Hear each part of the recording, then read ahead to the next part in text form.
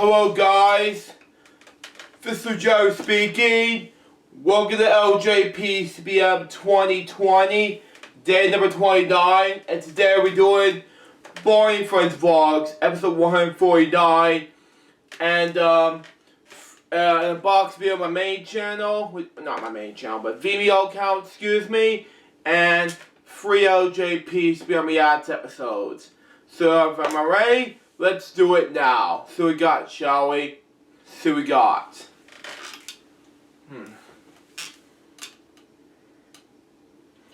Hope I can do something real fast. What time? I gotta do a new movie real quick. And hoping the video will say, hey, we're not gonna respond to you. No! Okay, there we go.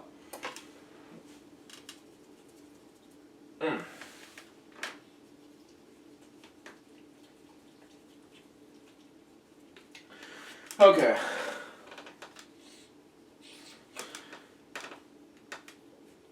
Man. I wish I could tilt my webcam more often, so there you go.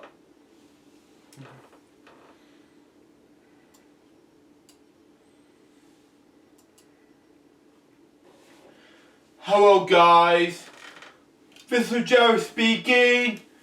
Welcome to Boring Friends Vlogs, episode 149, and today we're going to be looking at A Fountain of Fun. Now, before we begin this episode of Boring Friends Vlogs, we like to pay tribute to two people.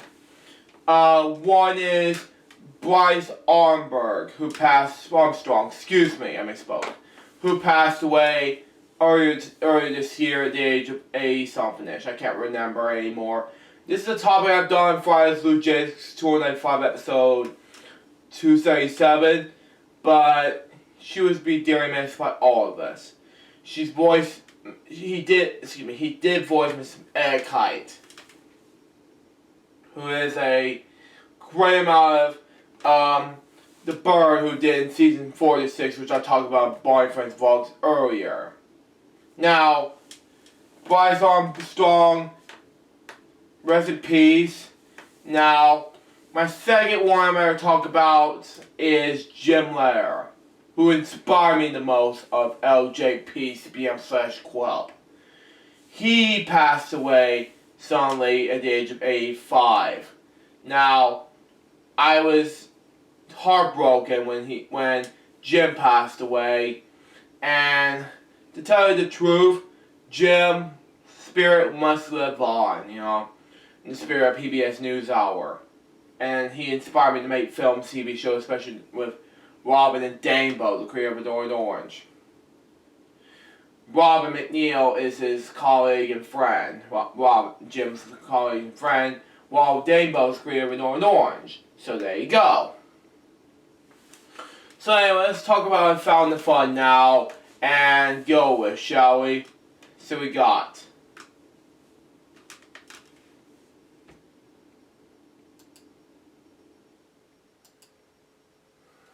Anyways, hold on one second.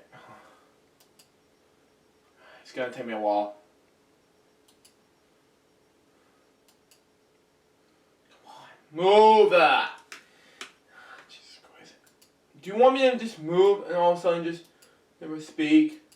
I just wanted to move and all of a sudden it's, man, my mouth is brand new and all of a sudden it doesn't want me to move today. Oh well.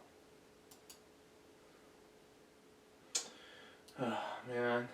Okay, we're gonna do this in this form, but anyway. Thank God we're gonna have time for this. But anyway, let's do it now, because I don't want to waste any more time, and things like that. Anyways, after our title sequence, we then see these kids, or adults, whatever you call it, decide to push anything, the ideas swaying from this past season, and Mario's trying to find the kids for some strange reasons, try to find something fun, Hold on one moment. I tried to fix an iMovie, hold on one moment, but it didn't respond, so stand by. Oh, I see where it's going. You have to. Oh, yeah. Let's start over. Okay? Okay. Because I was just trying to put a line while editing this. I may have to edit out one side because I would have difficulties taping this. But anyway, let's go ahead and continue. Anyways, after a title sequence, we then see the adults decide to push the ideal bridge. I'm not sure what it's called for some strange reasons in the past season. And then we decided to pull up and Mario did not find anything else until Nick and Jack say hey to Mario for some strange reasons. Okay. And it was from... why is Mario under the table for some strange reason? Okay, I don't get it, but we'll see. And after this is over, we can see a bump in the head, kiss, and I'm not sure why he's gonna kiss. Nice haircut, by the way, Nick. You know it's very huge for me. But anyway, I'm not sure it's Nick or it's Scott. We'll see. Yeah, I was right. It was Nick. But anyway, anyways, they talk about things, and then all of a sudden, Barney and Whitney to talk to some things up in the mountain. Okay, what does that have to do with anything? And saying, the bear went over the mountain for some strange reasons. Okay, moving on then. Now that song's over, Barney pops out of nowhere and talks about how much time you're going to do this in any way. So, saying about... And Mr... Oh, no, excuse me. And Mr. Boyd say hey to Barney and things like that. How much... Come on, let me scroll down real quick. Give me one moment, guys. I try to respond and figure out what's going on. And I gotta get this thing a mess. But anyway. And... decided it feels like I need to give an idea of a fountain, or your fountain here. Okay, that's cool. Kind of reminds me of or your Krabby Patties here from SpongeBob SquarePants, or your TV like I have back in 2019. You know, which it's amazing. You know, and all of a sudden they wanted to sing. They wanted to get an excuse from Mr. Boyd, and they sang. And they wanted to know the bricks, walls, and these trucks for some strange reasons. But okay, I didn't know. And then, what is this? An airplane? Okay. And then a train caboose for some strange reasons. And saying she'll be coming around the mountain when she comes for some strange reasons. Okay, I misspoke a few times, but anyway. Now that song's over, Jackson wants to talk to Barney for some strange reason. This is his name, by the way. He made it up until season 10 for some strange reasons. But anyway, they want to know what fountain it is and say, "Oh, your fountain here." And Barney decided to know what's going on, things like that, and said, "No, what's going on? No, what's for sale?" Things like that, and comes from the trees, the flowers. Okay, I misspoke. But anyway, the bridge and the pond. But then some strange reason decided to know what it was and things like that, and sang a song about Mr. Sun, Mr. Golden Sun, for some strange reasons now, and this old elderly lady trying to hold Barney in a umbrella for some strange reasons. Okay? And then somehow sing Mr. Sun, Mr. Golden Sun for some strange reasons. Once more, and decided to feel like it needs to have more time. Okay? But it's all we're going to do eventually. I was in the moment of silence with that one, but anyway. And for some strange reasons, there's a rabbit hole. There's a rabbit for some strange reasons. I know it's hard for me to say it. kind of reminds me of season 1 when in the backyard game video when they sang where will have it? Come inside, say me to lullaby. Things like that. I don't know. And decided to know what's going on. And this fountain from this black man decided to get some water. And I'm not sure what it was, but and Mario decided to read more the books.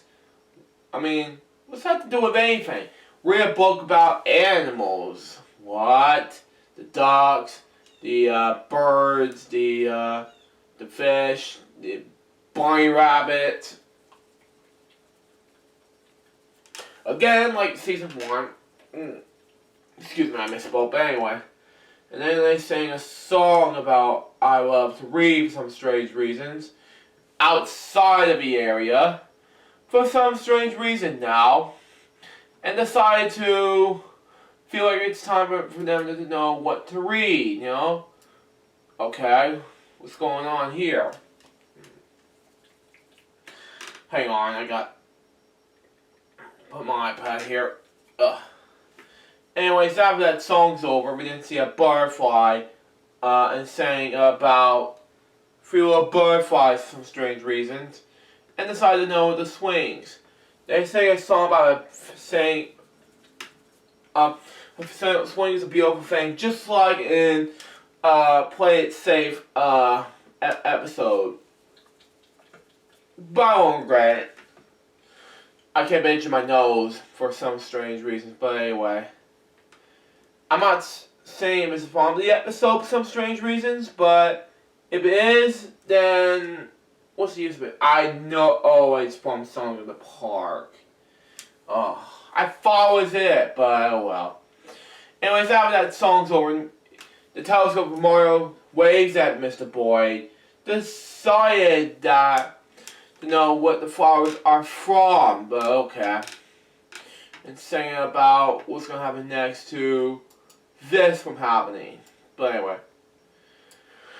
Oh man, what's going on now? But and then know what the song is about, called Colors Are Around for some strange reason. But anyway, after that song's over, they just want to know what it's about and things about the flower pots. But anyway, and know what the kids are talking about, and they march in the band, singing a song about the marching song. Kind of reminds me of season 2 and 3 episodes for some strange reasons, but I won't regret it. But after that song's over, Mr. Boyd just decided to open a fountain, decided that really got a thing and it was very tiny. Don't you think that was huge, that tiny fountain? Okay. I know it's huge, but why fountains like this is tiny? I don't get it. And then they sang I love you. They want to put, excuse me, I misspoke. They want to put the fountain right over here. Some strange reasons. And Mr. Boyd decided to know what it looks like in the fountain. What to drink for some strange reasons.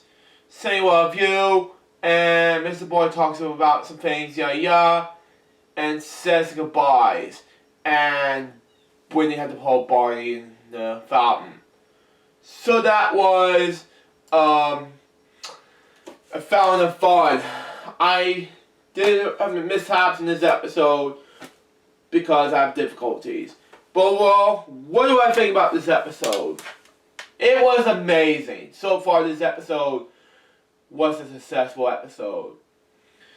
But before I go, guys, I decided to take a break from B&M Vlogs until March of this year because of difficulties I'm having with B&M Vlogs. And I wanted to make this sure that I want to make LJPCBM a success. And I want to do something real fast, but LJPCBM month is something I really want to do dedicated to Jim Layer. Thank you for your patience and understanding. But I hope you enjoy B&M Vlogs episode 149. Hope you enjoy it. Stay tuned for the next one. we're just gonna be on again, off again. I'm not sure what episode it's called, but it's 150th episode. Yeah, it is an episode. But anyway, till next time, Sue Jarvis, goodbye, peace out, baby. You get more Balling Friends vlogs you guys bring soon. Till then, Jeff will say out. See ya.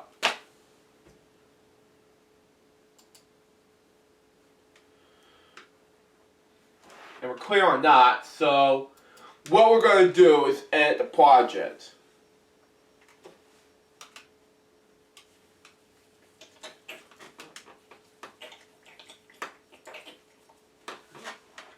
And while we wait on that, so basically what I'm doing is that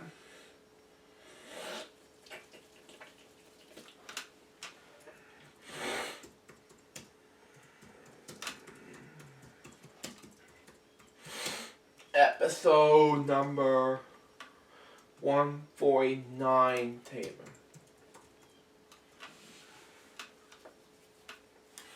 Save. And then all you have to do, oh man.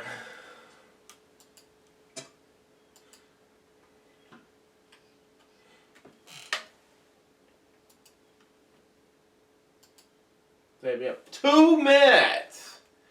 Good. Now I'm wanting to wait for that long and edit. Oh, now it's telling me it's a minute. Good. Less than a minute now.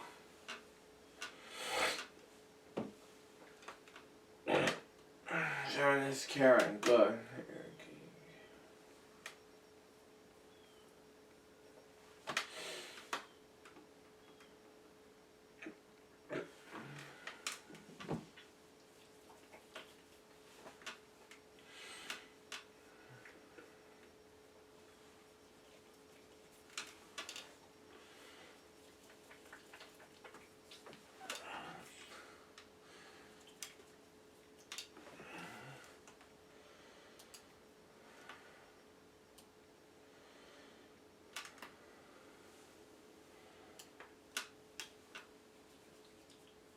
Now I just wanted to add this in the 50 things, you know.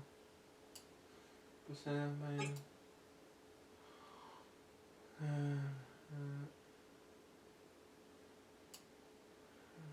Good.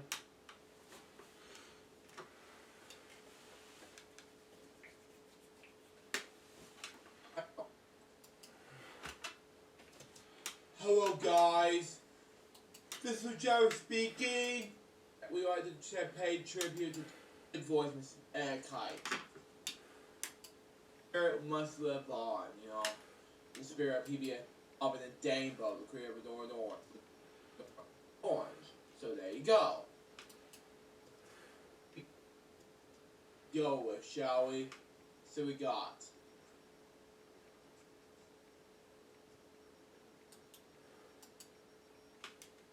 But it didn't respond, so stand by. Oh, I see what's going. You have to. Oh, yeah. Let's start over. Okay?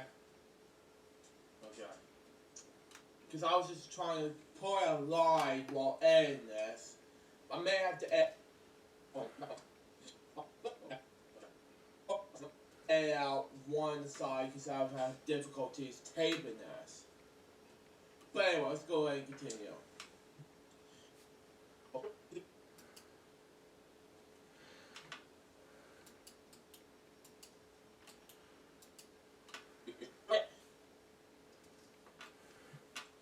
Anyways, after a title sequence.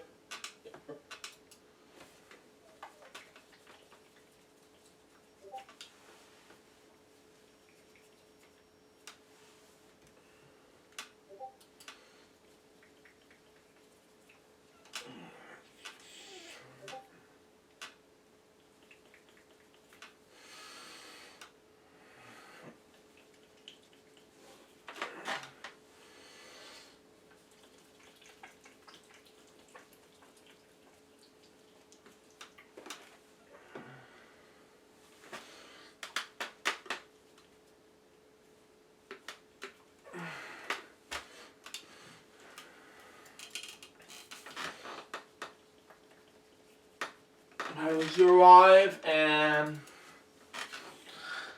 but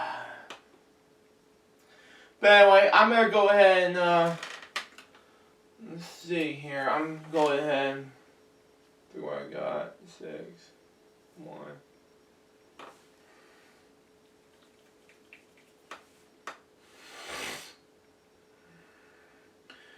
Yeah, let's go ahead and wrap things up in the huge bang. So I better go ahead and this is 48 minutes and 5 seconds we're talking about. I'm not and that long.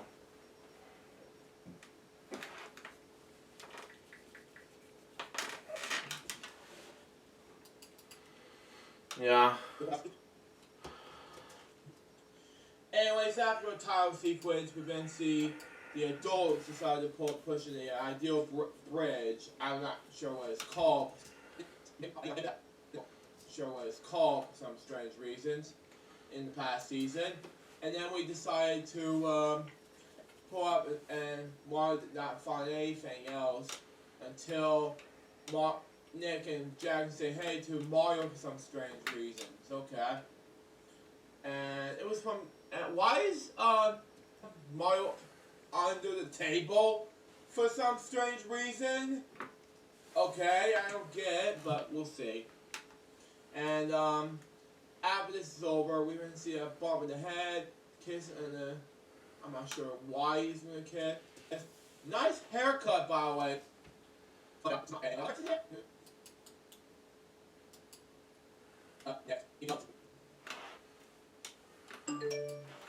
Yeah, I was right. It was Nick. Anyway.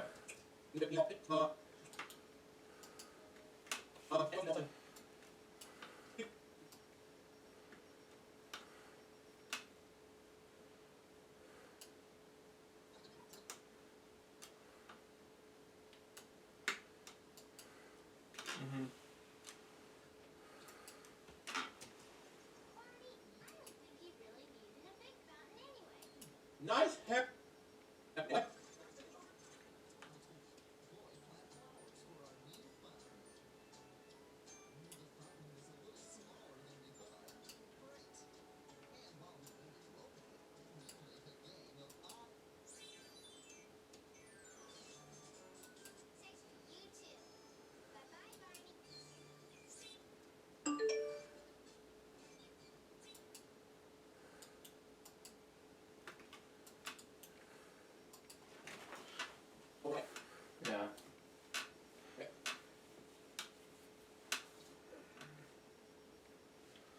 I'll just take a break.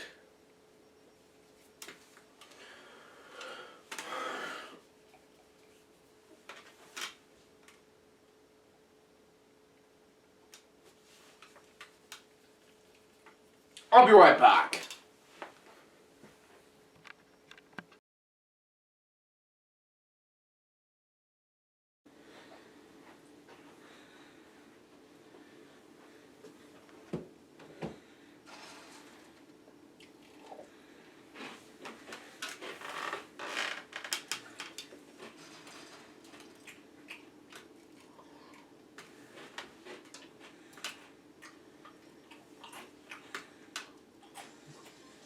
Anyways, after a title sequence,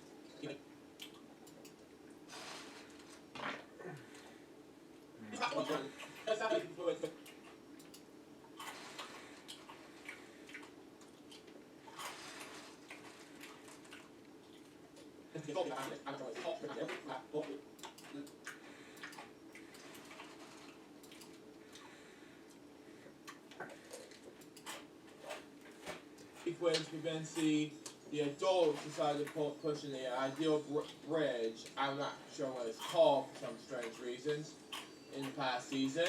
And then we decided to pull up and wanted to not find anything else until in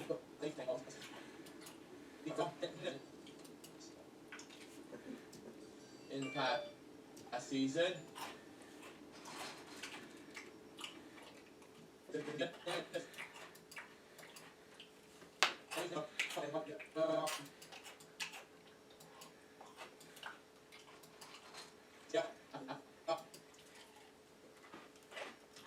and then we decided to pull up and wanted to not find anything else.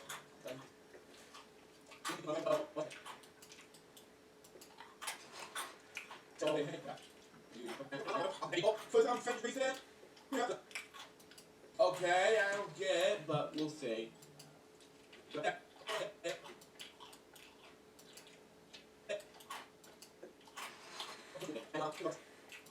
Until Nick and Jack say hey to Mario for some strange reasons. Okay. And it was from. And why is Mario under the table for some strange reason? Okay, I don't get it, but we'll see. And after this is over, we're gonna see a bump in the head, kiss, and I'm not sure why he's gonna kiss.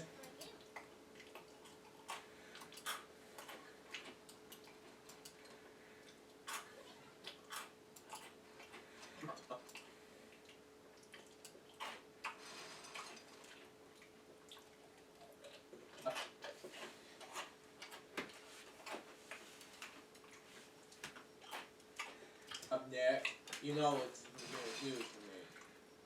But anyway, I'm not sure it's Nick or it's Scott. We'll see.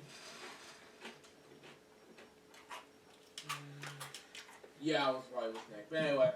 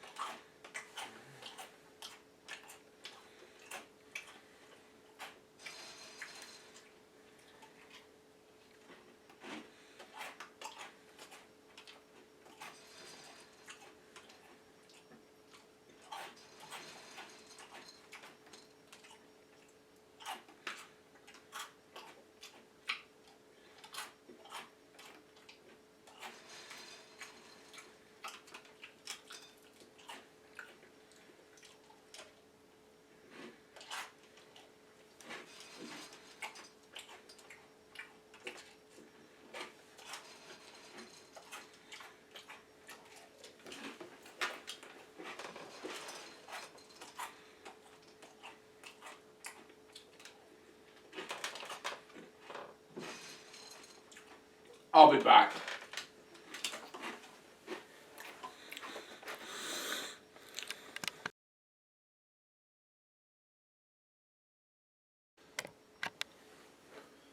Anyways,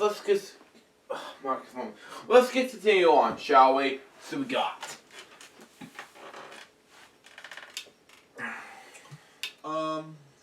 anyways, they talk about things, and then all of a sudden Barney and Whitney to talk to just some things up in the mountain. Okay, what does that have to do with anything?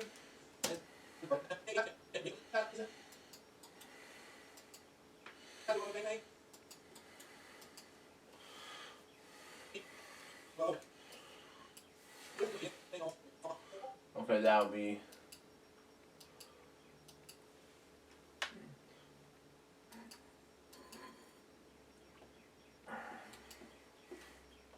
What does that have to do with anything? And saying, the bear went over the mountain for some strange reasons. Okay, moving on then. Okay.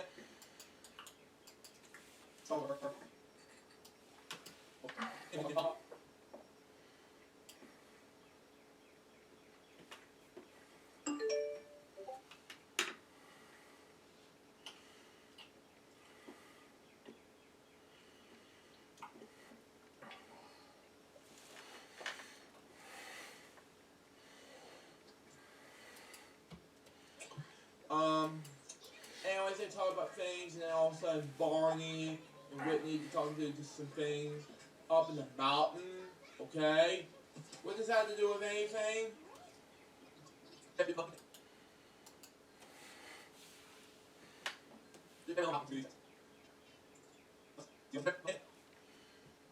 And saying, the bear went over the mountain for some strange reasons.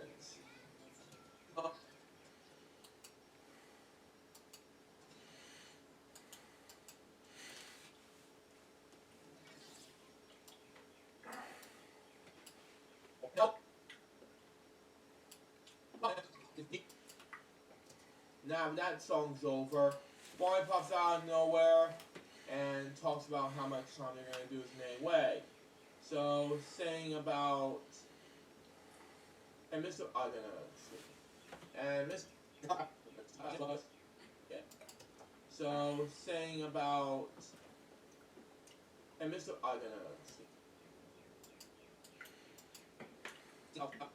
And Mr. And Mr. Bull...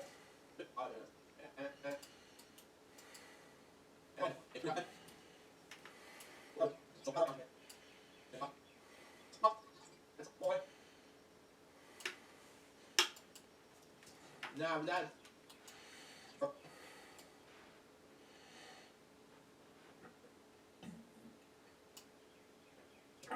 Now that song's over, Barney pops out of nowhere and talks about how much time they're going to do his main way.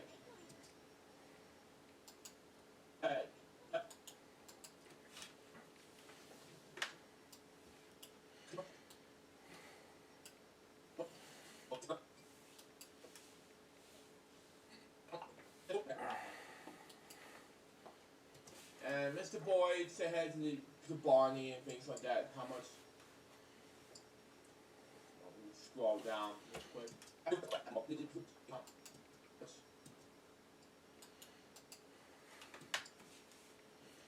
Scroll down real quick. Give me one moment, guys. I try to respond and figure out what's going on, and I gotta get this thing a mess, but anyway. And decided it feels like I need to give an idea of a fountain. And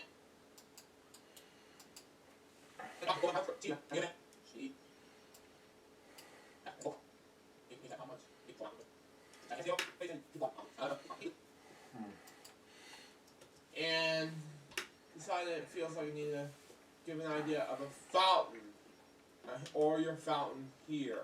Okay, that's cool. Colonize me. That's cool. Kind of reminds me of or your Krabby Patties here from SpongeBob SquarePants, or your TV like I have back in 2019. You know, it's amazing. You know, and all.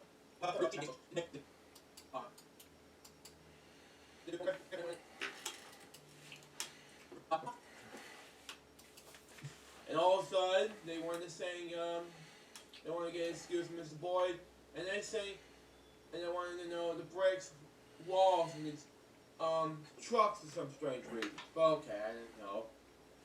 And then, okay, I didn't know. Trucks for some strange reason. But okay, I didn't know. And then,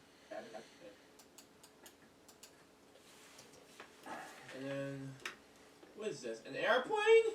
Okay. And then a train caboose, some strange reasons. And saying she'll be coming around the mountain when she comes for some strange reasons. Okay, I missed both.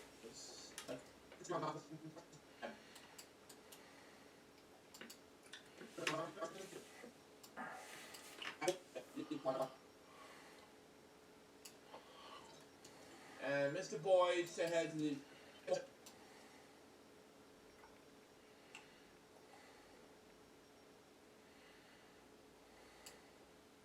And Mr. Boyd said head to Barney and things like that. How much?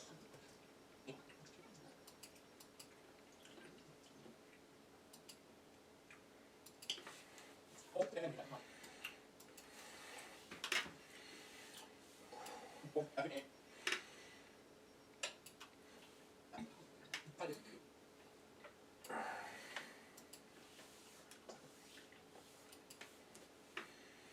And decided it feels like you need to give an idea of a fountain, or your and a fountain.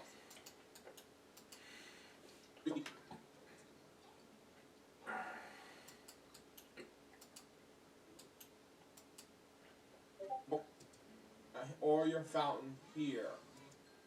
Or your here.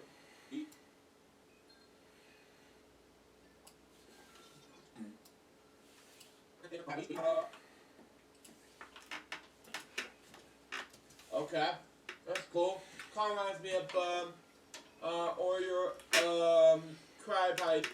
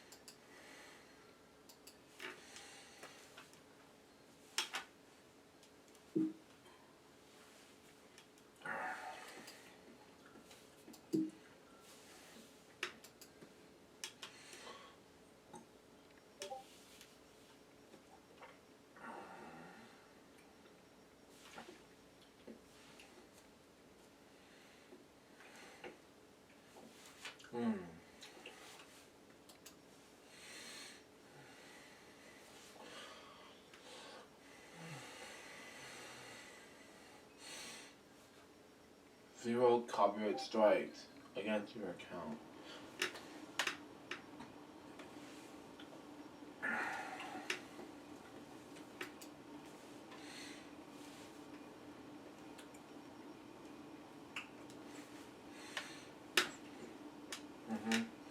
Yep.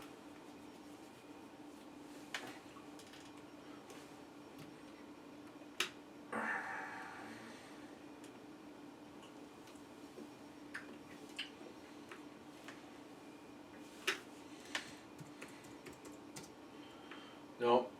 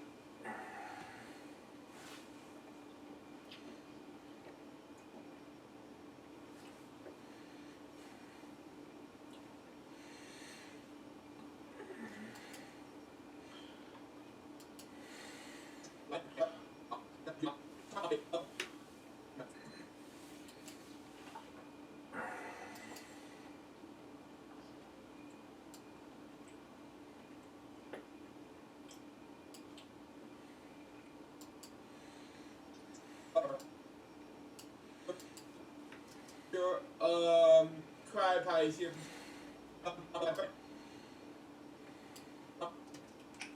Or your Cry Pies here from SpongeBob SquarePants, or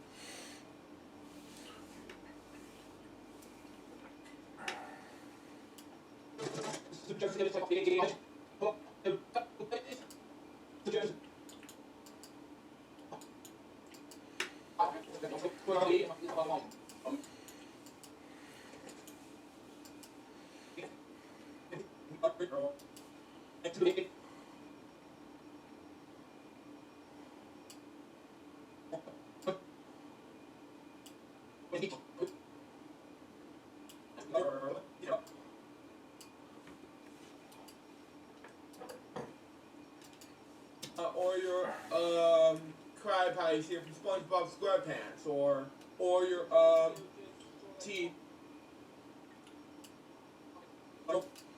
or your TV like I have back in 2019, you know.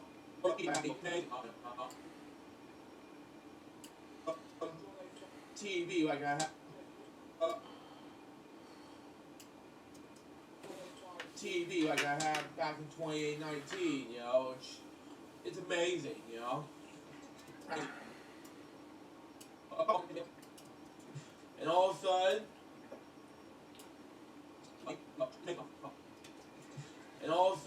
they wanted to sing,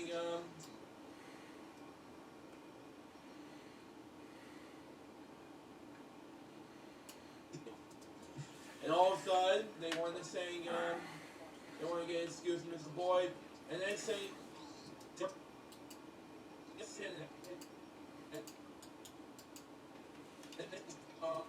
trucks for some strange reason.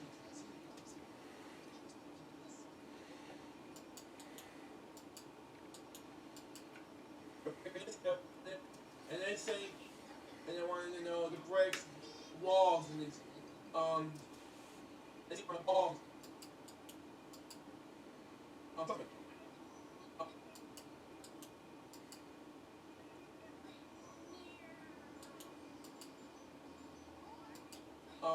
trucks for some strange reason.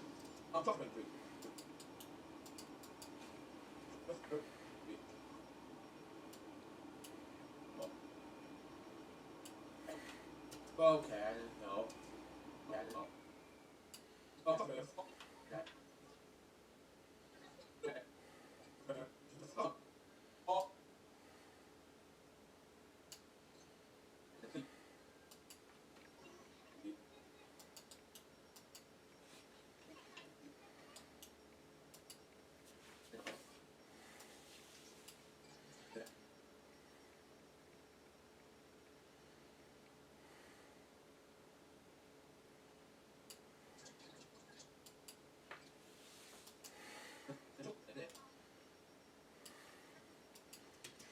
And then, what is this? An airplane?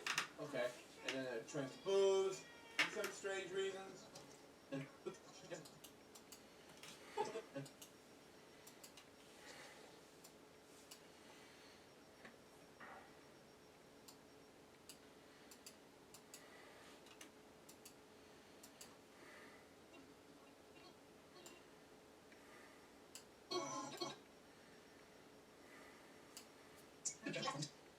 nice for everyone.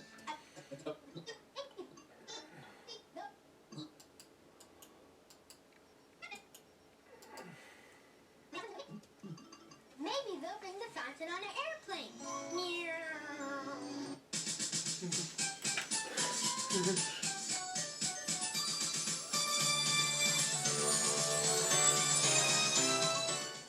hello guys, this is Jerry speaking.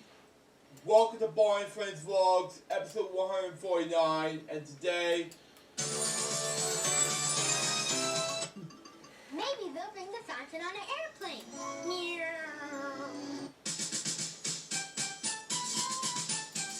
and they say, and they wanted to know the brakes, walls, and these, trucks for some strange reason. But okay, I didn't know. And then, what is this? An airplane? Okay. And then a train to booze, some strange reasons. And saying should be coming around the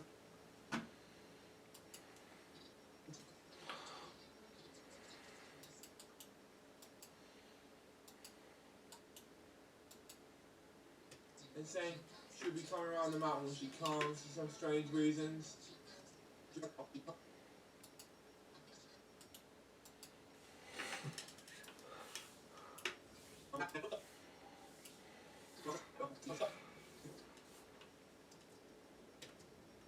Okay, I misspoke a few times, but anyway.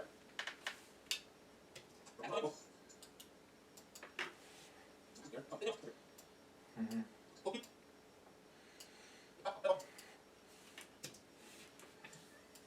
Now that song's over, Jax wants to talk to Barney for some strange reason. This is his name, by the way. And it's some strange reason. This is his name, by the way. And he made it up until season 10 for some strange reasons. But anyway.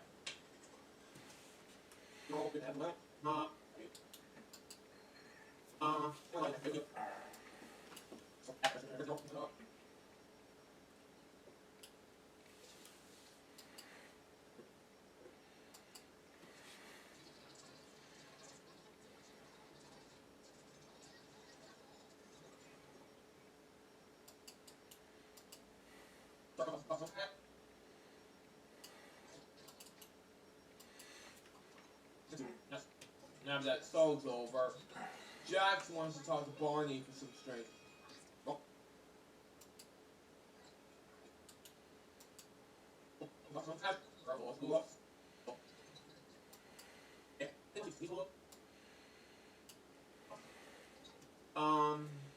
They want to know what fountain it is, and say, order your fountain here, and Barney decided to know what's going on, things like that, and he said, no, what's going, and no, it's for sale, things like that, and goes to the trees, the flowers, okay, I misspoke, but anyway. Flowers, okay, flowers, okay.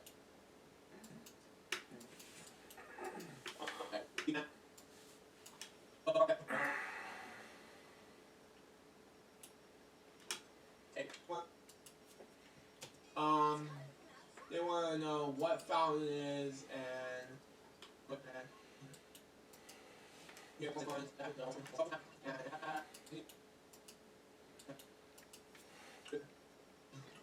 say, order your fountain here, and Barney decided to know what's going on, things like that, and he said, no, what's going, no, it's for sale, things like that, and goes to the tree, and say, order your fountain here, and Barney decided to know what's going on, things like that, and he said, no, what's going, no, it's for sale, things like that, and goes to the trees, they want to know what fountain it is, and say, order your fountain here, and Barney decided to know what's going on, things like that, and he said, no, what's going, no, it's for sale, things like that, and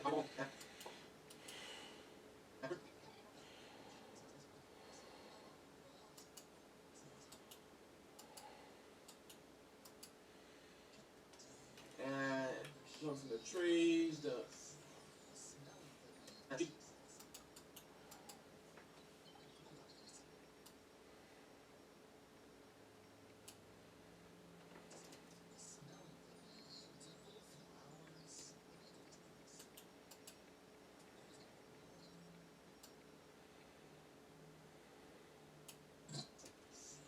Smelling the beautiful flowers. flowers, okay, I misspoke, but anyway.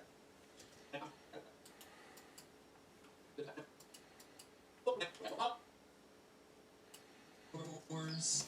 Flowers, okay, I misspoke, but anyway. the bridge and the pond. But then there's some strange reason decided to know what it was and things like that.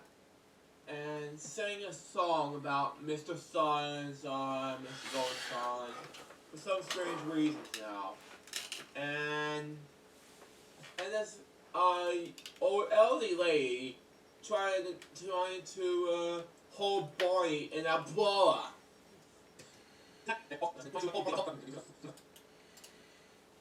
Yeah, there you go. There you go, Barney. Thank you. The bridge and the pond. But then there's the bridge and the pond. But then the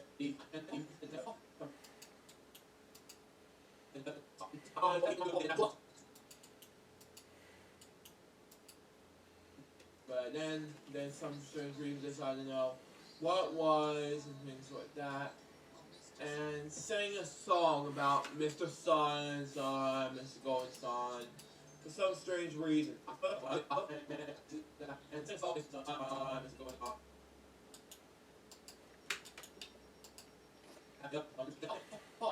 But then there's some strange reason decided to know what it was and things like that.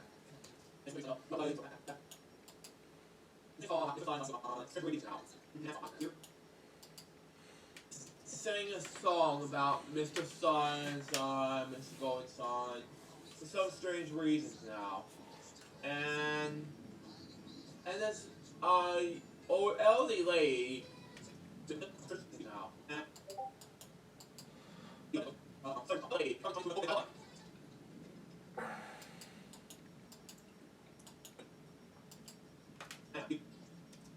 And this old elderly lady trying to hold Barney in a umbrella.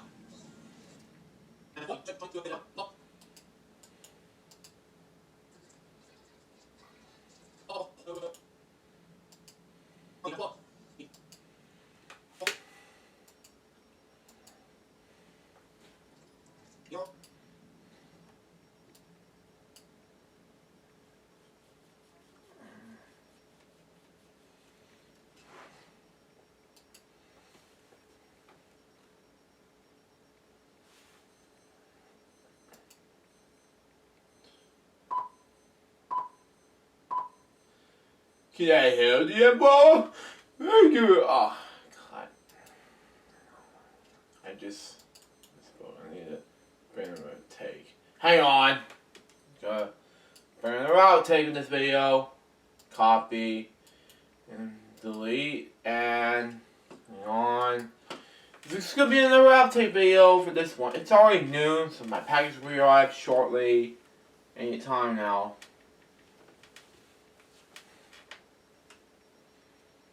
Package comes here.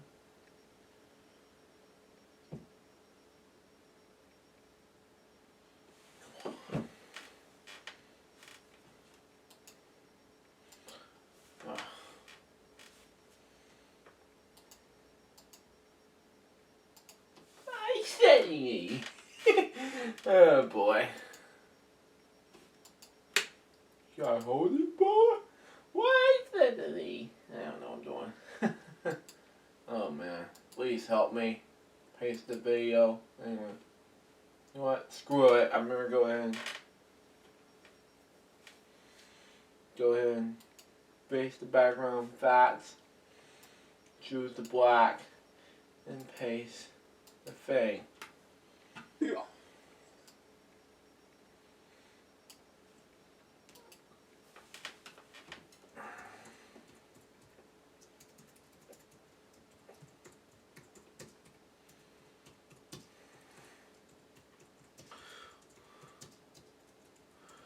So 149 outtake. It's basically a joke. Anyway.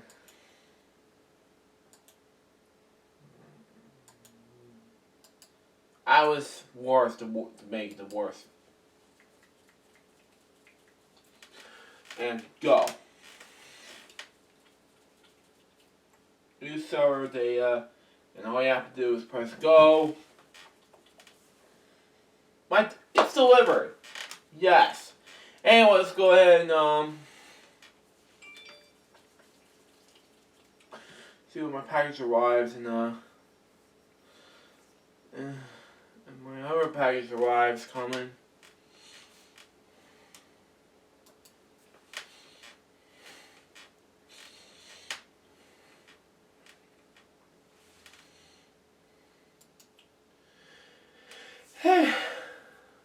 Nope.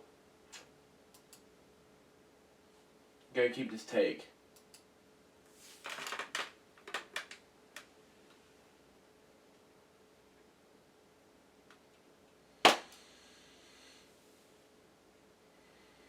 Nope. Okay. Cut. I'm not sure what we're gonna do. This is a 25-minute take, you know. Outtake video. Take 2 of the line, and I'm not sure what's gonna happen. And this is an outtake video for BNF Vlogs episode 149 taping part take 2 of a scene. Now what I need to do now is tape this for a while. Can I hold you above it? Can I keep this take?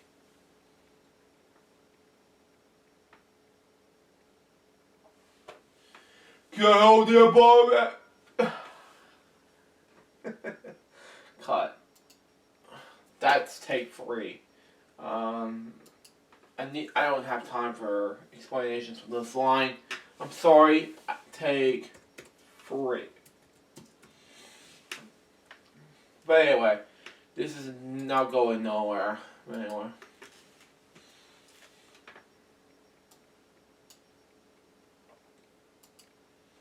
Can I hold your boy? Why Stanley? Buddy.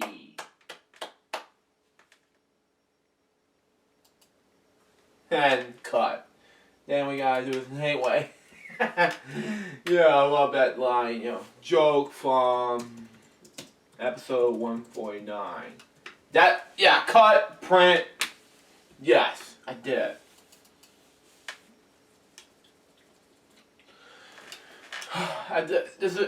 We took 4 takes for this scene, and we done it before.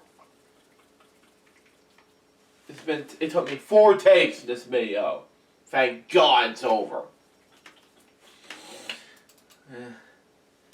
And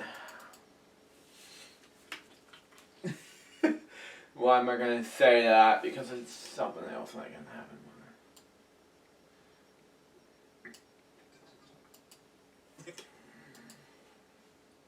Well, all I wanted to do is go back and do the joke video. Danny. Well, you know what? Screw it.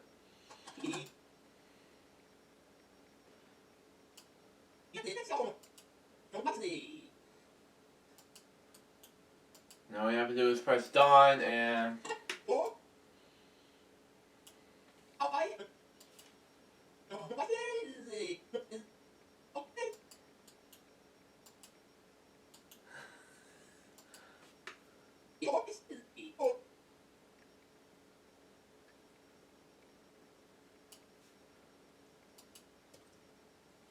I hold your ball? Why Stanley?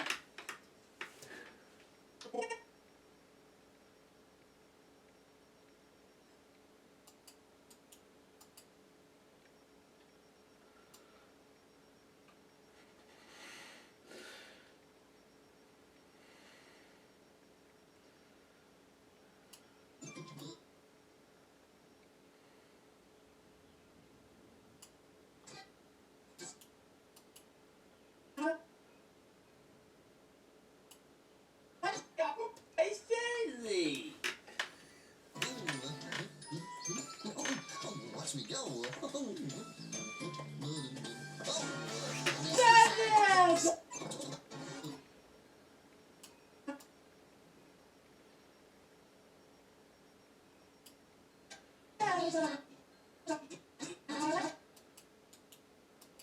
Danny.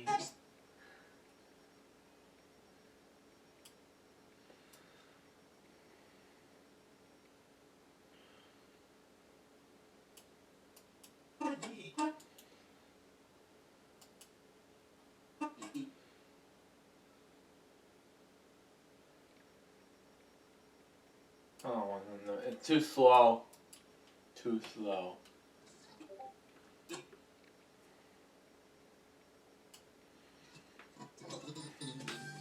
Daddy.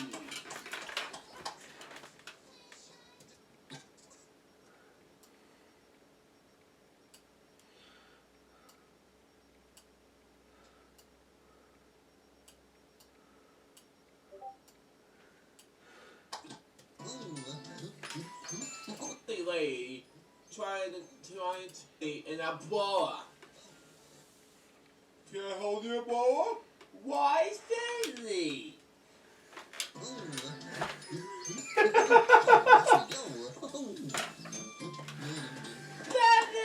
Daddy.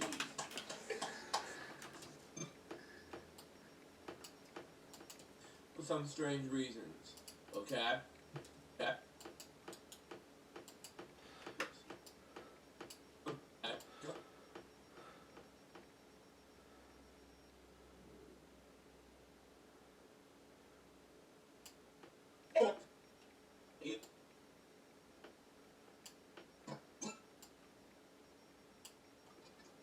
Danny.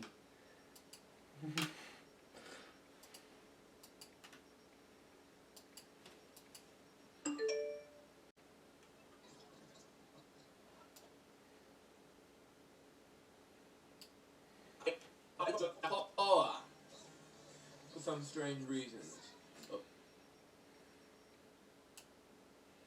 Okay. Can I hold your boa? Why Stanley? Watch me go. Daddy.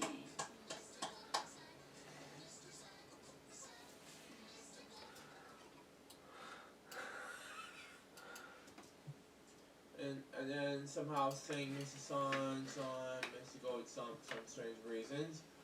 Once more, and decided to feel like it needs to have more time. Okay?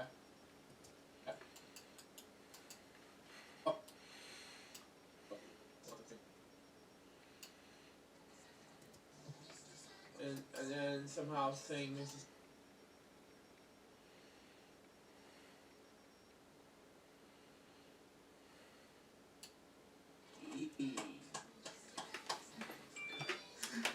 And then somehow sing Mrs. Son, Mexico with some strange reasons. Okay? Can I hold your boa? Why? Reasons. Okay? Can I hold your boa?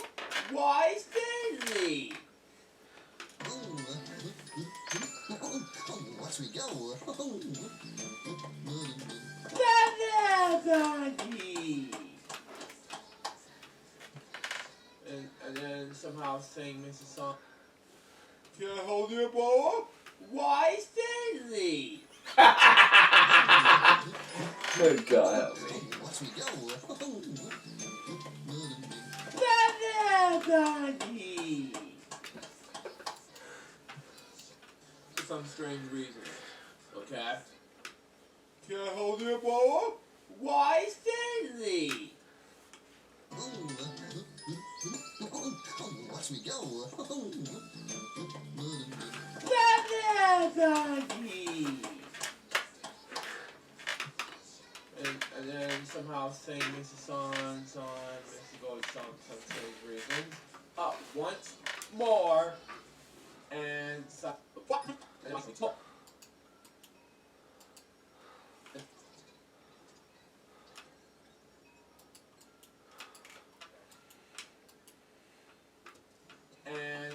feel like I need to have more time.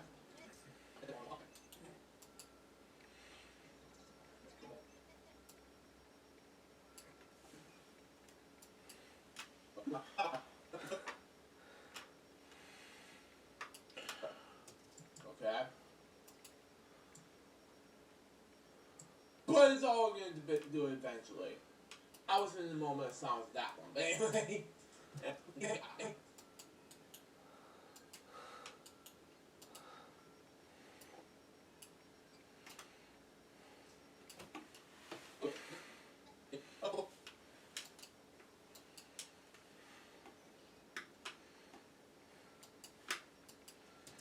And for some strange reasons,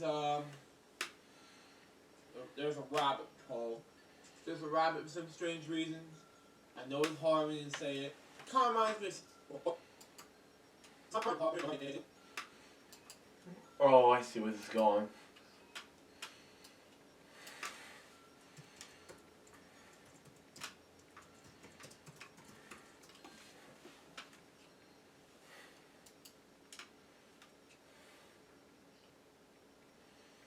No, I'm not looking at that bi-weekly.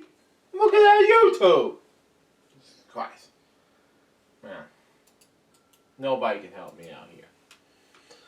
My sanity. I started to do that. And I took 4 takes for this video, this joke. Buddy. Anyway, I don't know what to do. This ugly joke seen here was my vlog series, but anyway. Anyway. I would like to download this right now and figure out what's going on. I'm almost done with BNF Vlogs, episode 149. And I am starting to feel like I need to finish editing this in time, you know?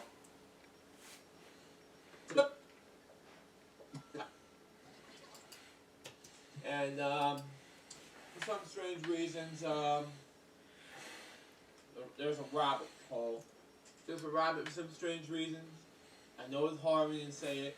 It kind of reminds me of season 1 when, in the backyard game video, when, they're saying, where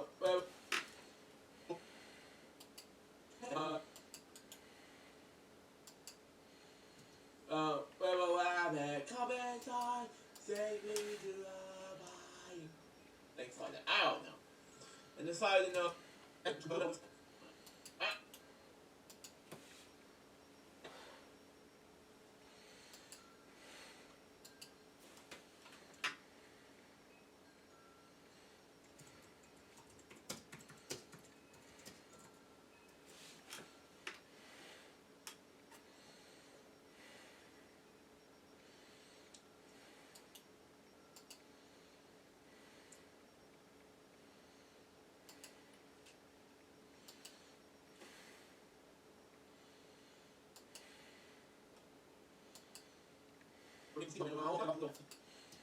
I know it's hard for me to say it.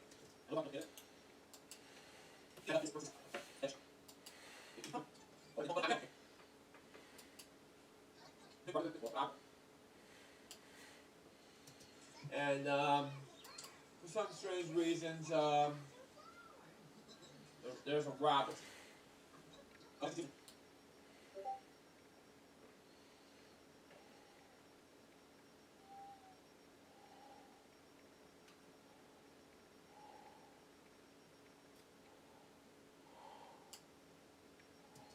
And for some strange reasons, there's a rabbit hole. There's a rabbit for some strange reasons. I know it's hard for me to say it.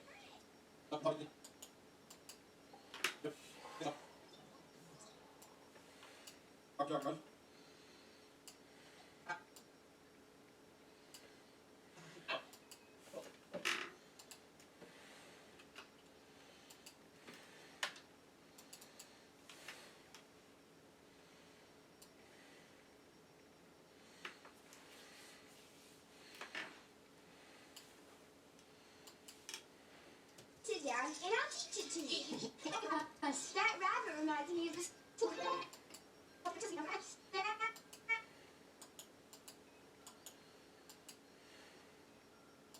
Oh, call me.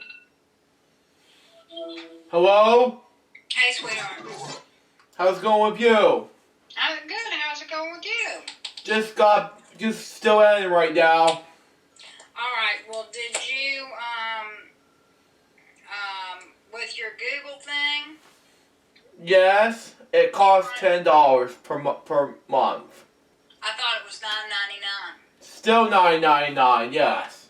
Okay. Well, go ahead and try it. Okay. See if you can do it.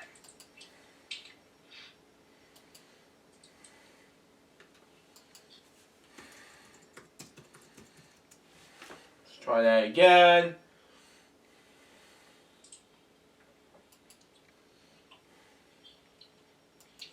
Google Drive.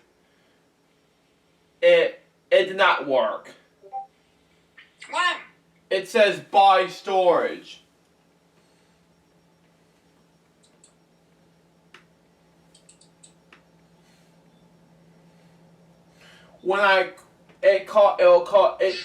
You need to click buy $10 for that per month. Well, I tried, Luke.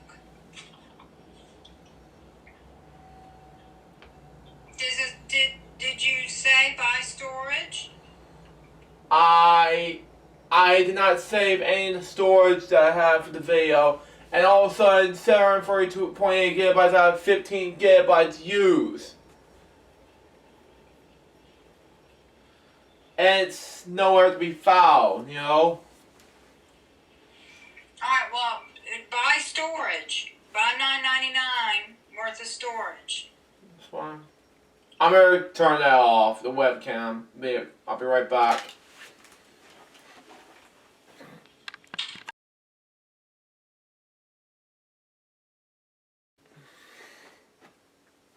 Sorry about that, folks. I meant to take care of some personal business, but now I'm back, you know. And we'll get back and do other things.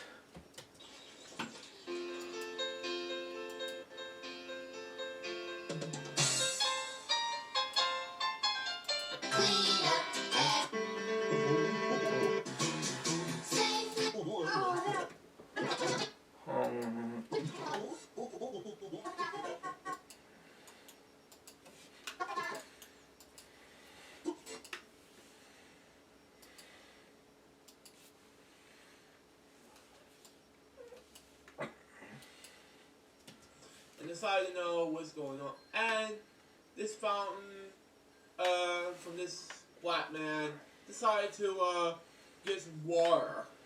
Now, I'm not sure what it was, but if Mario decided to read more books, I mean, what's that to do with anything? Read a book about I mean, what's that to do with anything? Read a book about to do with anything. Read a book about animals. What? The ducks, the birds, the fish, the bunny rabbits. Rabbit.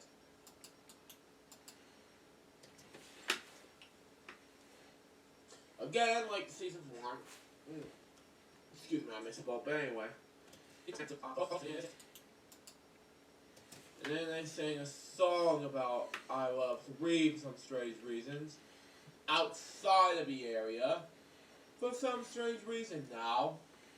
And decided to feel like it's time for them to know what to read, you know?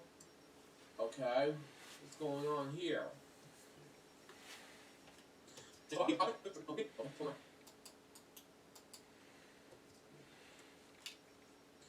Hang on, I got put my iPad here. Ugh. Anyways,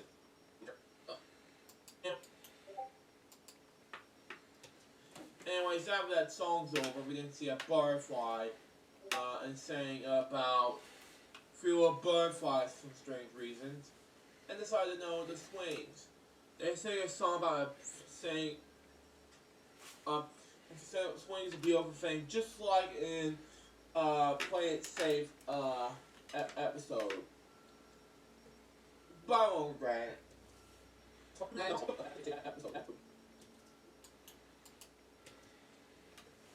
But I won't grant it.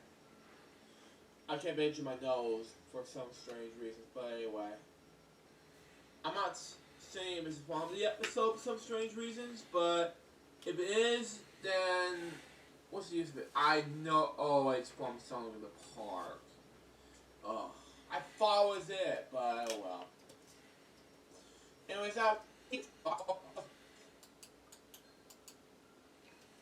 after that song's over, the telescope of Mario waves at Mr. Boyd, decided that know what the flowers are from, but okay. And saying about what's gonna happen next to this from happening. But anyway. Man, what's going on now? But okay.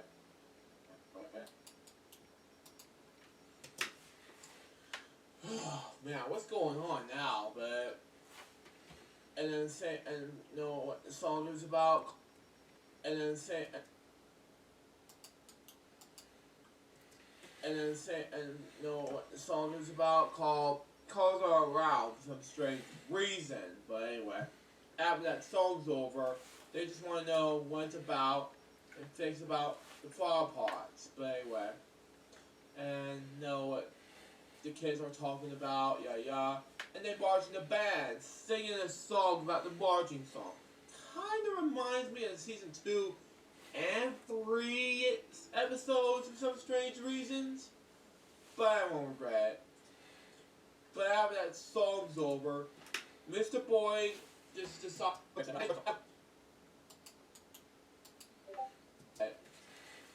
But after that song's over, Mr. Boyd just decided to open a fountain. Decided that really got a thing, and it was very tiny.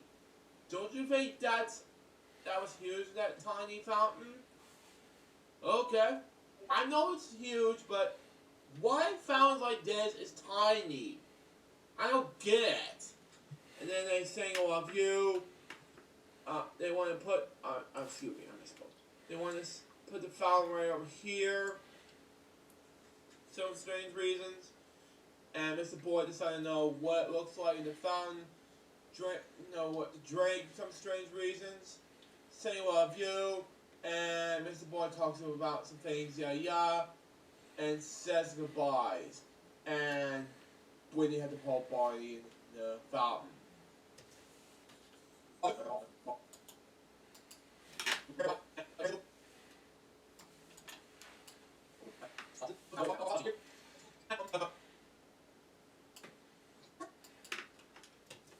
And decided to know what's going on. And this fountain, from this black man, decided to get some water.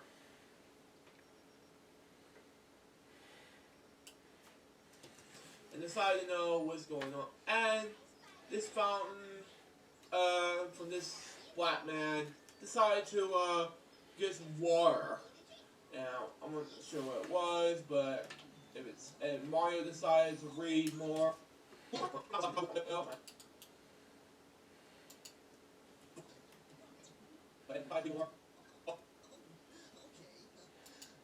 And decided to know what's going on. And this fountain, from this black man, decided to get some water. Now, I'm not sure what it was, but if it's, and Mario decided.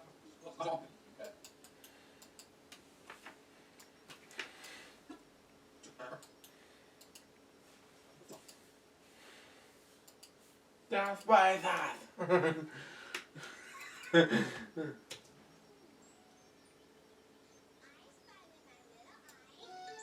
Something shiny and silver. It's made of metal, and it's good when you need a drink.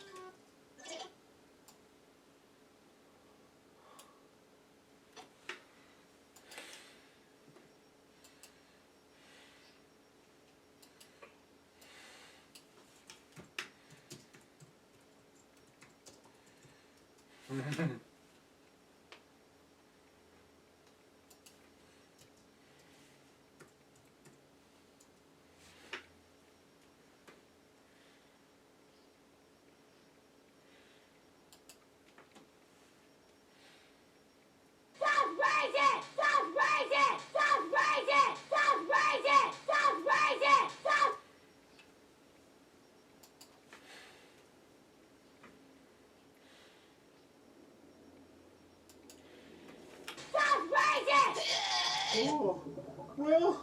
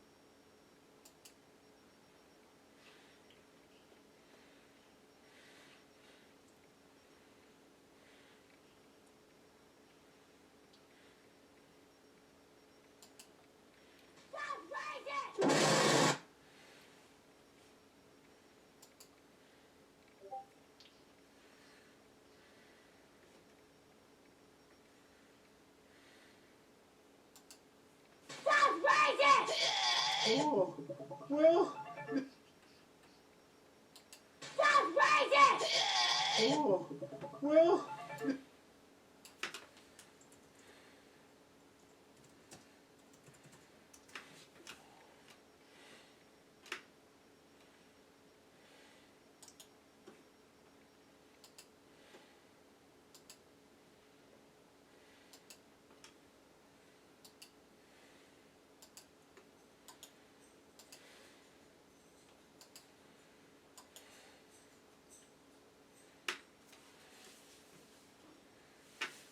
What is that?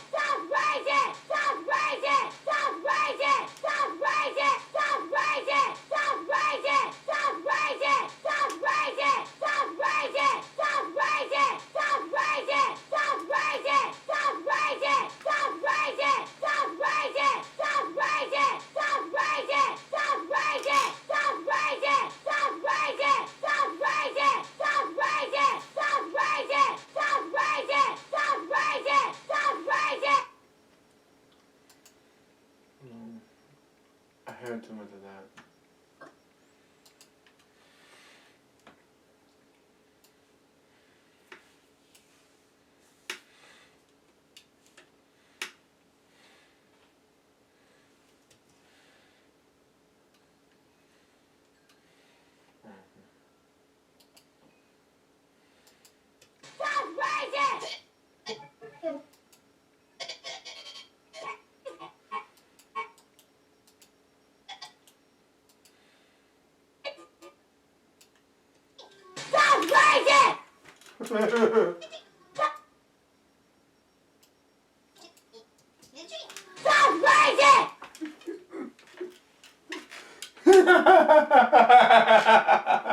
Very funny racist kid. Anyway.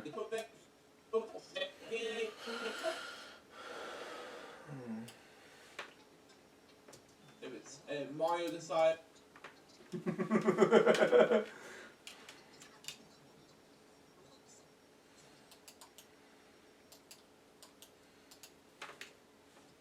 If it's Mario decides to read more books.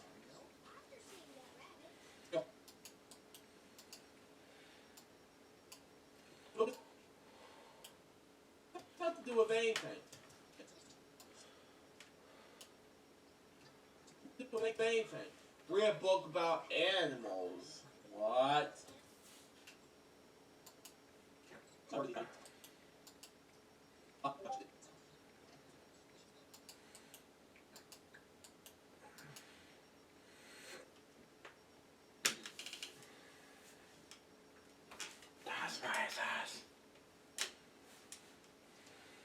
ducks, the birds, the fish,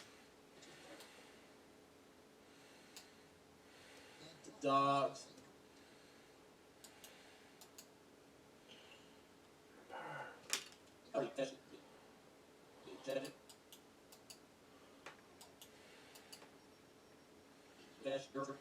The birds, the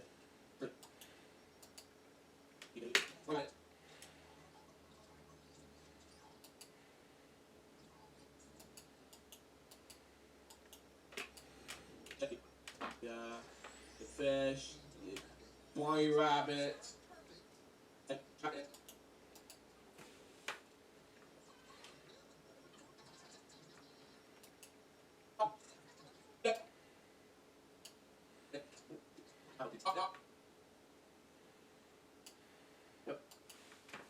Excuse me, I missed the ball, but anyway. And then they sang a song about.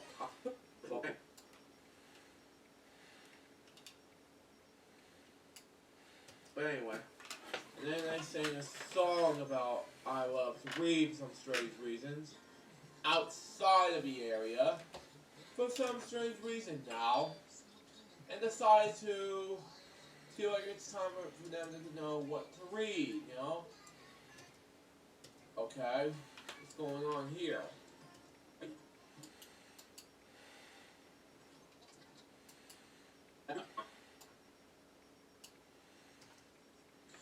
Hang on, I got... Anyways, after that song's over, we didn't see a butterfly.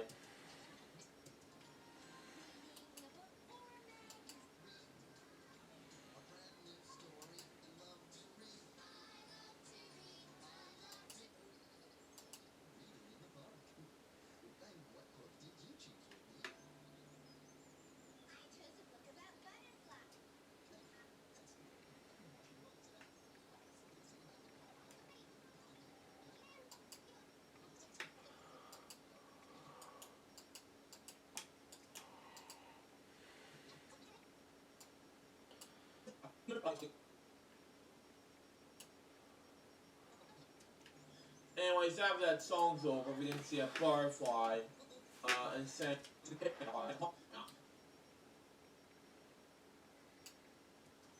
Anyways, after that song's over, we didn't see a butterfly, and sang about fewer butterflies for some strange reasons, and decided to know the swings.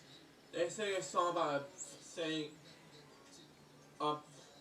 swings would be over. After that song's over, we didn't see a butterfly, and saying about fewer butterflies for some strange reasons.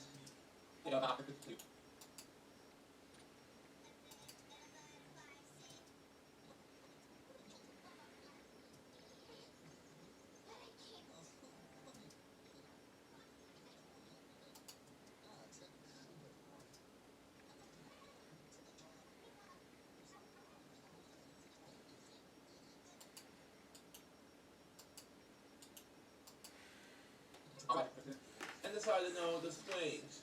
They sang a song about saying swings would be over thing, just like in Play It Safe episode.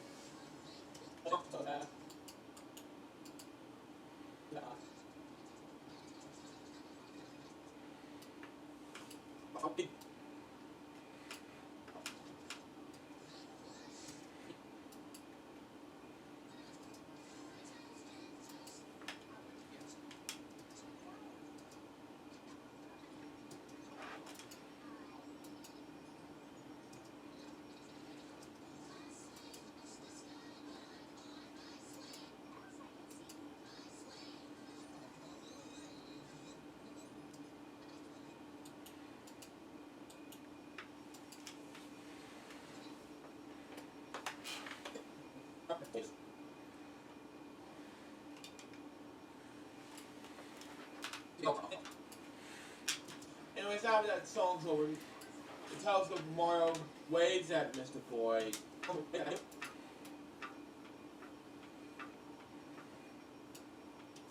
Anyways, after that song's over, the telescope of Mario waves at Mr. Boyd. Decided that know what the files are from, but okay. And saying about what's gonna happen next to this from happening. But anyway, that's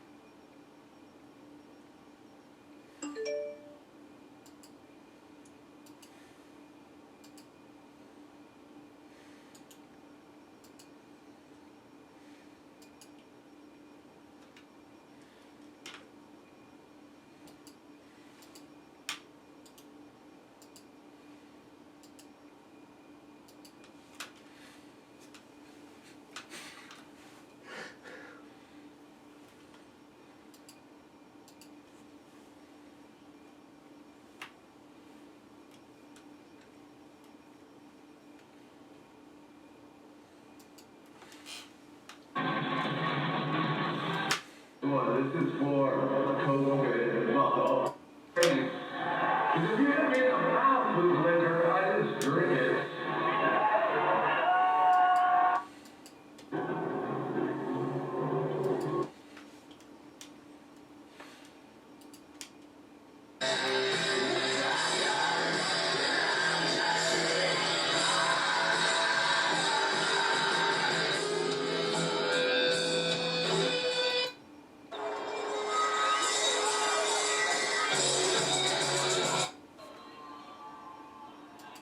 Fest for a few minutes. How about that? You fucking bitch! Get the fuck off my stage, you pussy! Oh, who's got the good aim now, you fucking bitch? Get the fuck off my stage, you pussy! On three. 1, 2, 3. Oh, who's got the good aim now, you on?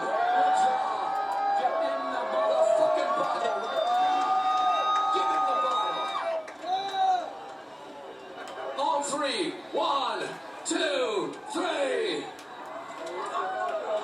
Oh, who's got the good aim now, you fucking bitch?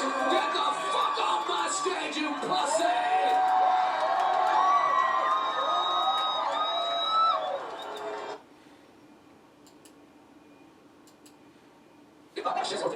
Oh, come here. Come up here.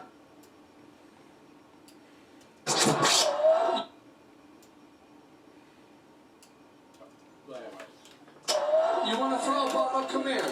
Come up here and throw a bottle. I'll give you the bottle. You come throw it right in my face. On three. 1, 2, 3. Oh, who's got the good aim now, you fucking bitch? Get the fuck off my stage, you pussy!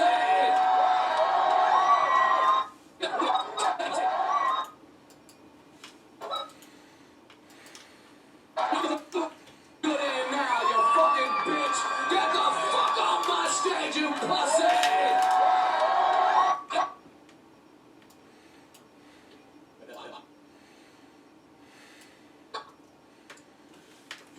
man, what's going on now? But what's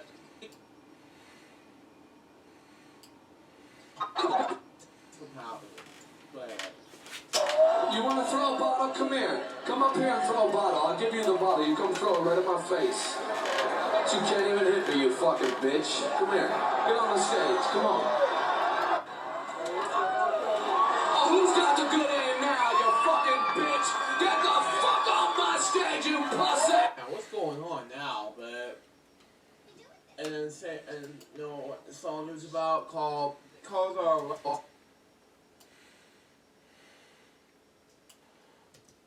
And then say and you know what the song is about called "Colors Are Around" for some strange reason. But anyway, after that song's over.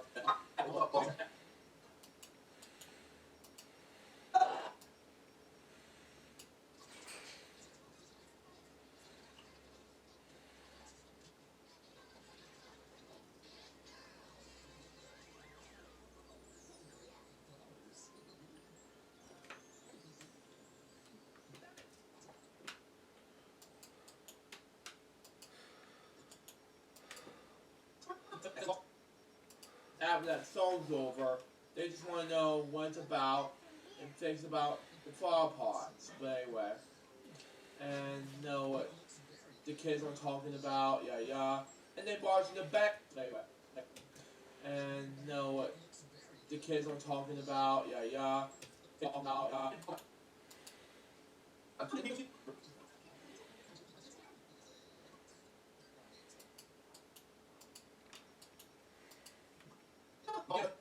they barge in the band, singing a song about the barging song.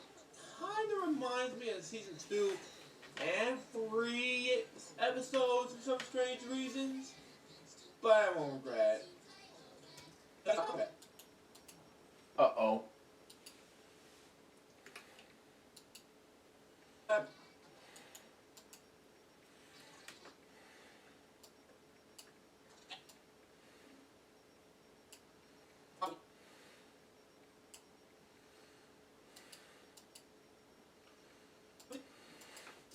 But after that song's over, Mr. Boyd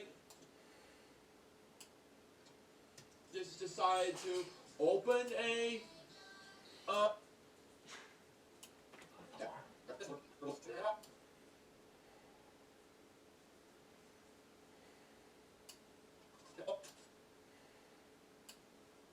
episode for some strange reasons, but I won't regret it.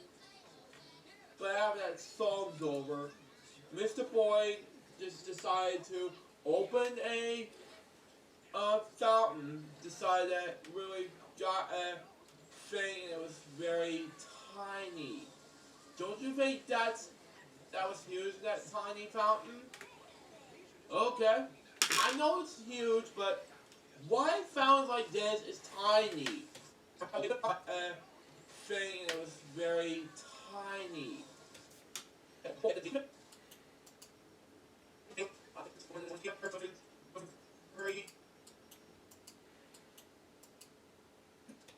Don't you think that was huge, that tiny fountain? Okay, I know it's huge, but why fountains like this is tiny? I don't get it. And then they sing "I Love You." They want to put, excuse me, they want to put the fountain right over.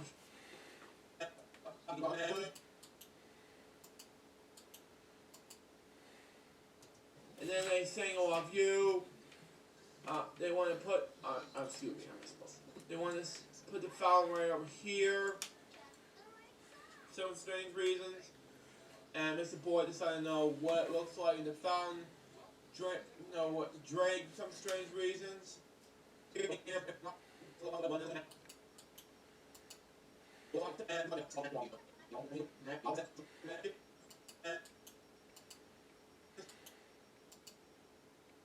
And Mr. Boyd decided to know what it looks like in the fountain. Drink some strange reasons.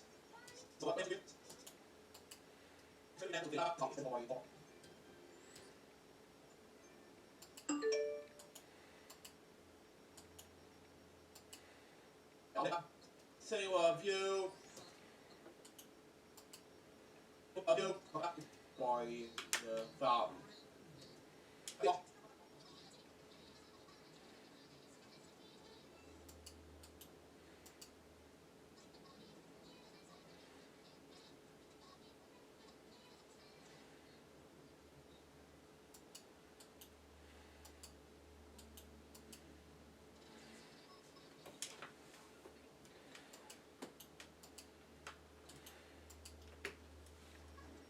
And Whitney had the whole party.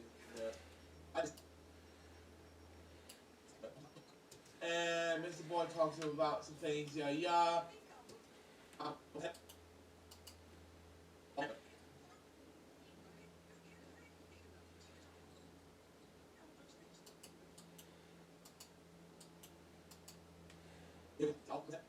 and says goodbyes. And Whitney had the whole party in the fountain. And says goodbyes.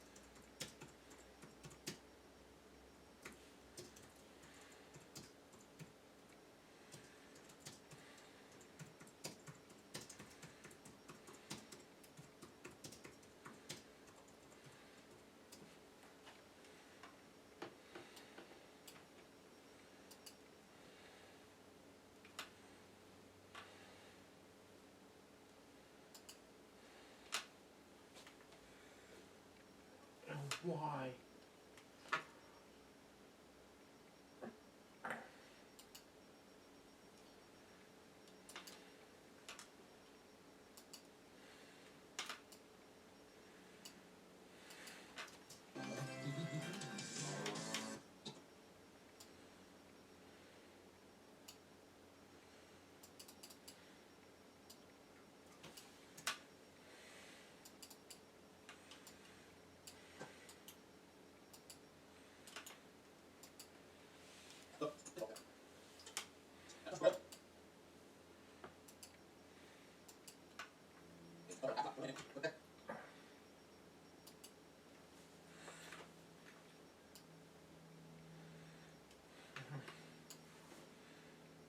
That's racist.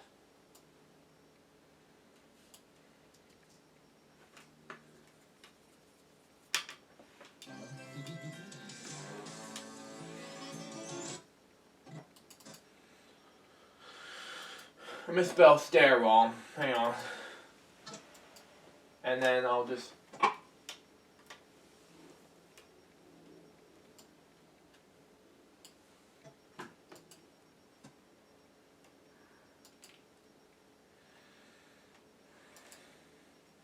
I'm almost done here. Jim... Oh my god. This...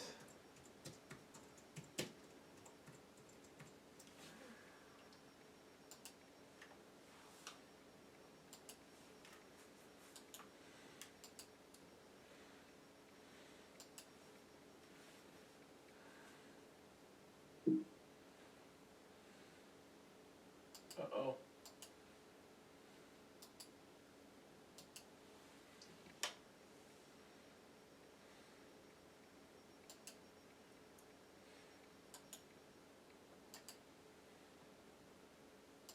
Nope. Let's get Miss Kai.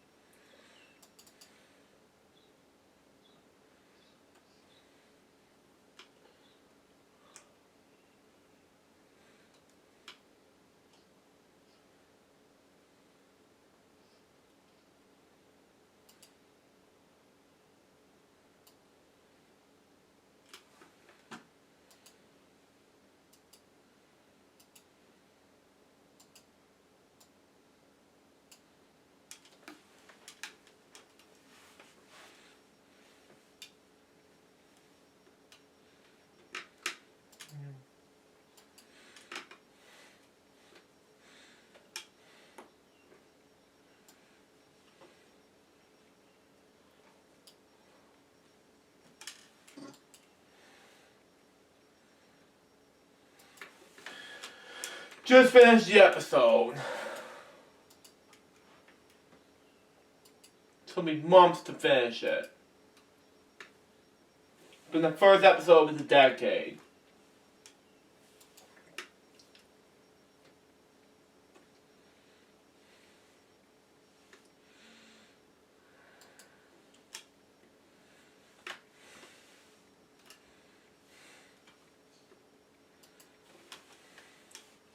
And all I have left is an outtake. There you go.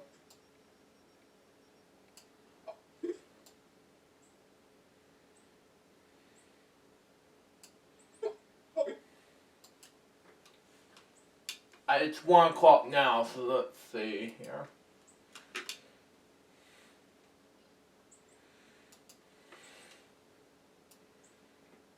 Oh.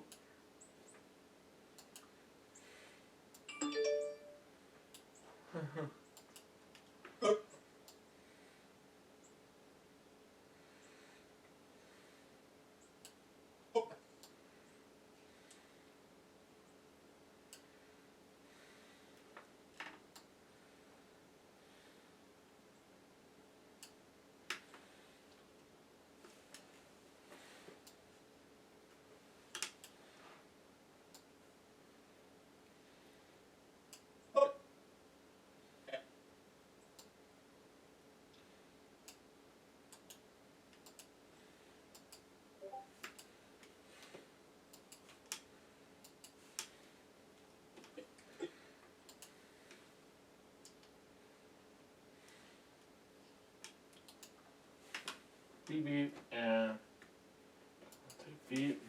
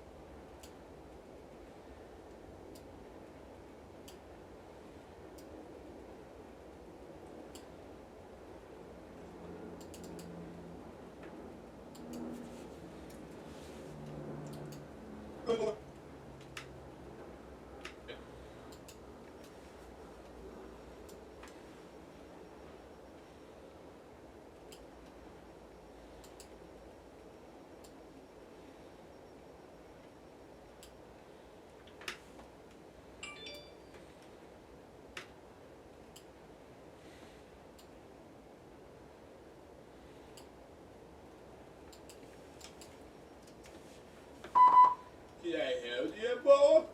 Thank you. Oh. Nope. Here, keep this tape.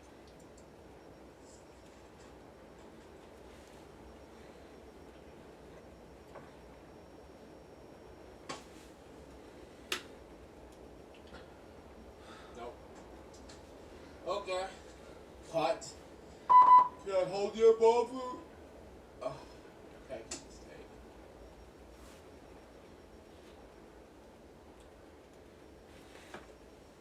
Can I hold your ball back?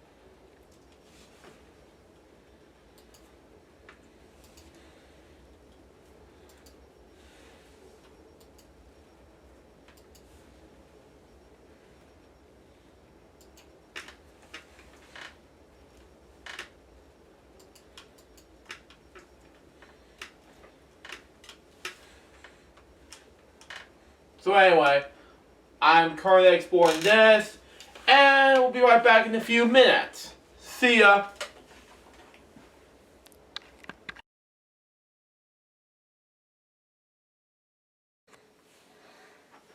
I'm back, and now it's time for an unboxing video on my Vimeo account. So now let's get ready for that, shall we? See what we got. Okay.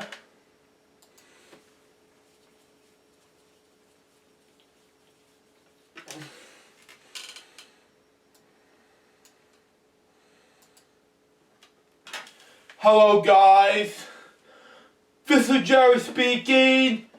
Today we're doing an unboxing video, just one package, and today we'll be opening this up right now. See what we got, shall we? See what we got. I'm flipping this over just in case I want to open my package. Hang on. Okay, there. There we go, got it. It's a book, okay, by one of my friends called Devon Miller, also known as,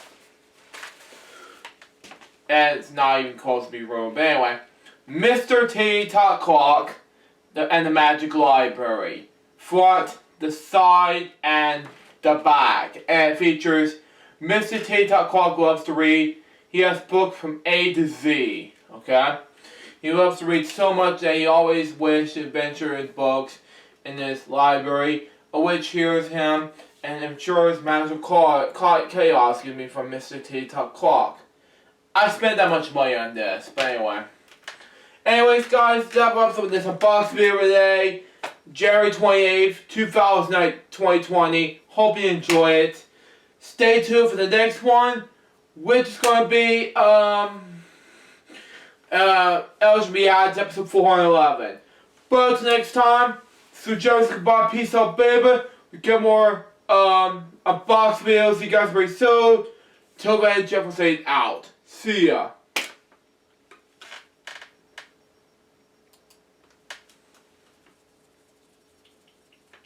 But anyway, let's go ahead and save that as an unbox video for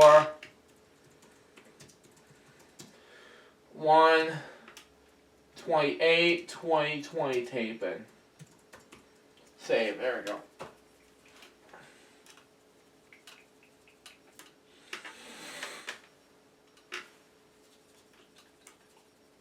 Oh man.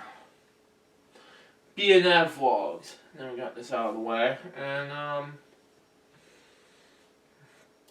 goes into it's about closing. Wrong. Anyway.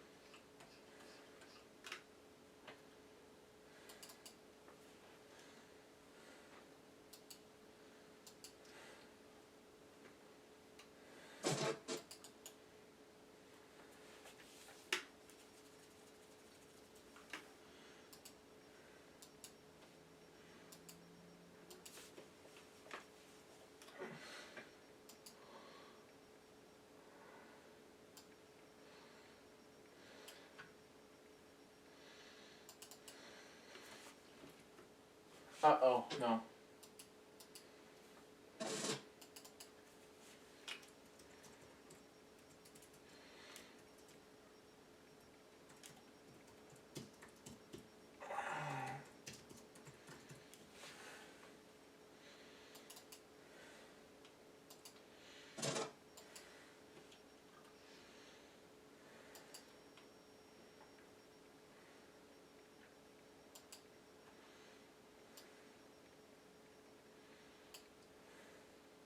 Okay.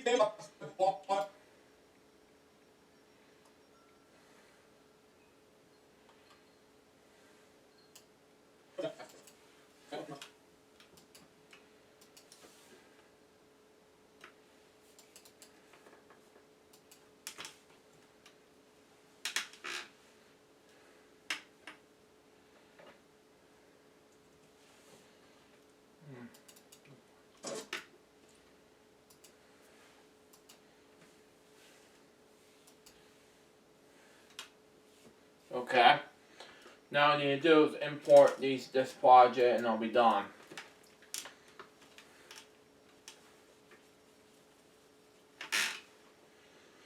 I'll be right there and I'll be right back.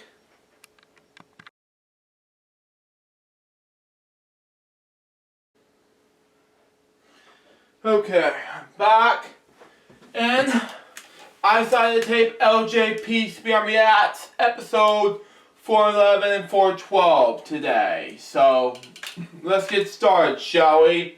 So we got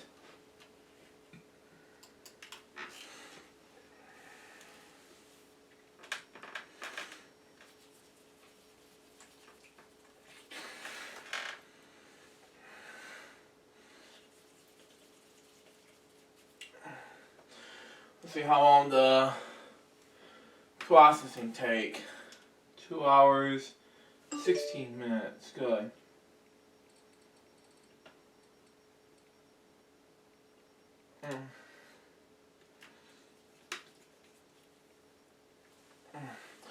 You know what? Let's edit this for 2.5 hours. We're not wasting any more time. 2.5 hours worth.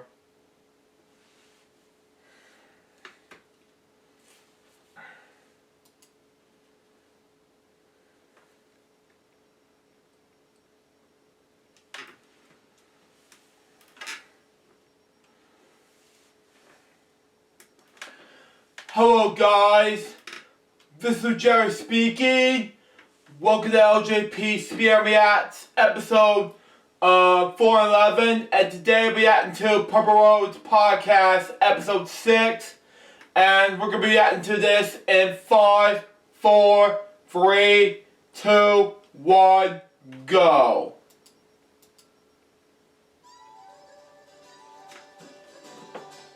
I'm Carrie Stinson, and my journey through life has been quite an adventure. For over 20 years, I played Barney the Dinosaur on tour, and 7 seasons of the hugely popular TV show, Barney and Friends.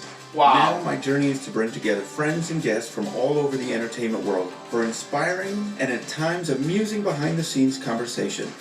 I'm Carrie Stinson, and this is Purple Roads. Wow.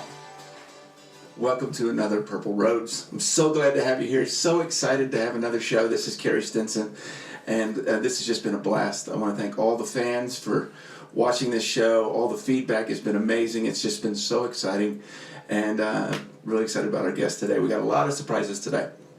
We're starting a new segment on Purple Roads called Open Road. Wow. I did not know this, but Open Road? Really? Okay then. Continue on. This show has gotten, I've got introduced to so many people in the kids and pop culture, and I met a lady named Wendy Gilhula, who has a character called Pika Says, and Pika Says is that right? She's got 3 books. Pika Wow. Bunny Says Eep, Pika Bunny Has a Big Question, and Pika Bunny and the Thunderstorm. Wow. And these are books to help kids through the tough times of growing up and through kindness, which of course I was all about for all those years with Barney. And so I love what she's doing. It's such an interesting concept and what she's doing with these books. She also has a kindness app. Pika Bunny Says Kindness. It's a kindness app that you can find on iTunes and on Google. You can also find Wendy and her message in Pika Bunny Says at wendygilhula.com and Pika Bunny Says on Instagram. And I think not too long from now we'll actually have Wendy on the show, and very excited about that. So good luck with what's going on, and so excited for Pika Bunny Says. We had a couple episodes. We had one of my really good friends, Josh Martin, on, and I had to bring him back today with who we have as a guest. So I've got Josh Martin back with me. Hello. My Barney friend that I've known, goodness gracious, I don't know how it's 25 years now. Thanks for having me. But it is. And, Josh, when you were on last time, we were talking about, I had some questions for you about Barney and our travels. Yeah.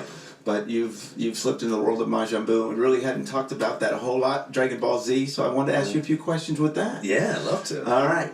What was the first, the transition into going into the anime world from Barney? Wow.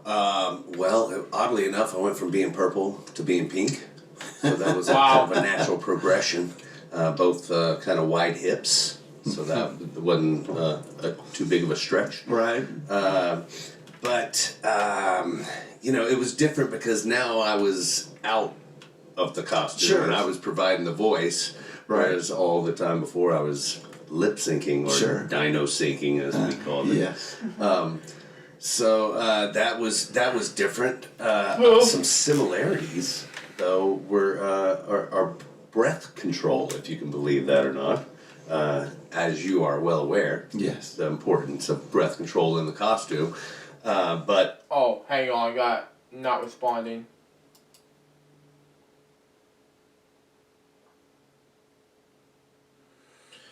We gotta start over.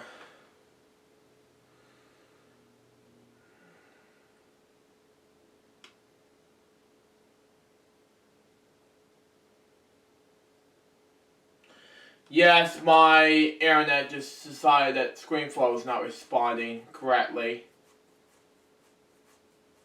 Yeah, it's probably because I need to delete this. It won't let me decide to record, so for that I decided to delete that project, where we left off, Okay. You can stop now. Okay, thank you. Delete this. Goodbye. Adios. Get out of here. I want you out of here. Bye-bye. Now what I need to do is get rid of that take, and that'll be more easier. I wanted to focus on this, but instead I wanted to just at least start over because LJPCBM decided, the ScreenFlow decided to not respond. So let's do it now. Let's try this again.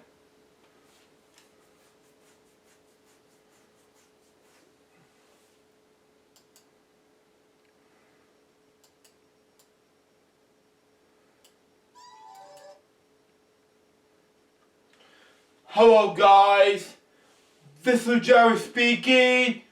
Welcome to LJPCBM Reacts, episode 411. I am so sorry for the huge delay. I just wanted to finish my original recording, but unfortunately my original recording did not respond to me. But we're just the show must go on as it is, but we're gonna react to Purple Roads, episode 6, as normal. Begin in 5, 4, 3, 2, 1, go.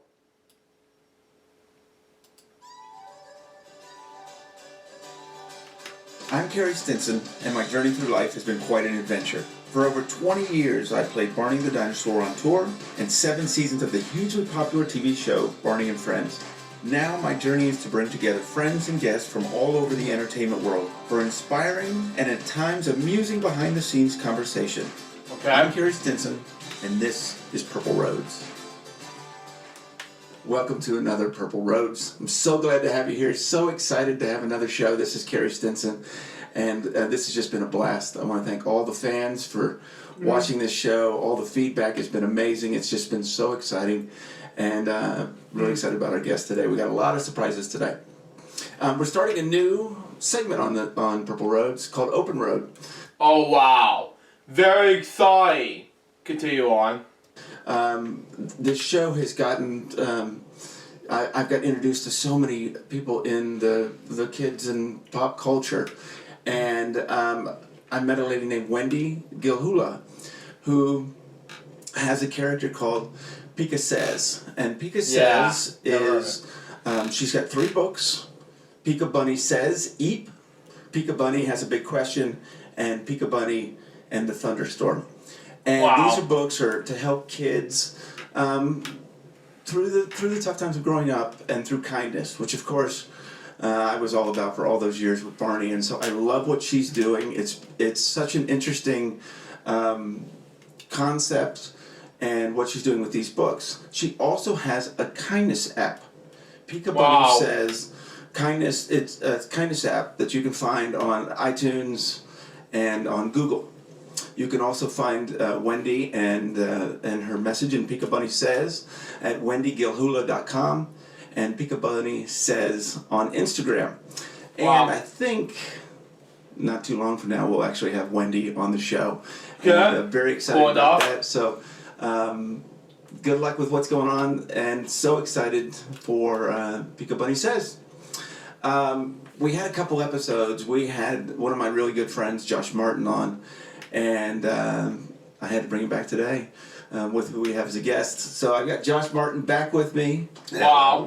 My Barney friend that I've known, goodness gracious, I don't know how it's 25 years now. Thanks for having me. But it is.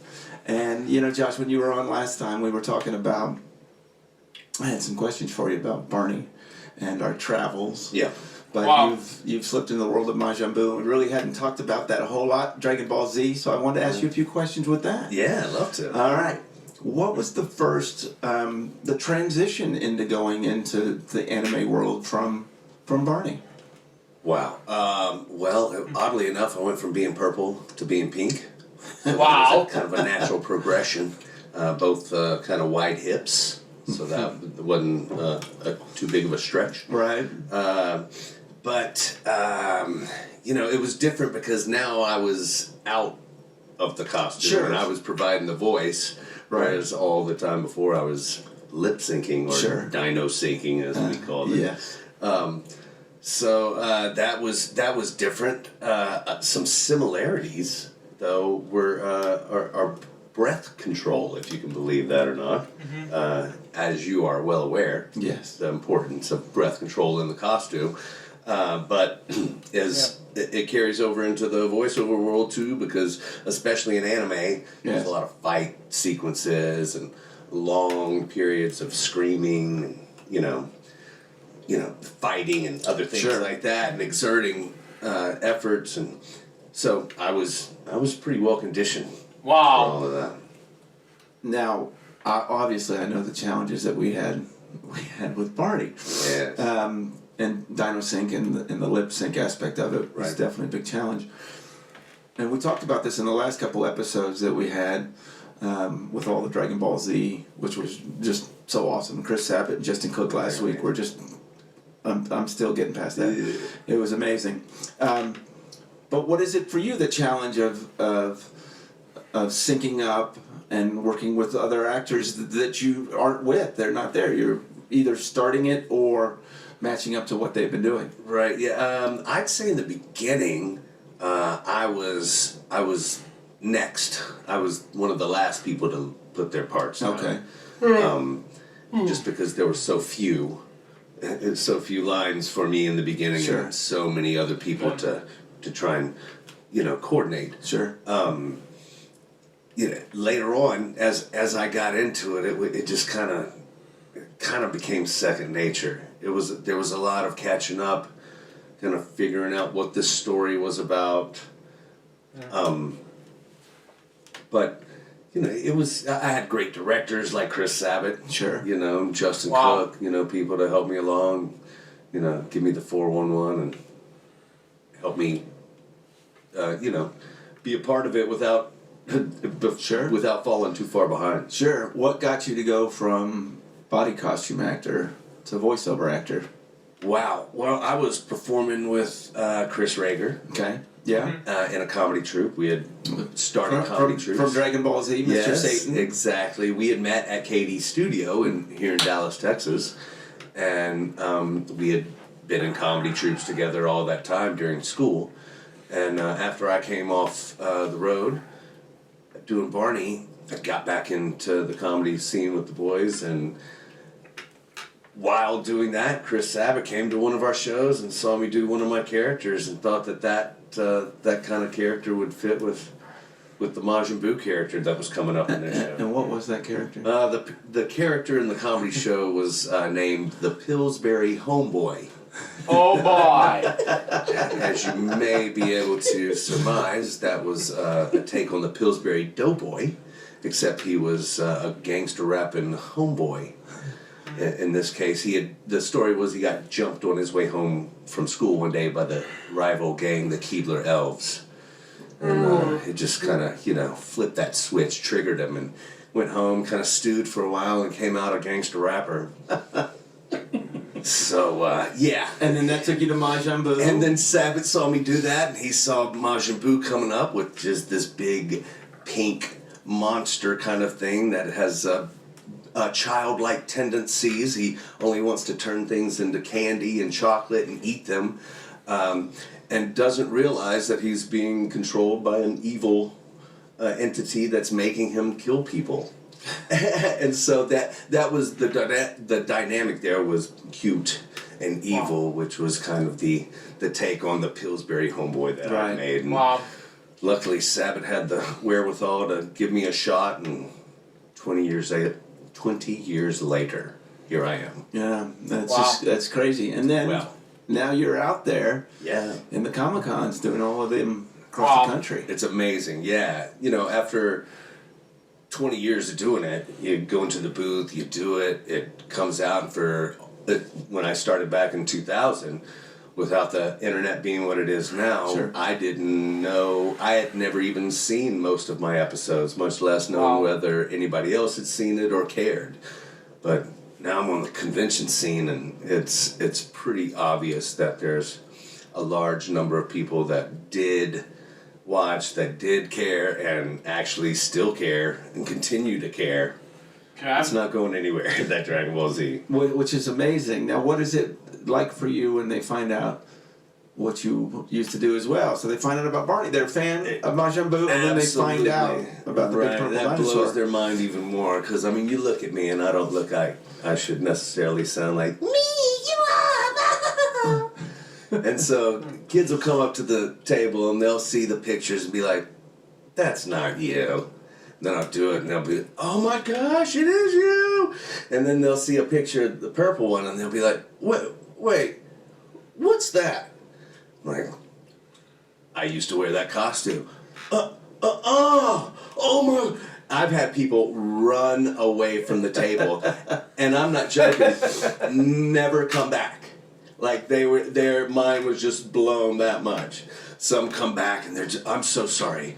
I just couldn't believe it. Can I get a picture? Can I, you changed my life. You were so great with my brother or child or whatever. It's pretty amazing. And then, again, back doing the voices in the booth, you don't get the direct reciprocation from the audience. And then back in the day when we were doing the purple one, sometimes you didn't get that direct feedback from the people. Yeah, and like I probably more than anyone did so many live performances with Barney, so I got more of that than most.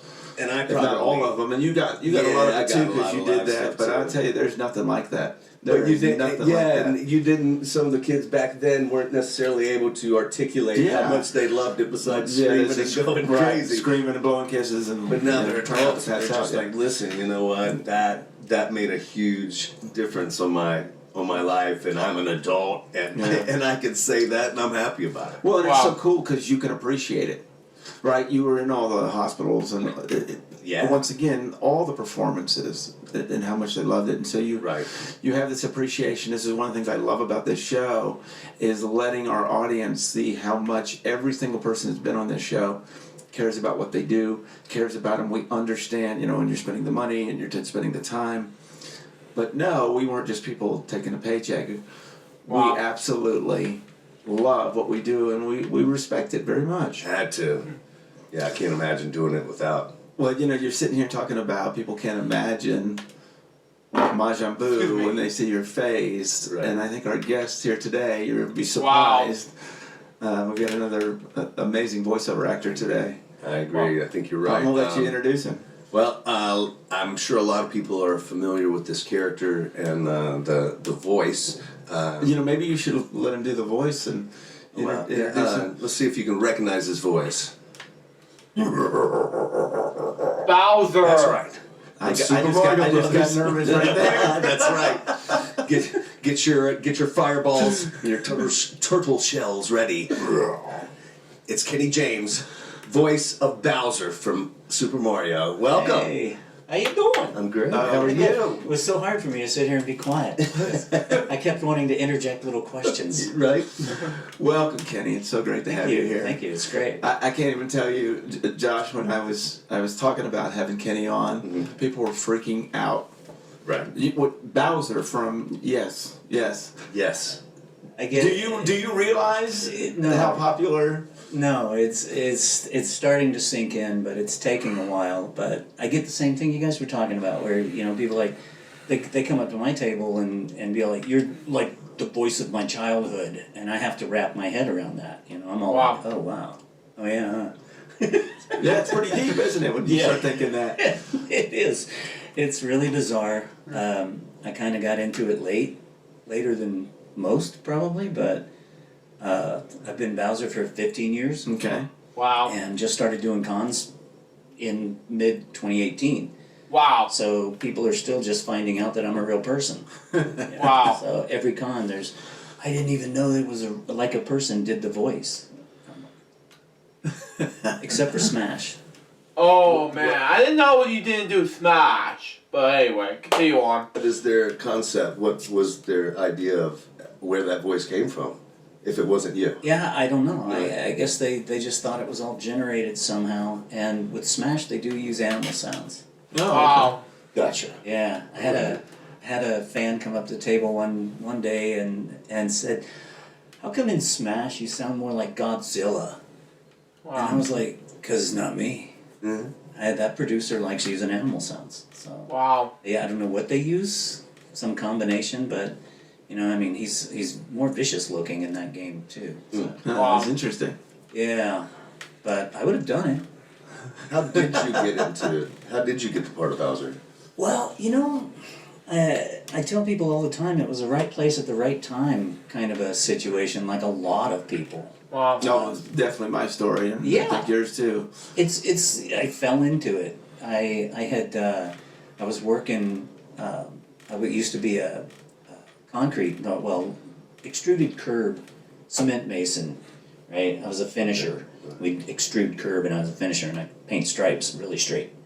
So I was working this, and then I decided, hey, you know what? I've always wanted to do voice acting. I've already been singing in bands for a while, and so the performance aspect that was already there. Wow. I wasn't scared to go in front of people and do stuff. What kind of bands? What kind of music? Well, they were all rock bands. Okay. Yeah. Wow. The hair Everything probably from- tells me a little bit Yeah, there. yeah, and it's short now, but it's coming back. Wow. But I'd been doing these bands, and then I decided, I've always wanted to do the voice thing, so I got a website, right? And I thought I was on my way. I got Kenny James.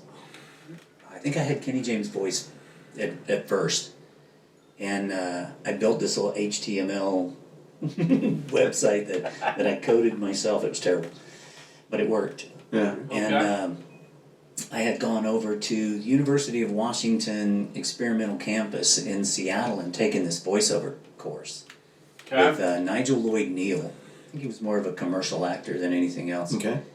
And he produced a demo for me, and I had this 3-minute long demo. It was a mishmash of character work and straight commercial stuff. Mm-hmm. And I was working for Suburban Propane. I did that for a long time. And I was working with my service manager at a house in Bainbridge Island, which people up there know that Bainbridge Island's kind of snooty. Sorry. All right. What part of the country is? It's Pacific Northwest. Okay. Around, it's cross Puget Sound from Seattle. Oh, okay. Where I lived in Bremerton, and I was working, and I'm talking about doing these one-liners for this cat in Canada, where the guy was paying me like $8 a pop on PayPal, the early days of PayPal, and I was doing Scooby for him and stuff, you know, or it was for answering machines and stuff. So it'd be like, "Hey Scoob, answer the phone, man," you know, and he'd like, Scooby Doo. Yeah, that was cool. Continue on. you know, and he's like giving me $8. I'm like, "I'm on my way." I was talking about it while I was talking about it while we were working, and the customer, the lady, she overhears it and she goes, "Do you do voice work?" And I said, "Well, I hear voices and sometimes they come out, you know." And she goes, "Do you have a demo?" And luckily, I already had one, so I gave Did you her. record it yourself? No, that Oh, was you the had one that was professional. recorded by the guy who taught the course. Oh, okay. Nigel Lloyd Neal. And so I gave her the web address, and she went and listened to it. Then she had her 14-year-old son listen to it, and they both went, hmm. So it turns out she's a part-time producer at Bad Animal Studios in Seattle, which is where Nintendo records, or at least were. And she gave my name to the production manager over there, and they started sending me auditions. And I did four different characters for Sly Cooper 3, and I didn't get any of them. And I was so bummed. I was like, I thought I did really good. I guess I suck. And, you know, it turns out... It's that word learning about that a lot of times it has nothing to do with that. Nope. In this business, you end up learning that. At first, you think it's because you suck, but you learn that. You got to learn to take rejection really quickly, or you're just not gonna be able to manage it. Absolutely. But shortly after that, they sent me the Bowser one, and I went, "That's ridiculous. Never gonna get that." But I'll throw it together. I recorded it in my dining room, you know, with my straight mic stand sitting on a rug so it wouldn't pick up the floor, and I threw together I know this is really long-winded, but I threw together the lines. They sent me the previous Bowser's lines from Super Mario Sunshine. Wow. And his actual tracks, including just outtakes and all. And I was like, all right, well, they want, obviously, if they're sending me this as a reference, they want me to sound like that. I thought it was direct replacement was happening. And so I did the whole Super Mario Sunshine thing. You know, "Mario, how dare you interrupt my family vacation?" And stuff like that. And I was like, okay, sent it off. And tried to forget about it. And I don't know, it was only 2 weeks later, I think, I got an email that said, "You got the job." And I was all like, uh-oh, now what do I do? You know, I had been in a studio recording music before, but I had never stood in front of a mic to do real voice work that wasn't in my kitchen. Right. You know? So I got out of the frying pan, and, as they say, and started throwing fireballs. So that's how that happened, and no short form. I keep looking at this camera. So. Wow. We've got plenty of them here, so you're covered. Yeah, you're covered. When did you realize how big Nintendo, or did you know how big it was? Oh no, I knew how big it was. I just didn't know how long I was going to last or anything. So, Wow. The first session that they pulled me in for was for Super Mario Strikers, the tail end of the GameCube, and shortly after that, they were getting ready to launch the Wii, and they had me in, and I think... Yeah, the Wii console, which I had every Wednesdays, it's Wii Wednesdays. People gotta look at checking local listings on my video account. Continue on. I misspoke. Guy recorded Mario Kart Wii and Galaxy at the same time in one session. So that one tore me up a bit, because going for 4 hours can get kind of painful. I can imagine. So I managed to get through it, and then I said to the director, I said, "You know, I can speak English, right?" I'm all trying to barter for speaking roles from Nintendo. It's not going to happen. Wow. You know, the games really don't have any speaking roles. Right. I mean, Bowser speaks Bowserese, and I think in 15 years, I think I've said 4 words in English, I think. You know, so. Do you remember those 4 words? You know. Yeah, it's Mario, Peach, Nintendo, and Showtime. I think that's all. That's all of them. And the Showtime, when I get requests for that, you know, it's, what game was that? Does anybody out there remember? I promise you they do. I promise you It was they do. Bowser's Inside Story. Okay. And whenever he's going to go into battle, you know, he would do the Showtime, and everybody goes, hey. So, How long does it take to record for a game? I'll do anywhere 2 to 4 hours. With I want to think it was 3D World. There was a lot of work for Bowser, and that included the cat power-ups. So they had this Meowser, and seriously, that's what the script said. I turned the page on the script. We had been going through jumps and, you know, falls and things, and then I turned the page and it says, in quotes, it says Meowser. And I laughed. I went, that's hilarious. That's great, isn't it? They go, well, it's a cat power-up. He's going to have whiskers and little kitty ears, and he's going to have a big tail and fur. So it's the closest to a furry, you know, that I've ever been. Reference to Super Mario 3D World. Continue on. And I said, okay, what do you want him to sound like? And, you know, as a voice actor, you know, maybe they'll tell you, maybe Sure. they're not. So they kind of looked at each other for a second, and then they went on the talkback. They went, click. We don't know. I was like, okay, great. So how long did that take you? I said, just give me a second, you know, and I thought about it, and I was like, he can't be, you know, Meowser can't be. Right. So I went Wildcat on it. I went, wow. But then I had to roll Bowser on top of it, so it was. How long did that take? I did that until I could taste blood. Yeah, I was gonna say I can. I'm feeling for you right now. Yeah, I did. I know my voice is so weird. Yeah. Which one of the reasons why I think Sabat wanted to throw me on the auditions. He's like, that guy's weird. Wow.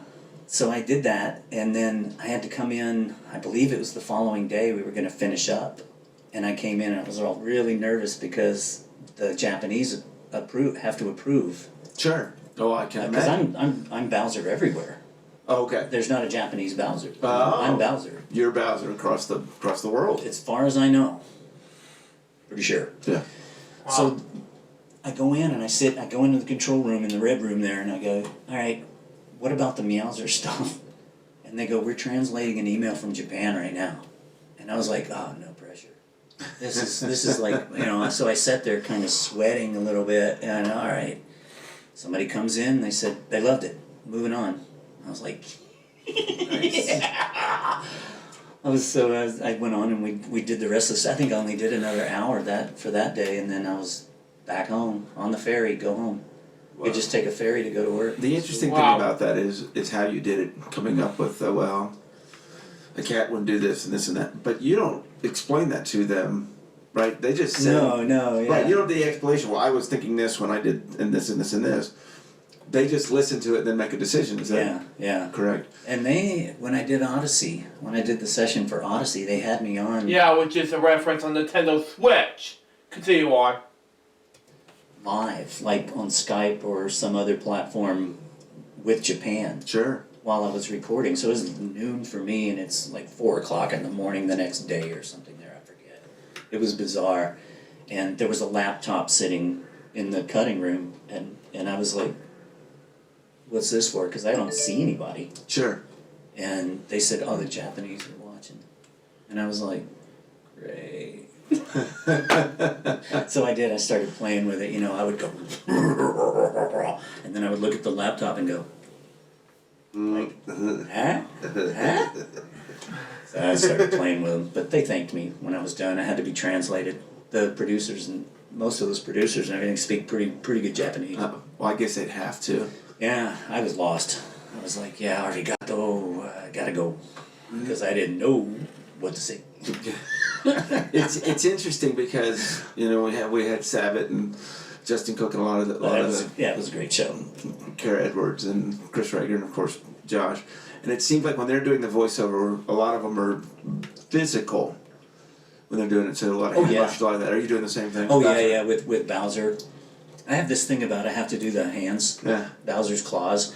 I don't know what it is. Sure. I started really early on when I started doing Bowser. I found out that if I really want to get that I do this and I can't stop it. Now I don't even realize I'm doing it. I'm at my table at conventions and I'm going. Oh yeah. Sorry, didn't mean to scare this 4-year-old. You know.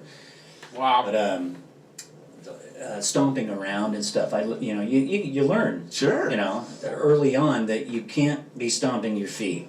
Right. Exactly. They can hear it. One of the first sessions that I was in, I was green, and they were like, "Okay, actually, it was for strikers because Bowser sort of flies in to the stadium, just and then kind of stomps around, blows some fire, and then he's back out. It wasn't very much to it, but they're like, okay, so he hits the ground, and then he's stomping around, and so I was actually stomping around. I'm like, doing this, and they're like, don't move your feet. And I was like, sorry. And I never have since.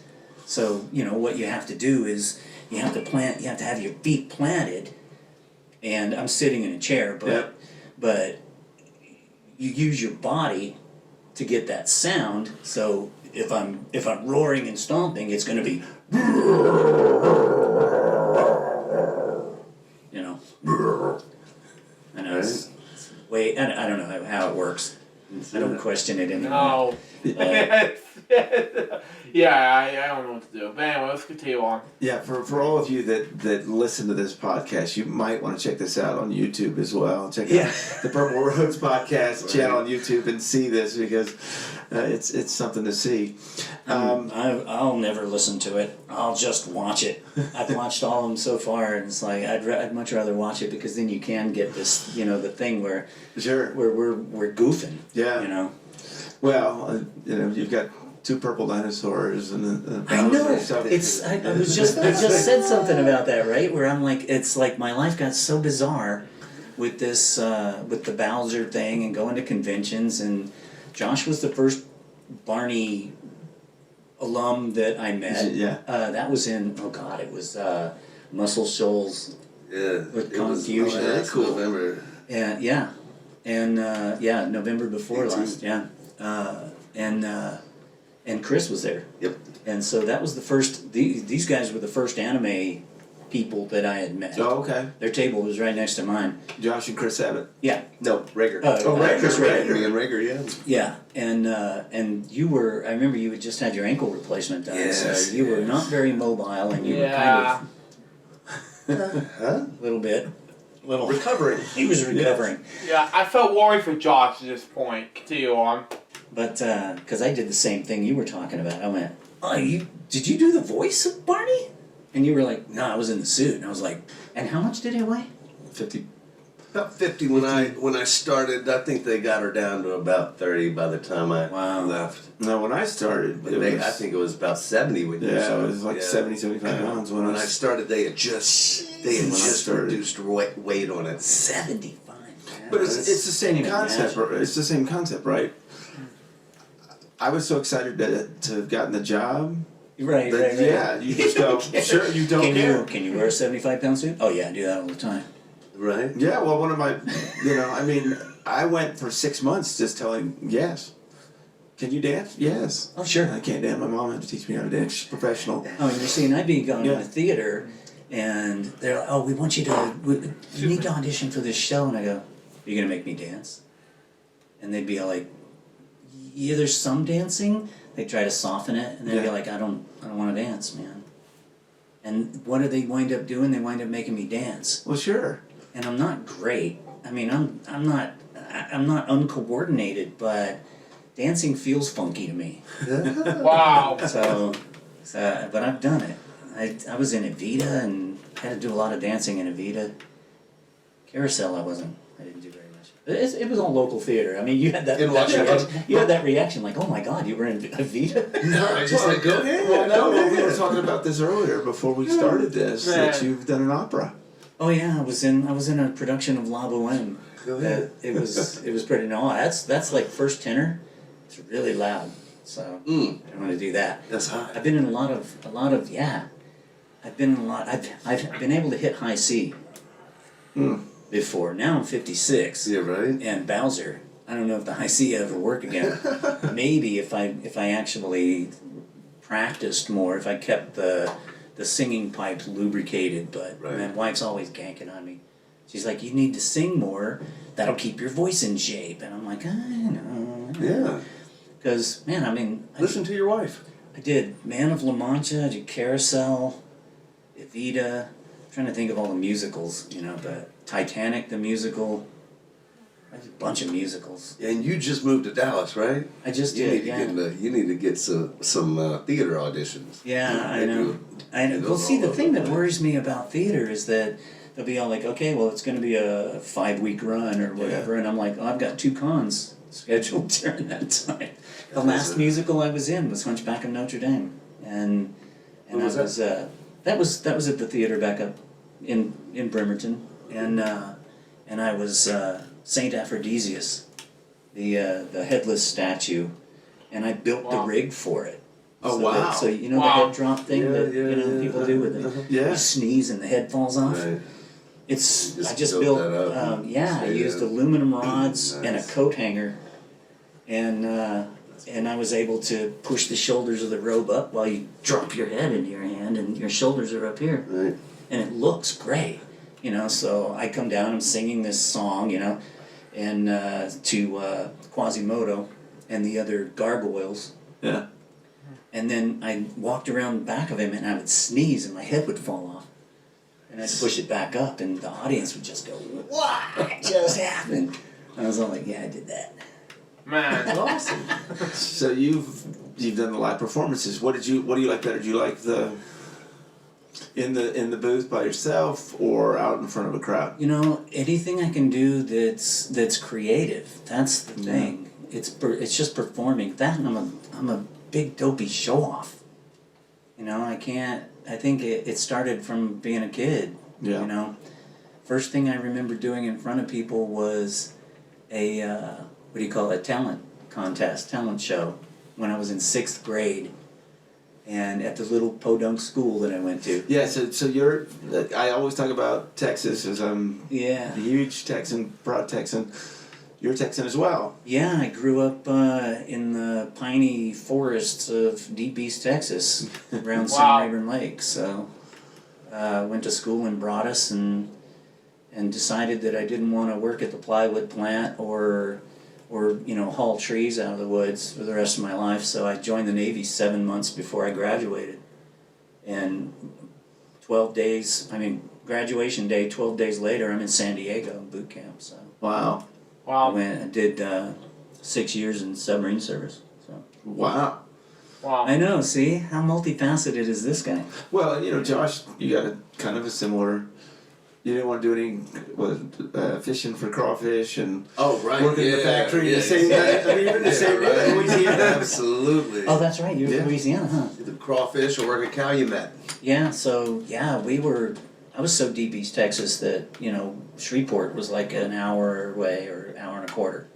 So Yeah. yeah, right up against the border between Rayburn and Toledo Bend and you know all that jazz over there. So. Yeah. My Uncle Cecil lived on Toledo Bend.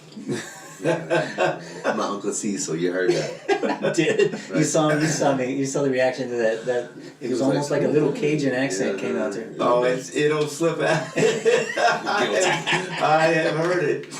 I have seen it. Yeah, so it's been a weird ride so far. This whole thing. I was telling you a little while ago, we were sitting out there chit-chatting, and I was like, it took me forever to accept celebrity. Wow. Because I just wasn't, I was selling propane and propane accessories for freaking 10 years after I became Bowser. Right. Wow. It was just, oh, I'm Bowser, and Yeah. I have to have a day job, you know, you gotta have a survival job. So there I'm selling, you know, I was a service tech for 13 and a quarter years. Wow. And I finally decided that what I was gonna do is gonna take my 401k and live on that while I go full-time VO. Yeah. And I wasn't really getting any work, even though I'm Bowser. Right. Nobody cares. And I was like, all right, I see this thing, Charles Martinet, who's Mario, Yeah. and I'm like, he's always at these shows. I should look into that. So I started looking into conventions, and I started booking cons. My first show was in Philadelphia at Too Many Games in June of 2018. Wow. And I booked that myself, and at about the same time I had been sending introduction emails to some of the agents, and Celebworks picked me up, and they were like, yes, and you go into this show. Actually, I had 2 shows booked before one that they booked for me. Mm-hmm. But they helped me out so much. They're like, I'm gonna get some artwork done for you, and we'll have our printer people print you up some prints. Because what I had done, I mean, I was on my own, man. Sure. I had printed some 6x9 postcard things with some, the Bowser characters, different variations, and my stupid face, and it said Kenny James, voice of Bowser. And I had several hundred of those printed up, and I was going to take those with me. And then he goes, I'm going to get you some prints done. And they came in the mail, or UPS or whatever it was, and they were 8x10s, with color flashes behind them and stuff. And I was like, what am I getting into? Man. I have no idea what I'm doing. And it has been a blast. Well, I'm a photographer as well, and I did the headshots for his first one. Well, Josh was like, hey, I'm going to go do these. Will you take some pictures? And I don't think you really, you were like, I hope. It was a I hope it goes well. I don't really know what's going to happen. I'm going to show up at the first one and see what happens. I had no idea what I was doing.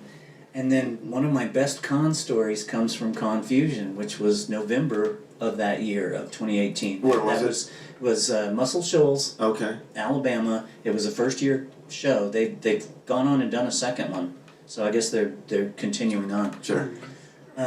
So I'm going to go to that show, and I have to say it was pretty dead. Wow. Especially on Sunday, man. Bible Belt Sunday, and the volunteers were so sweet.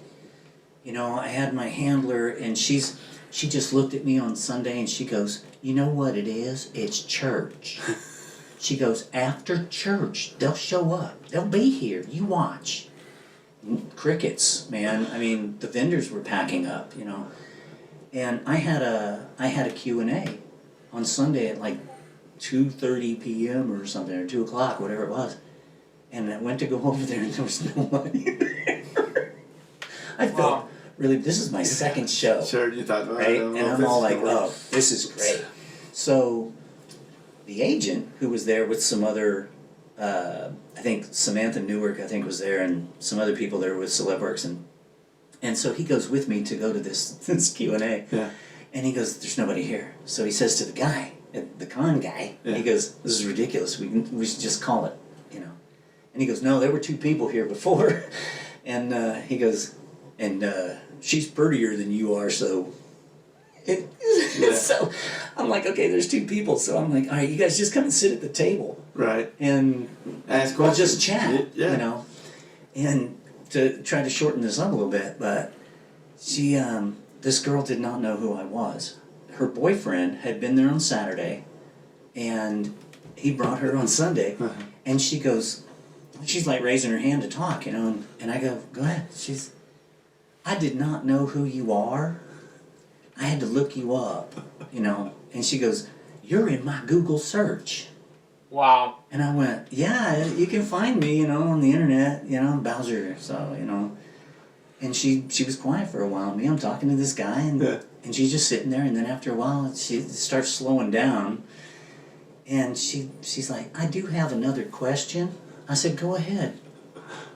She goes, how do you get so much volume in your hair?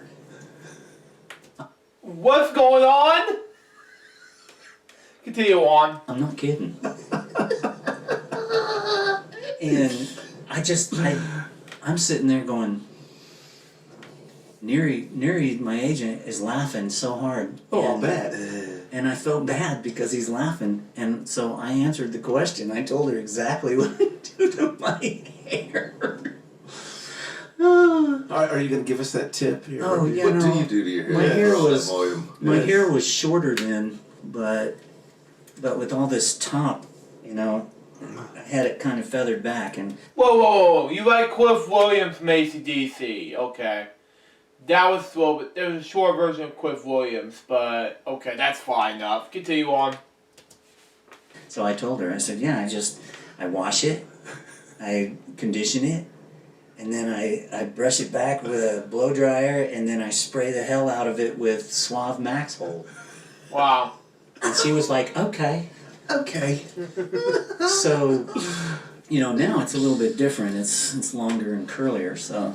Your next convention, you should do a panel, hair tips, Hair tips with James. Bowser. hair care. Yeah, you know, he does have that cool red kind of mohawk thing going, so. Next con we're at together, I'm making it happen. I'm gonna All right, make that happen. so besides the hair tips, another question that so what questions you get from the fans most often? What You do know, they pretty typical stuff, you know, how did you get the gig in the first place, and how long have you been doing it, and what was your first game?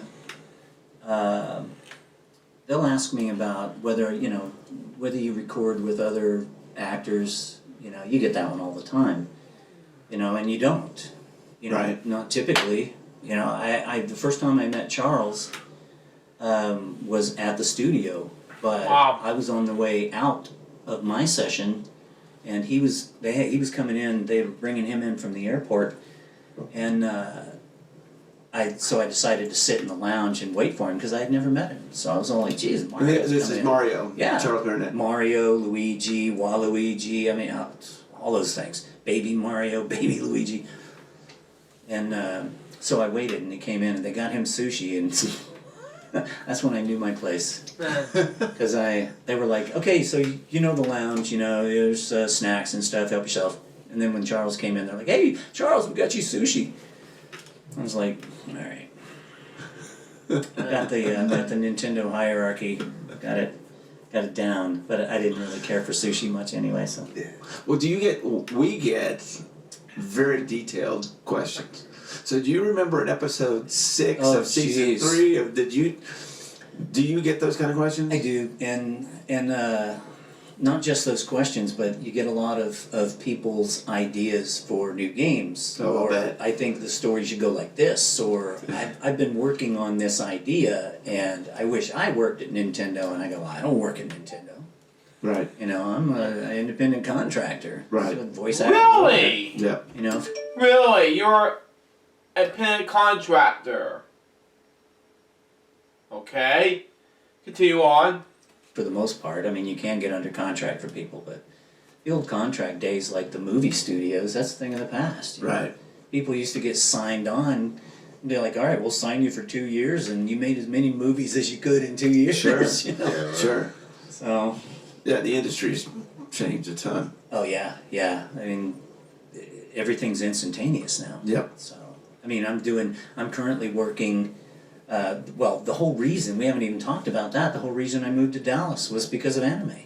Well, let's Wow. talk about I that. wanted to jump into anime because, you know, I go back to, well, Speed Racer, obviously, and that was my first, probably almost everybody, at least our age, well, I shouldn't say our age, I don't know how old you guys are. I'm in my mid-50s, so.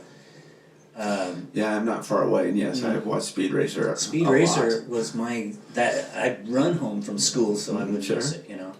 See the same episodes over and over and didn't care. And then in the 80s, while I was in the Navy, I would actually use my VCR and tape the original Star Blazers. Wow. I loved Star No, I Blazers. don't remember Star Blazers. I loved it. And part of it was There- because of that ship, the Yamato, you know, and Right. it looked like half submarine, half battleship, you know. And then the wave motion gun, Yeah. why they didn't just use that to begin with every time, I don't know. Because it was always pew, pew, pew, pew, pew, and oh no, we're getting our asses kicked. Wave motion gun. And it's all done. Then they're on to the next episode. And I'm like, why didn't you just start with that?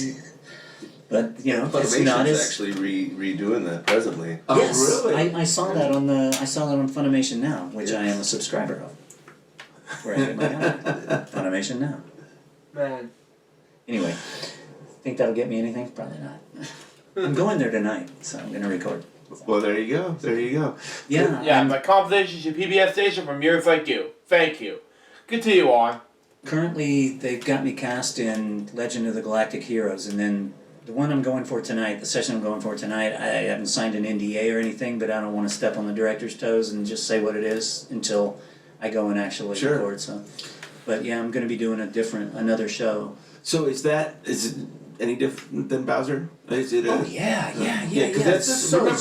it's Do you get lines in worlds. this part? I get to speak English. All right. The character in Legend of the Galactic Heroes actually sounds mostly like me. You know, I'm like Kirscheiss. Yeah, I can tell he's So a man. nice. Yeah, it sounds like me.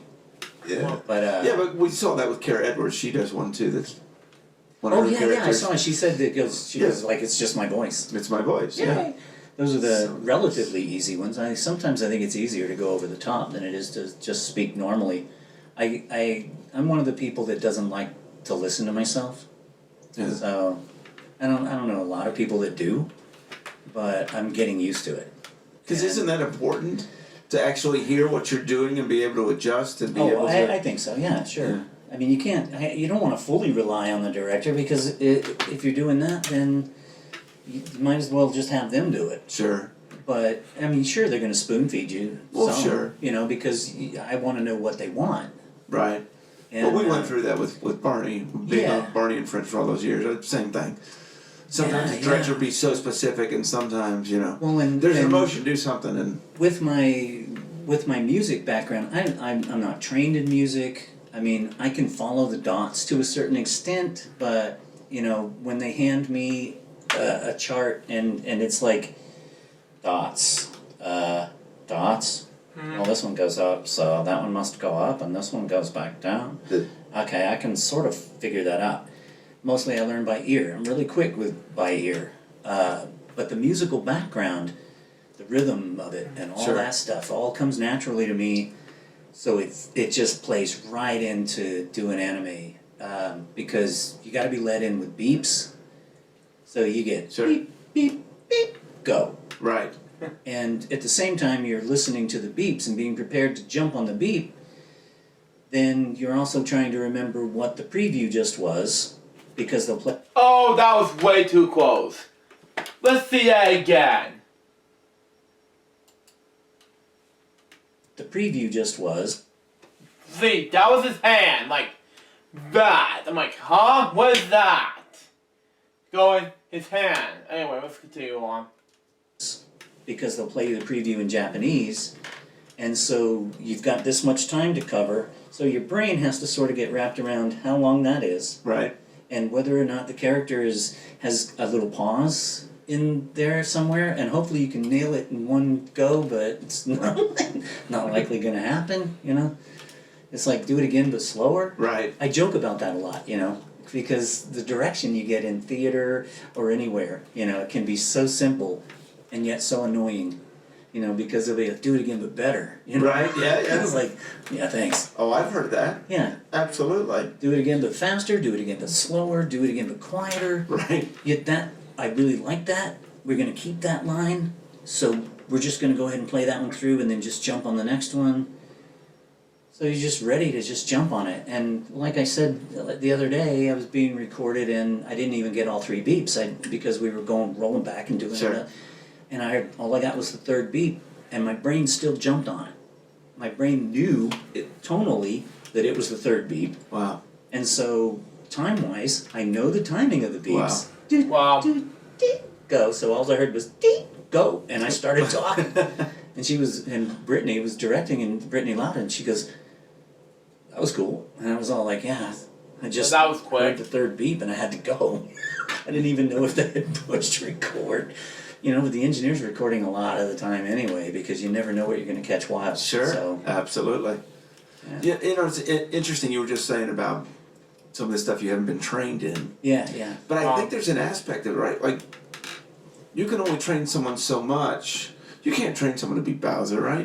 There's an aspect of it that's Well, yeah, Kenny James, I right? like to think that, yeah. Yeah. Especially because my Bowser is so much different than Scott Burns was. Sure. In what ways? Well, I think mine is, I don't know what really term to use. It's definitely more growly. Okay. His was more of a human growl kind of sound. Sure. Like they made him talk. Sure. You know, Mario. And me, I'm like. I'm telling you, that's just ringing through my. I'm looking for a way out of this studio here. We need a back door here. His cans are vibrating. Yes. Yeah, but I don't know where that comes from, man. yeah, there's probably some explaining you need to do here, Bill. It's really a weird thing. But yeah, there's an aspect of that, right? That is you, that you brought to it. Yeah. That you can't really explain. There's a training aspect. I think it turned out a lot different, and it has evolved. I mean, it's been 15 years, and I started off just trying to do what I thought they wanted, which was I thought it was all Scott, and it just sort of morphed kind of by itself. I'm actually kind of glad that I got introduced to Bowser on a game that didn't really have that much Bowser content in it, because the next one after that was where I really needed to blast off as Bowser. And I'm kind of looking at anime the same way. You know, I've got a small part on a series that doesn't have a lot of screaming and hollering and jumping up and down and yelling and, you know, the overreacting. Congrats. Thanks. But just kind of getting your feet wet. Right, yeah. It's breaking me in on the process. Sure. Because I'm still learning some of the terminology. They'll throw a term at me and I'll go, what do you mean? Oh, well, if we say that, that means this. And For example? Well, for like wild. It's like we're grabbing stuff wild. I was like, I'd never heard that term in the studio before. Wow. So she's just all like, well, we're not going to do the beeps and stuff, and it's just, you just say it. Oh, okay. I can do that. That's just talking. Okay. And there was something else the other day though. It had to do with reactions, and I can't remember what it was, but and then they were pointing out not in Japanese. Right. N-I-J. Yeah, N-I-J. M-N-S. As you heard dogs bark in the background, continue on. Mouth not shown. Mouth not shown. See, those are the good ones because you don't have to worry about the flaps. You don't have to worry about flaps. It's like the back of your head. I just told him this character that I have. One of the first characters a lot of anybody's seen, or not very many of them. This guy's got a big old bald spot.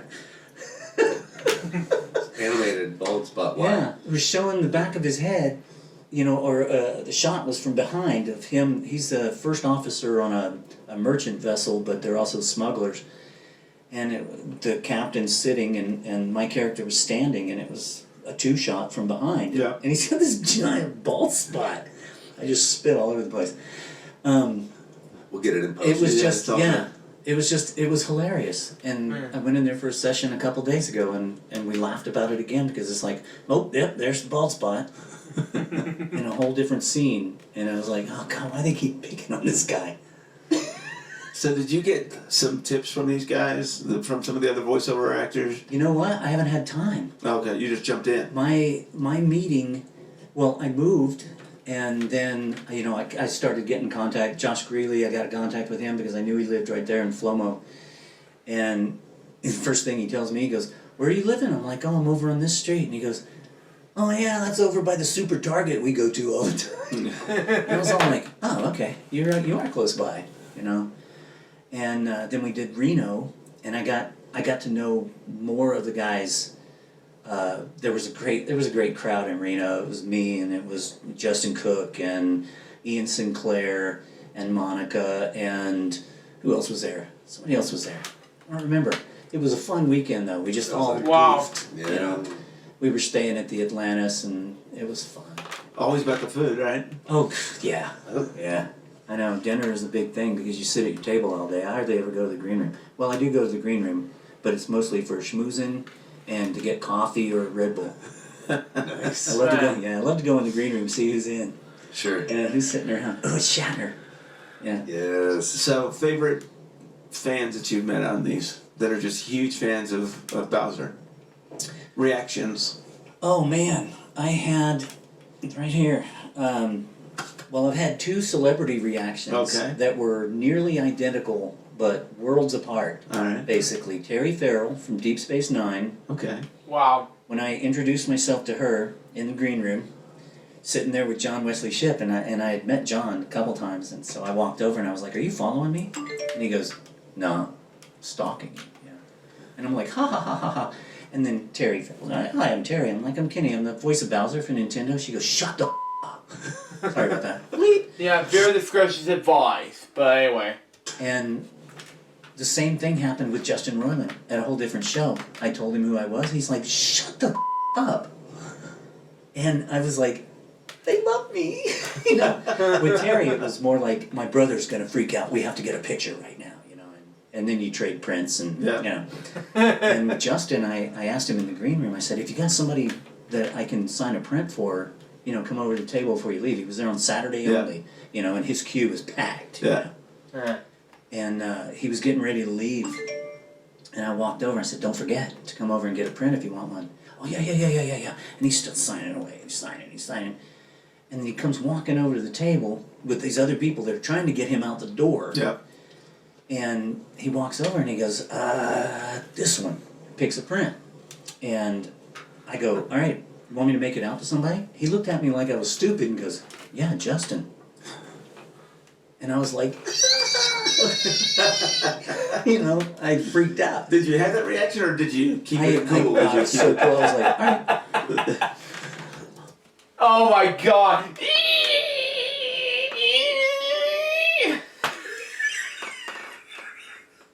I can't laugh at that in the moment. This is one of my favorite moments. Continue on in this episode. Continue. You know, and I signed the thing, you know, and he had these little trading card things, Rick and Morty things, and that's all I had because all his stuff got packed up already. I had this thing, so he signed it real quick. And so It's a trip because we amazing. went through this when we went on the first Barney's Big Surprise tour. So we traveled. And we show up in New York, and there's John Bon Jovi. Every show. That's awesome. Every show. Oh wow, the rock and roll heavy metal stuff again. Continue on. Yeah, every show. I remember them asking me, "Hey, Gary, can you jump back in real quick? We need to do a meet and greet." I'm like, "Who?" That's intermission when you're getting out No, resting. no. This was the end. I was going home. Everyone had left. Everyone had left, and they said, "Can you jump back in?" I said, "Well, who is it?" They said, "Well, it's the drummer of U2." Yeah, I Are remember that one. you kidding me? wow. And Wow. same thing, right? I have to be Barney. They didn't want to see me. They want to see Barney. Yeah. So you're doing that, but in your head you're just losing it. And for me, I realized, and I think you're realizing it too, they're just fans. Like he's a parent. Turns out they're regular people. Yeah. At least most of them. Yeah. Well, yeah, exactly. I try to tell fans that all the time. They're just like, I've had poor cosplayers and stuff. I mean, they're in anime cosplay and they're still walking up to my You're table. not the first. And I know. They're walking up to my table and they start crying. Yeah. And it's like, she's a super fan. I mean, won't even come up in the queue. Yeah. And so I come around the table and I go out and I go, "Hi," you know, and I'm meeting this poor girl that's about to fall apart. You know, and I'm like, "Hold on a second," you know, go and I'll sign something. Sure. And then they just come unhinged. Sure. It's so bizarre. I go, "I'm just a regular guy who just happened to get lucky break," you know. But it's yes and no. Well, I mean, 'Cause yeah, when we I sit don't here know. and we talk about what you do though, and how you take this so Yeah. seriously, and how you're creating, and how you're doing, and what you know, that's really Yeah. where it comes from. Is that you forget about all that other stuff. And I do have the ability to do that. I still don't know how. Yeah, I don't either, but It's so it's kind of weird. freaking me out a little bit. It is really weird. You but- mentioned, But it's so In- cool. You mentioned in Sinclair earlier being Yeah. together in Reno, and we had a conversation about this No, very no, thing. I'm sorry. In Sinclair plays Whis in Dragon Ball Z. Oh, okay. And he Yeah, I did not know he did that. Yeah. I mean, sure. Andrew St. Clair is a friend of Alex Paris. You know, he's a game show fan, but now this was different St. Clair. You know, who plays in Dragon Ball Z. Continue on. he's a nemesis of Majin Buu's. Okay. He's just an excellent actor beyond his part. in God, a Dragon Ball lot of Z. voices, He's a lot of voices in. Yes, and we were talking about he was like, you know what? I was doing this for a while, and I got burnt out on it. I didn't want to do it anymore, you know. And then I had a second. I looked, and I was like, you know what? Sparkle magic. That's what it is. It's sparkle magic we have. People, these other people, they don't get to do what we do, right? Yeah. And then they come up, and we have that power. Sparkle magic. Wow. And he's right. You know what I mean? I want to That's try to awesome. remember that. I want to borrow that. It really is. I agree with him. Yeah, Shout Ian, out to Ian. yeah, Absolutely. we're sitting up there at the sushi bar eating some chow, man. Me and Ian and Justin. Is this after And, you didn't get the sushi from? Oh, earlier? way after, because this was just a month or two ago in Reno. Okay. So yeah, I mean, sitting there with some of the guys, man, and I was all like, I'm being included, you know, because Josh Greeley, Ian Sinclair, Justin Cook, you know, we're sitting and we're just howling around. That's it. And it was so much fun, and it's part of the reason why I wanted to move, because the anime actors community just seems so tight, you know. They're just really great, and I'm like, I want to go be part of that. And once again, that this is all happening in Texas it's such a thrill. People still can't believe Barney was shot here in Texas, and all the things we're doing here and all the creative people that we have here is pretty amazing. In the Pacific Northwest, you know, everybody's like, why are you going to move to Texas? Right. And I was like, well, I'm from Texas, so it's like going back home, sort of. Sure. I mean, a lot more urban than home was. And I lost track of what I was going to say. The other thing was, they were like, why are you moving? That's what it was. And I was like, because that's where the anime scene is basically centered. Wow. The anime dub world is centered right here. So I was like, I'm going. You know, I want to go play. That's what I kept telling. The first time I met J. Michael Tatum and Brandon McGinnis was in a show in Indianapolis, and I said, I gotta pick up and move. I said, I want to come play. They go, you should. You know, and everybody always says that. Sure. You know, sure, you should move. Right. Yeah, it'll be fun. You can come and join us, and you know, because when I say it that way, I want to come play. Right. I mean, a lot of being able to go in and do voice work, it's like you're in, Charles Martinet says it all the time, he's like, it's a big sandbox. Yeah. And they put me in the sandbox and I get to play. And I like that analogy, you know? So I wanted to come play, and everybody was so welcoming that we put our house up for sale. And I got really lucky, my house sold over a weekend. Wow. Put it for sale, I think they listed it on Thursday. Monday we were signing it away. So I'm coming back home. and packed up. We had most of our stuff packed up already. We were ready for it. So, and we drove here. It took 3 days, and with the cat in the car. That's awesome. With the cat in the car. Well, welcome. She was ready. Well, thank you. Yeah, it's been super. Been such a blast having you. Well, I hope you got everything out of me that you need. You know? Well, I can tell you right now, we got to have you back because we're going to want to hear about this anime journey and the road you're going down. And yeah, I mean, and then I can talk about submarines too. Usually, I wind up talking about the military for like a long time because you get me started, and it's. I said to you, I was like, I don't know how I can fill up an hour, you know, or whatever, and it's like. I wind up getting diarrhea of the mouth, and then I don't stop talking. I think you find out that the fans that watch this show, they love it.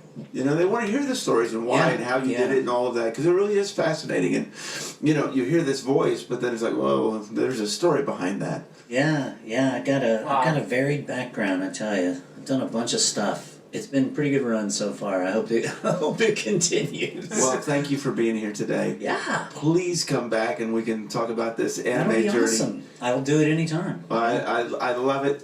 Thank you all for watching. Can't wait to see you next week. Remember to keep your eyes, ears, and your heart open, and you'll find your purple road. I love you guys, and we'll see you next week.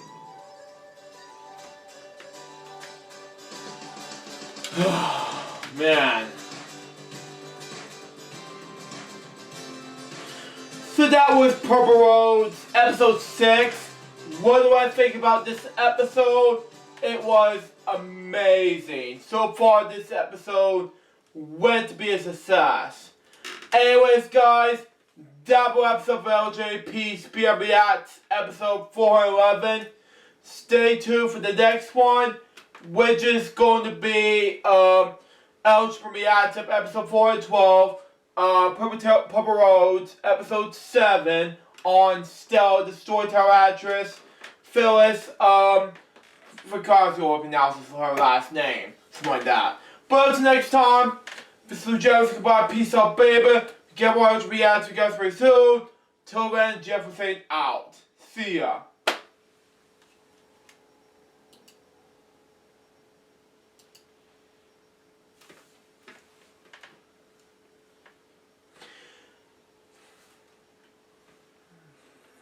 Let me check when it's done.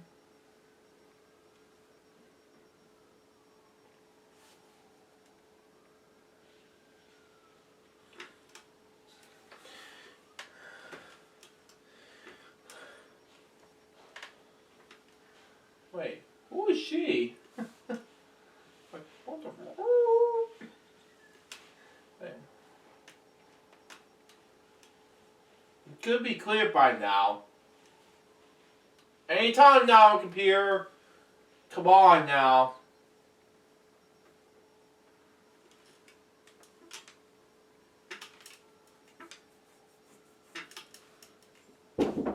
Come in. You like Twizzlers? Yes, please. There you go. Thank you. You're welcome. Just got done with the episode. Good deal.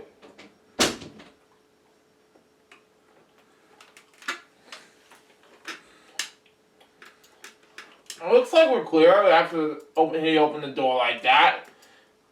Oh well.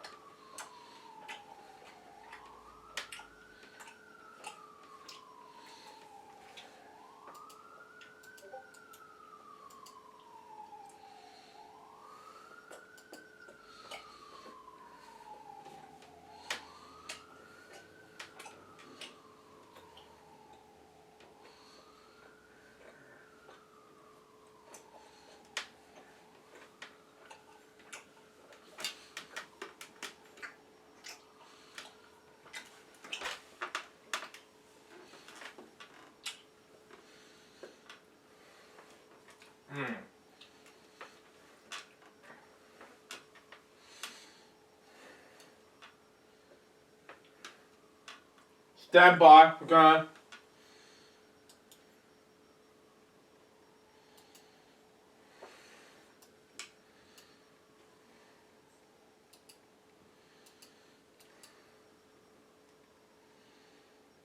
Set.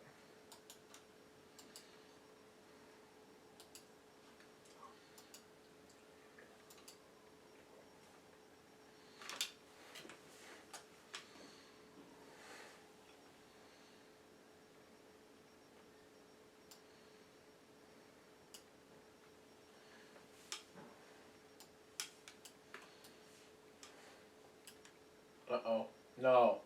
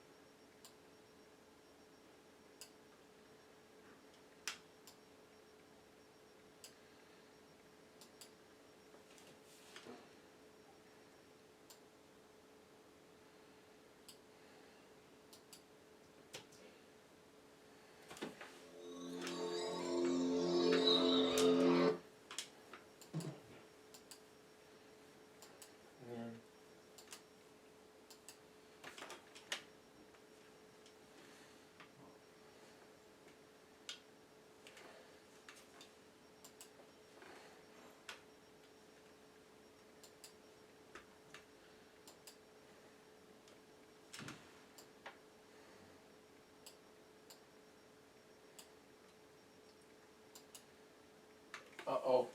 No way. I was trying to get this opening credits to LJPCBM, but all of a sudden, nothing happened. Man, please help me.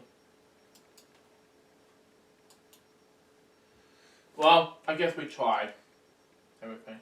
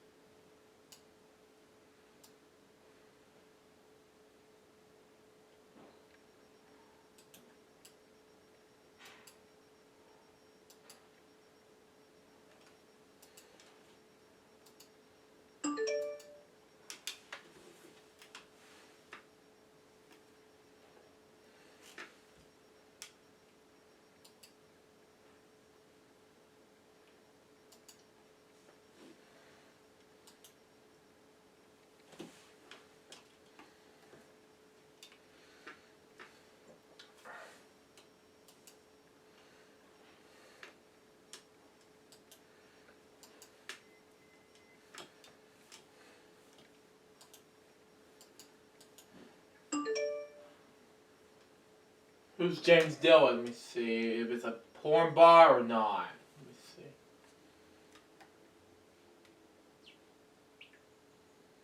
James Dillon is born in Glove, the same place as AC/DC was born. Okay. Who's James Dillon?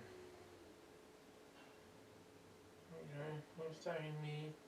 Born in Marchburg, 1994. Confirming. Okay, whatever.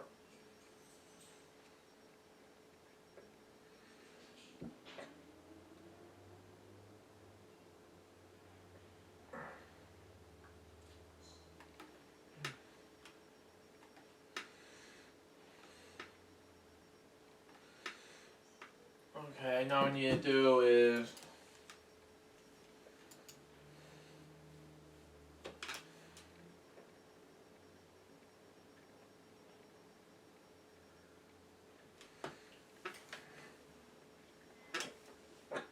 Devon. Welcome to the LJPCBM.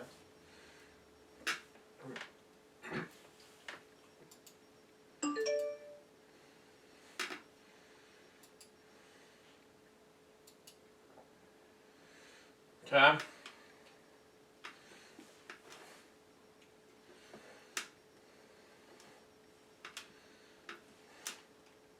Okay, we're almost there. Just some loading spaces. Real fast.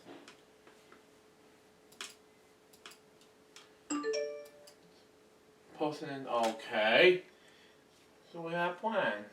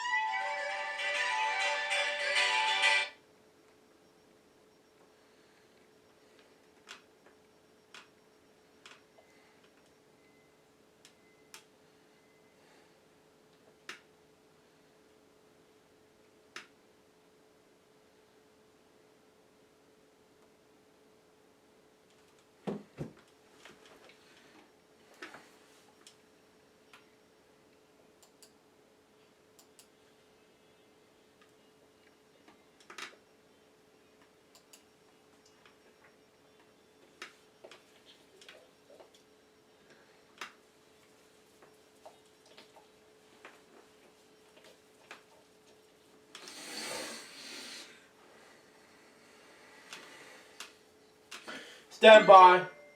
Oh, James doing this, doing this to a light face, but light thing. But anyway, let's go ahead and continue on where we left off.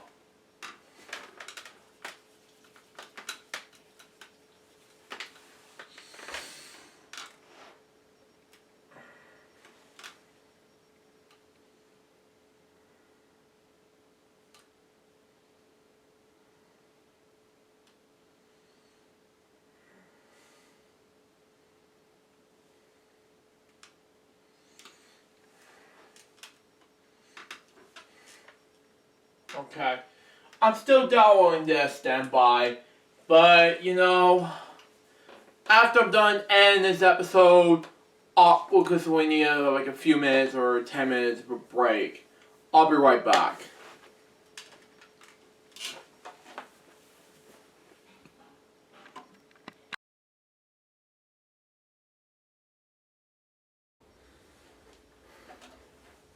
Okay, now we're going to start LJPCBM Reacts episode 412 right now. So we got, shall we? So we got.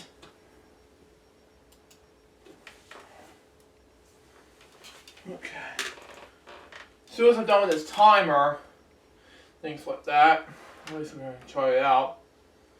We're going to get our buzzers ready and get that started. Okay, record this now. Okay, we're going to do this now. And anyway, let's do it now.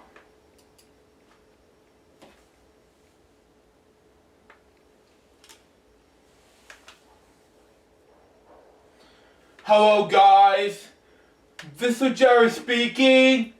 Welcome to LJPCBM Reacts episode 412. And today we're going to be reacting to Purple Roads episode 7, and we're going to be reacting to this in 5, 4, 3, 2, 1, go. Anyway, before I get to reacting to this, I saw this before, it was awesome, so here we go.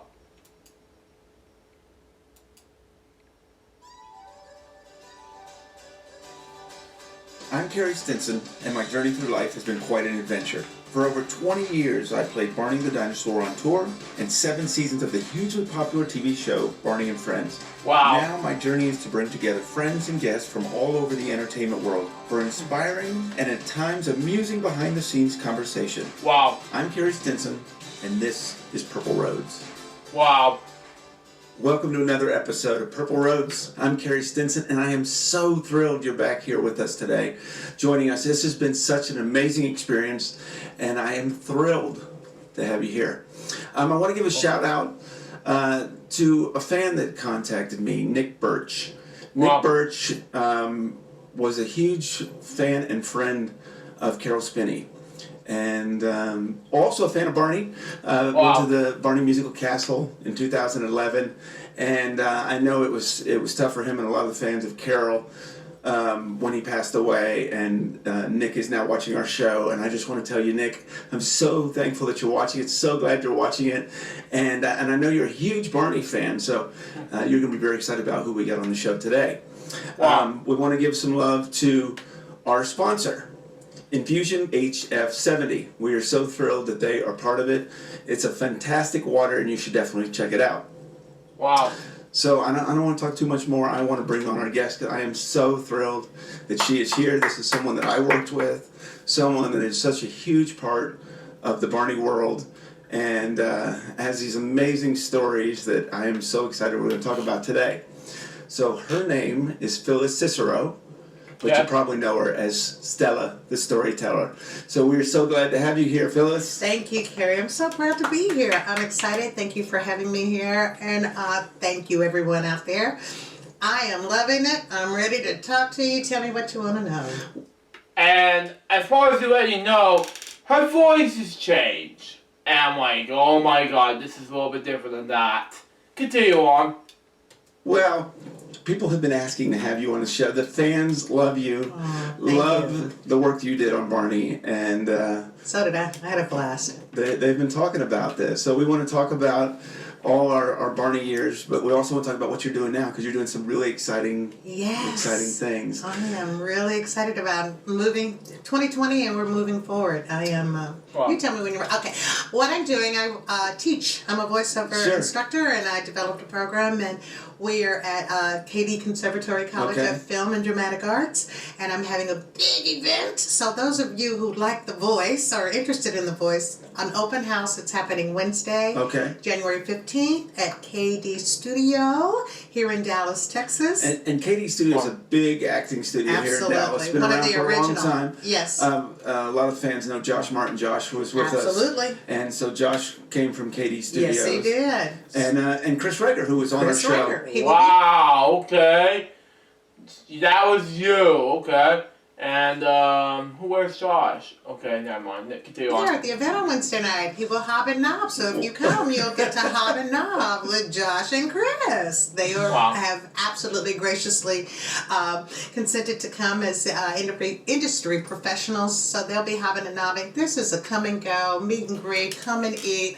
I'm telling you, the sister who's going to be cooking, my caterer, oh my Lord. So if you just want to come and have a little bite and knob, that's fantastic. It's Wednesday. It's 6 to 9. Come and go. KD Studio. That simple. I love it. I love it.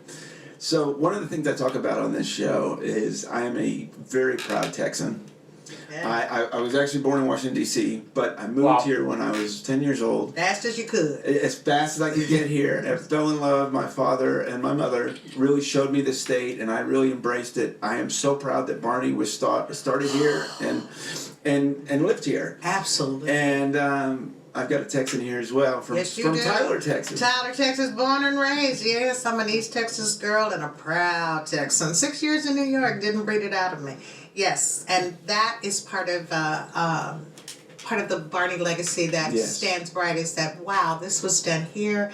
The quality of the workmanship, the amazing talent that was also farmed here, and it was just stunning.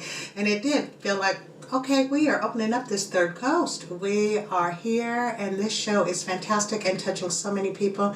But the fact that it was born and bred here resonated. Yes, yes. And I mean, we still get it all the time. It wasn't California, it wasn't New York. Yeah, no, it wasn't. No, it wasn't. It wasn't. And right here. I really think it was important. I'm not sure the show would have been the same.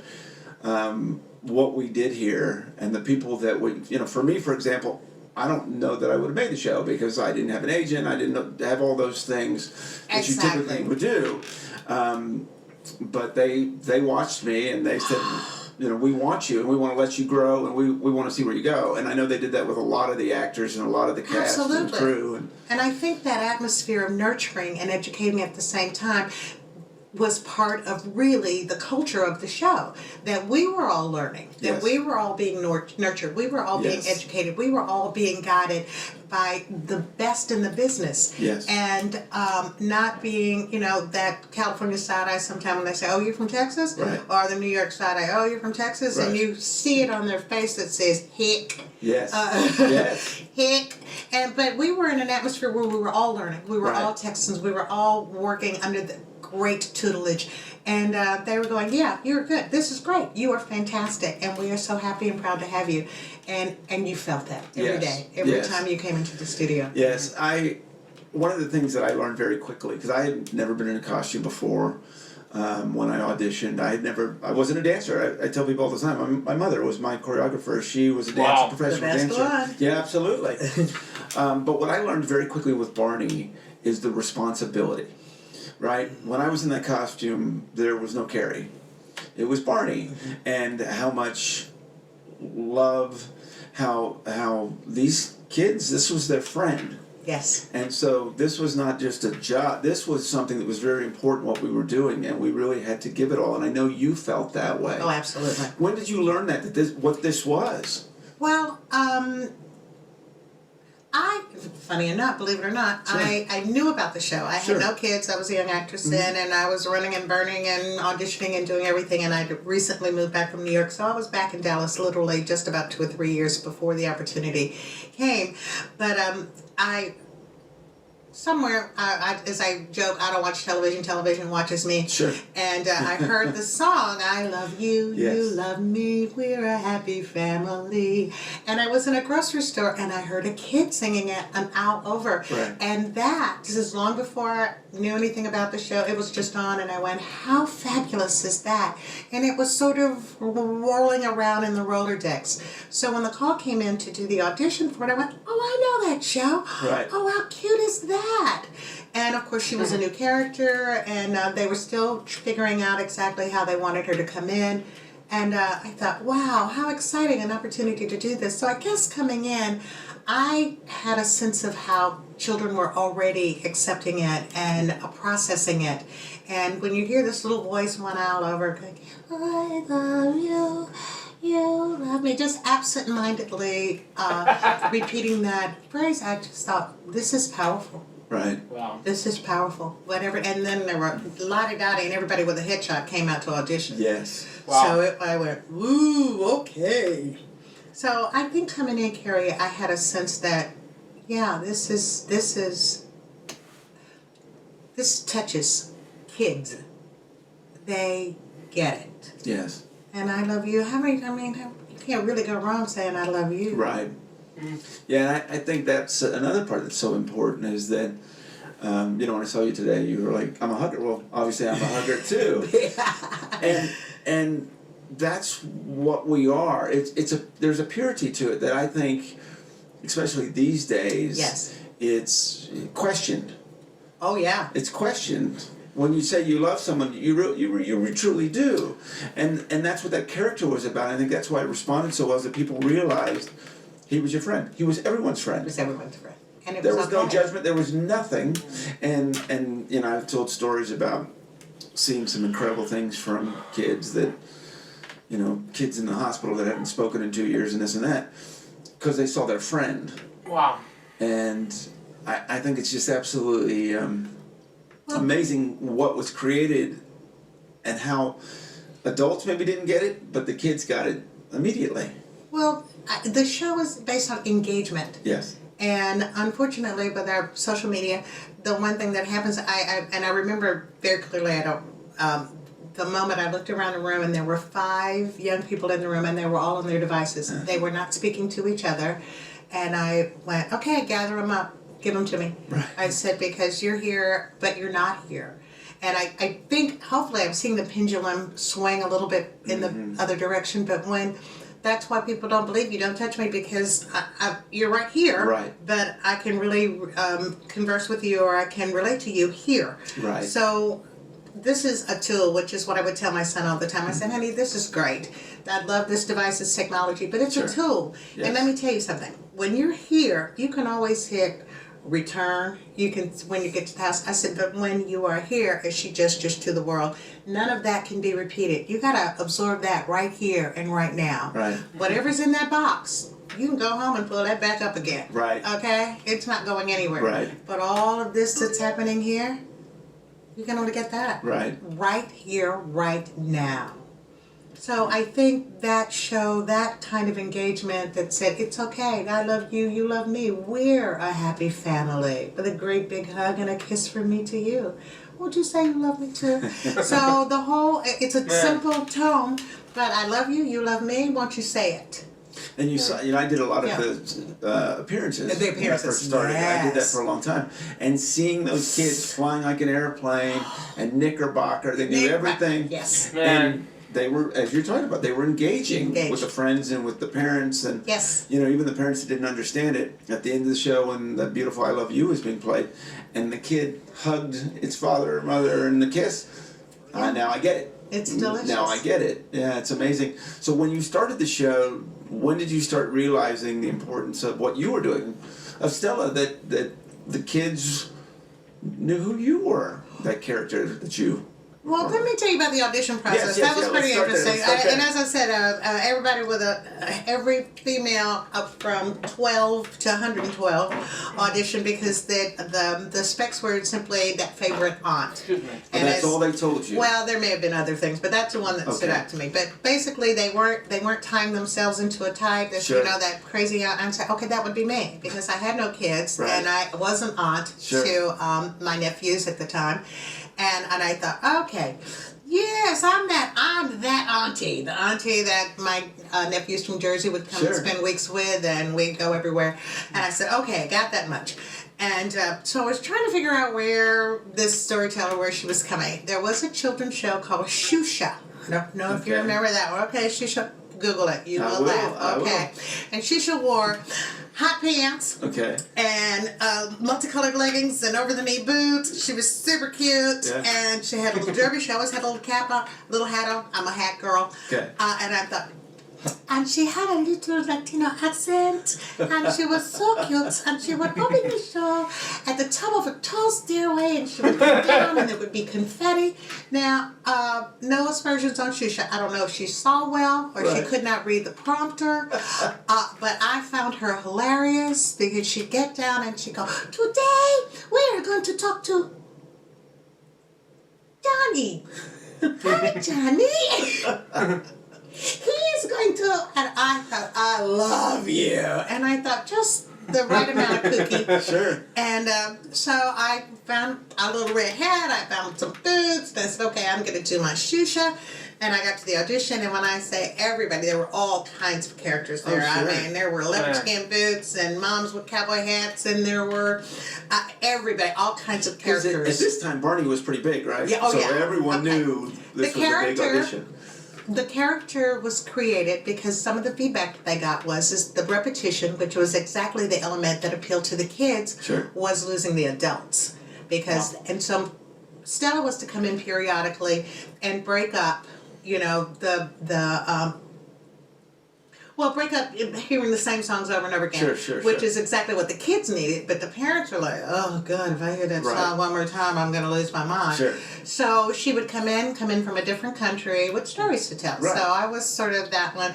I was in for the grown-ups to keep them in, but to also bring something new for the kids. So I knew that was the character, that she was, and I said, well, Sure. that's my life. I'm the aunt. It's like, okay, it's summertime. You can come to Texas for 2 weeks, and we're going to do this. I was like, that's exactly what I'm doing.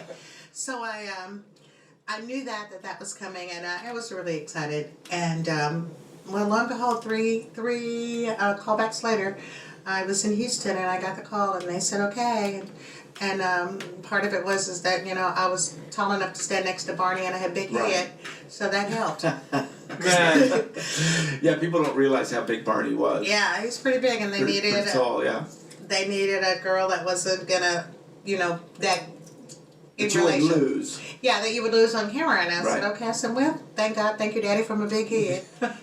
and it was a joy 6 years later. Just awesome. But I So had when a you sense. started that role, how much of that is you? How much did you bring to it? How much did they give you? Was this a combination? It was definitely a collaboration and Okay. a combination because I tend to have a pretty big personality, and if you hadn't noticed, No, I haven't. If you're not watching it, you've got to watch this on YouTube. I know you Yeah. can listen to this, but you got to watch this on YouTube, and you'll see what she's saying. it's a big personality, and that's off-putting to some people. Sure. And I've learned, you know, you do you and I'll do me, and that's fine.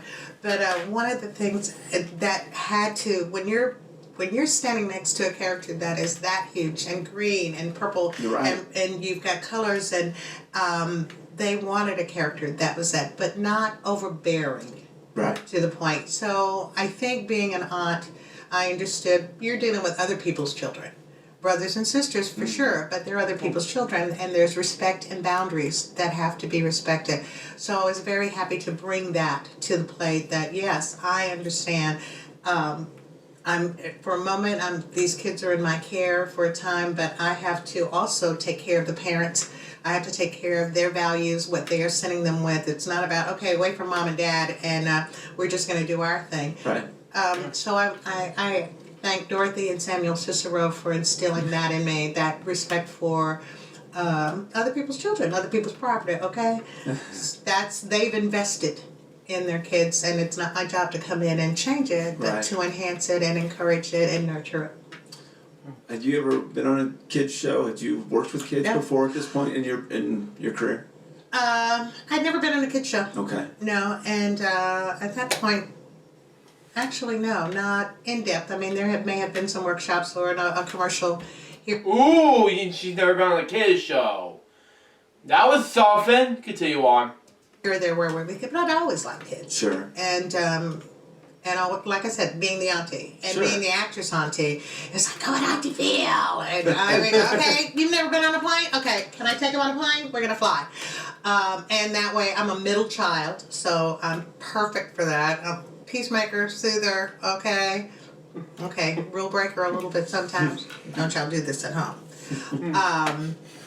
So I just think that I believe that when you get into a place of purpose, everything else falls into place. Yes. And that was my place of purpose, and I found that I was uniquely qualified to do that job. And I thank God that the producer saw the same thing that I saw. But yeah, I think my upbringing in Tyler, Texas, small town girl, but I had been to New York, so I had both ends. I've lived in New York for 6 years, so I understood the business and the business end of it. But I also understood the empathetic ends of it, of how, you know, this is how we deal with kids and how precious they are. And, Right. and I like them. I think if you want anybody to tell you the truth, ask a child or ask an old person. Okay, those are two people who don't sugarcoat it. They come right at you. If you're telling a story with old people, they will go, that's boring, baby, and I don't like it. With children, they will look at you and go to sleep. Okay. So, I mean, you're going to get the unvarnished truth. Right. Unvarnished, and the kiddos have no filters, and I love it. I love it. So what challenges did you find being on the show, filming the show? I think in television, I am, by craft and by trade, I am a theater Okay. craftsman. So really making sure that things were memorized, Sure. and then being able to change it, not committing, and having that flexibility to say, oh, okay, well, we're going to change this. Okay, Sure. now the yellow pages are out. Okay, Right, now the right. gray page. Okay, well, now we Right. have pink pages. Sure. So I think that was my biggest challenge, not writing it in stone and being able to go with the flow. Sure. And that, I would say, after the first 3 or 4 episodes, I had the sense of, okay, this is what it is, and really knowing that everybody was working on it. Right. If there was a prop, I may not know what that prop is. I did one that was puppets. Well, I didn't know if they were going to be stick puppets. I didn't know if they were going to be hand puppets. I Right. didn't know if they were going to be sock puppets. Right. So in my work, creating my story and crafting that, I have to make sure that art department does what they do, Sure. and they are doing, and trust Sure. that when you finally realize, okay, it's going to look good. It's going to be Right. great. You're going to figure it out. It's no big deal. And know that they want the best product out there. Right. So that was a challenge to start with. Were you surprised at how big of a production it was? From the art department to the dino department to the kids to the I teaching. think having to... worked in New York, I think had I just been in Texas, I would have been blown away. But having had a little work time, a little work experience in New York City, I had been on bigger sets, and so I had a sense of. But surprised in the fact that, and we at home. Okay, Right. okay, all of it. Oh, we have all of this. Oh. Right. And we're right here at home. So a little surprised, yes, but not in the sense that, okay, we're capable, because that I knew. I'm a proud Texan. Sure. Oh, they were Absolutely. capable, but yeah. Yeah, capable, and I was like, this is fantastic. Because you started on the shows in Las Colinas, is that correct? Yes. So when they had the treehouse and the whole Everything. Yeah. that big set. Yeah, I was there when we broke it down. Yeah. Yeah, it was fantastic. So I mean, it was home. Right. It was home. You come in. It was home. We dressed there. We ate there. We lived there in the treehouse. The kids had their tutoring there. All of that. It was home base. All right. So we were talking a little bit about this before we started, but how about the dance thing? Lord Jesus. Okay, I'm gonna tell you, I am not a dancer, and I know it was step touch, turn around, wiggle your hand, but okay, I'm not a dancer. Okay, I'm one of them black people. I don't dance. Okay, I do dance, but I don't dance well. Really? Yeah.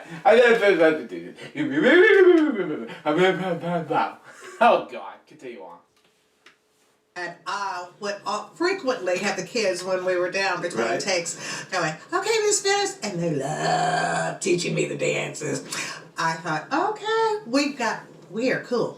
We are fine, because Miss Penny was fantastic. The kids looked great, but no, beyond step, touch, tap, turn around, Stella was not going to be getting down and turning it up, okay? Yeah, maybe that's why y'all like me, because you said, she can't dance, can't she? That's so funny. I love the dance. I loved Miss Penny. That choreography was Talk great. about her for a second. She means the world. We talk about her a lot on this show. Miss Penny was off the chain. Yeah. And you know, one of the other things I loved the respect level that those kids did. There was Miss Penny, Miss Phyllis. It was not Phyllis. Yes. It's like, you don't have excuse me, you're not tall as my waist. How you gonna call me Phyllis? Right. This is not gonna happen, but that was never a problem. And she had the most wonderful discipline, and with those kids, it was just the most amazing balance of discipline and love and respect for the craft and the technique. She didn't take any of that. She didn't dumb it down. Right. But she wanted precision. She wanted it done. She was not a drill sergeant, but she was definitely a precision. Yes. And a precision choreographer. Yes. And so that's why it looked like, oh, okay, any kid can do this. But when you're doing it take after take after take, and you've got music and music cues, and she was a consummate professional and funny. Just funny. Her quips and quotes, and she would crack. I think of her often, and I think of her fondly, because Miss Penny didn't play. No. Miss Penny didn't play, and it showed. It showed in the quality of her work. It showed in her relationships with the kids. It was evident and appreciated. Yeah, I mean, she meant a lot to me too, because once again, I was 23 years old when I started, and she molded and guided and was there. But well, I wasn't much older than you. And there was tough love at times and all those things. Oh yeah, but you needed it. That was that whole family, and we accepted it and appreciated it. Yes. It was that's why I said, you don't see any of the Barney kids robbing a liquor store. Right. Okay, and that's not by accident. That is really by the design of the people who were involved. And these kids were all child actors. These were all, and they had the same requirements as any kid working in LA or any kid working in New York. They had responsibilities and things to do, but you don't hear those horror stories about the Barney kids. And that was because of the environment they were nurtured in. Yes. Yeah, so adults, they've all become, I hope Cervantes, who played, okay, Lord, if I say some names wrong, don't tag me on it, okay? Thank you. Yeah, I have to do that all the time, too. Okay, but Hope and her mom, Miss Vincent, I've been in contact with. She's in Chicago right now, so Facebook friends, and I looked at her, and Maury came into KD to do an audition, and they came up to me and she said, Miss Phillips, you don't remember us? And I went, well, baby, you're going to have to help me. I have eaten and slept since last I had a conversation with you. You're going to have to bring it on. Don't play the game with me. Tell me who you are. I'm Maria. And I went, no, you're not. You're not. Those girls were short. And they, they weren't built like y'all, okay? I know. I don't know who you two young ladies are, but I Right. know who those two little girls were. And they just laughed, and I was like, oh my God, they had just graduated from college. Right. And I just went, wow, Monet Morier. And I was like, and we just graduated from college. And I went, what college? Who's college? You babies are still in school. I don't know who you two people are. So that has been, actually wonderful. Yes. Looking at them and going, wow, how amazing they are. But those little surprises I always love when they just kind of pop up and go, you don't remember me? We're not going to play this game. No, Right, I don't right, remember. Right. Tell me. I know. I go through it too. Yes. With some of them, and it's I go, amazing. You don't remember me? No, that little boy that I knew didn't have a beard. Right. Who are you, bearded young man? Oh, I've interviewed several of them, and it's just like, are you kidding me? Right. Are you kidding me? But I'm very proud of the same thing you Yes. said, where they become, what they've become, Yes. what I they're just doing. don't remember changing that much from 10 to 20. I thought I know. looked the same. No, I guess not. I know. Yeah.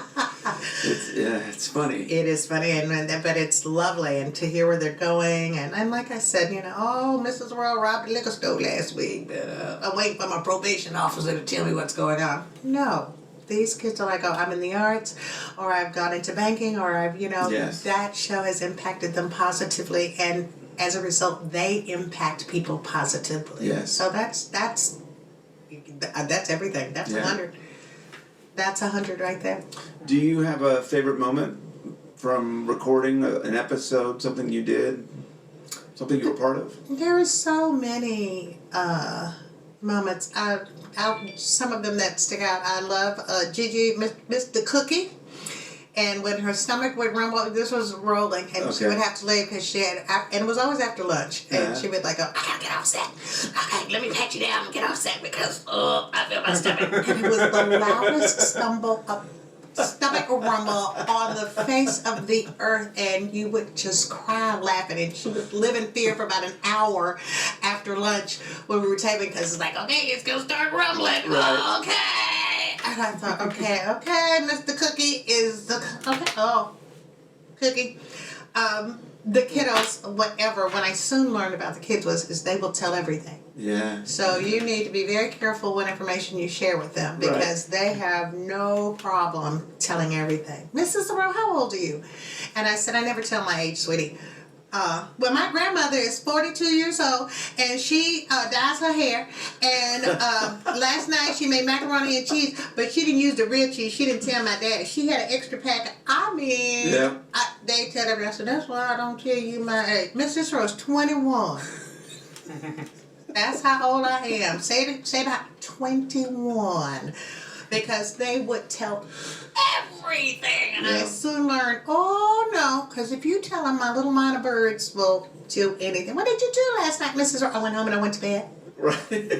I watched television and I went to bed. Because they will tell it all. So those my little golden nuggets as I learned dealing with the kids and my group, my colleagues and coworkers. I think one of the things that always stood, and I have, because as I teach children now, and I'm very blessed at KD I had just did my first 7 to 11-year-old voiceover for kids. Oh, I'll bet that is so much fun. So delicious. But what I discovered when I'm working with them is that once they make a discovery, they magnify it, and they want to share it, and grateful it was a small class, so they became very close in the 8 weeks, and attaboying each other. Wow, you sounded good. Oh, and that was one of the things that came out on the Barney set, how supportive they were of each other. Yes. It's like we're in this situation together, and we're going to hold on to each other, and we're going to support one another, and we're going to, and you can't do that on Facebook, Twitter, Right. or Instagram. Right. these guys decide. Now, good communication tools, let's get together, meet in the bowling alley, tell your Sure. mom. But that's not relationship building. And watching those kids build relationships that have lasted a lifetime. The relationships that we've had on that Yes. show have lasted a lifetime. Have, well, at least 20, where we're still living. And we're still going. And we're still going. Yeah, and I mean, that's incredible. We've had several of the Barney people on here, and it's like yesterday. We had Jeff Ferris here not too long ago. Hey, Jeff. And Sorry I missed you, baby. And we had Bob West. Was Love here. Bob. Okay, I need to hug your neck. It's been a while. It was like yesterday. Wow. I hadn't seen Bob in person in 20 years. Right. Right, but thank you through the magic of Yeah. Facebook. I'm not, please don't get me wrong, I'm not downing social media. Sure. I want it to be used for what it is. It's a tool. Absolutely. Okay, it's not a replacement, it's a tool. But we didn't grow up with all No, that. we didn't. So. We are immigrants into technology Yes, land. yes. These kids are natives. That's right. And they don't know anything but this. That's why, and I found it fascinating. As I'm learning technology and Sure. as it came in, I found myself in constant self-condemnation because I didn't understand that and I couldn't do this. And I came to an agreement, honey. I hand that phone, here, baby. Turn the camera on for me. I don't care what I hand them, they already know. And they hand it back to me. Mrs. Roy just pointing to. I said, this is how you do that. Okay. I was packing out and I couldn't get my GPS to talk. Literally back out of the parking lot. Come here, baby. Make my GPS talk. Didn't ask me what phone it is. Right. Didn't say is it Android, is it an iPhone. Okay, Mrs. Roy, here. Is that volume good? Yes, baby. Thank you. And I went, this is how you do that. I got all kinds of natives around here. Why am I making myself crazy? It's so funny because I've embraced the same thing. At first, you're like, you don't want to look. You don't want to look dumb. You don't want to look dumb, and then it's like, Okay, why? they looking at you anyway and they think you dumb. Right. They looking at your age and go, you dumb already. Right. So, okay, I'll be dumb. Not a problem. But turn my GPS on for me.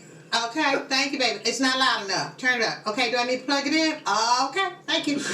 Now, one thing that the kids would do when I was on the show is they'd love to point out when you missed a step. You went through the See, you're the dancer. Okay, Yeah, I got pointed a lot. Yeah, but not Miss Penn. I mean, No, Miss Penn Penny Green- did. Right, it would be the kids that would say, you missed or we did a. Well, you had to realize that when I realized, I said, that's all they had to do. Right. They didn't know what a gallon of milk cost. Right. They didn't know what a gallon of gas cost. They had nothing to do but that. And we were doing that show and having lives and being Right. grown-ups and paying Sure. rent and paying taxes. Yeah. Well, they didn't have anything else to do. Okay, yeah, tell me I missed that step. How much is a gallon of milk? See? I know stuff too. Okay? How much is a gallon of gas? How much is a loaf of bread? Okay? So, yes, they would let you know. Yeah. But when I really realized, well, what else are they doing? Right. You know, Right. we got schoolwork, that's your job. And somebody takes care of everything else. Right. So, dude, don't tell me I missed a step. Okay. What's a 501c3? And you balance your checkbook? Oh, You my know? gosh. No. So, okay, you stay in your lane, I'm going to stay in my lane. Did you ever get to meet the fans? Oh, yeah. They were toward when we were. I got to do a couple of live appearances, but because there was only one Stella, Right. It was like I couldn't do both. Sure. And Or did they visit the set? Did you? we only, and the set was very, very close. Sure. I mean, friends and family did that, but I did a meet and greet in New Orleans, Oh, okay. which was just stunning, and that was the biggest. It was huge, and it was at a convention center. That's a convention center for your nerves. And really got a sense of just how big it was. You know, when you're coming in and out of the set every day for years, and it's my family, and I'm driving home, and and then a couple of years after that, I did a one-woman show, Ace Up in My World, and even though it wasn't through Barney, I mean, there was still Stella the Storyteller. And so traveled a lot on the East Coast with that, and it was malls, and that was stunning when you really see